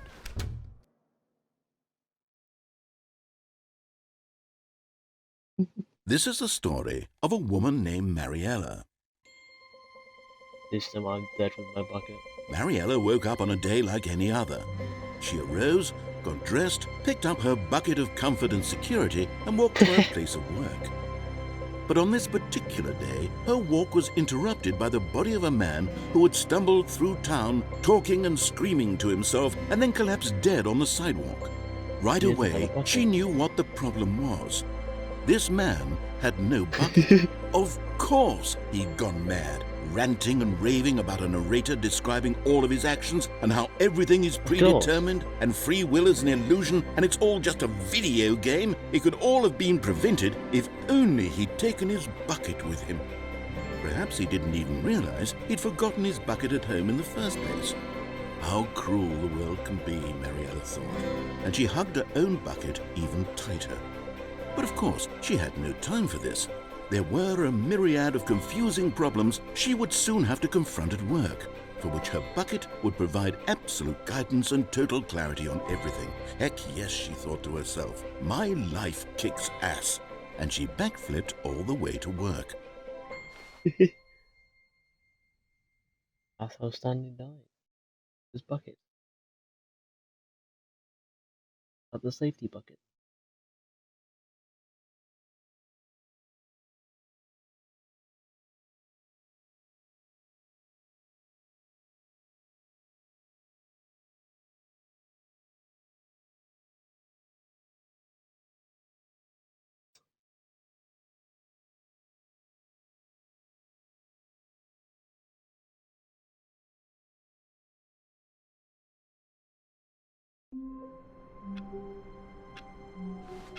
Alright.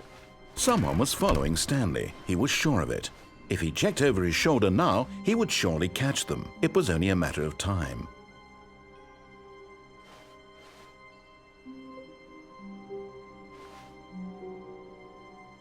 Figure finders bucket. Stanley picked up the bucket and smiled. He'd never be alone again, not truly alone, not with the bucket around. What was the bucket? Stanley clutched the bucket tightly to his chest and entered the door on his left. Dude. Okay. Private but smelly place. Person nearby. Instead of a sequel exhibit. Box. The box room. And the present William. Trust the completionist instinct. Why would they tell us something will happen? Invites litigation. This room, they feel pointless. To be honest.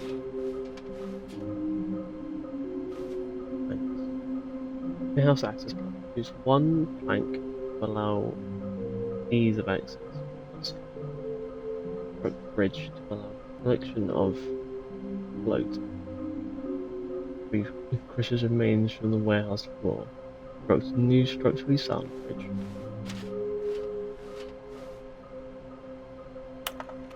Weird spinning figures. White ideas. Employee 427 building a bridge. Saw one in 421 building a bridge. Saw in cargo. What we know, we got. What we don't know yet. And poached. Do we need contracts with them? NDA, potential liability. We sell them, obviously. More money is something. Why do they? What do they want? Hardly. Stock option. Tell us, should we make them? Something. To make them into maybe? Yes. Why did they kind of look like them? Employee 00. Wife, magic, marine. Training exercises. Or management. Kindness. Our courses.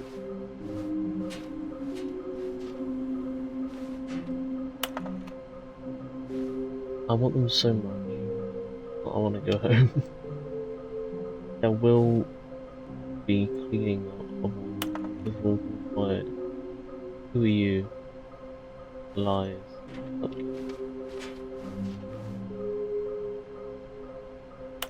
Difficult in finding. Maybe we are the collectors, but the Movement may concern. I managed to pick up sounds. Managed to pick up sounds unusual to our regular office. Ambience on local audio sources using an array of carryoid microphones, also known as directional mics. A microphone which picks up sound from a predicted direction, and analysis of the recordings helping to triangulate the sources of strange. Data shows that in all likelihood, it's coming from a dark area and behind a very, very warm. I also picked up what looks like reverberance of Boston services. Anyone have any leads on this? Wouldn't you like to?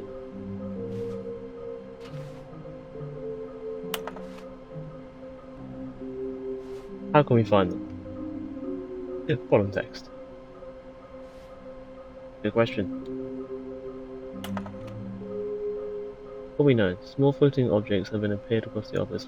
We are trying to synergize our resources to ensure their retrieval. There are many questions. There are no management. Agenda. How can you totally spot one? What makes them float in the air? Who took pictures of them? Fig leaves are hard to find. Follow the clues provided by employee 416. We can do it. Red room. Good luck.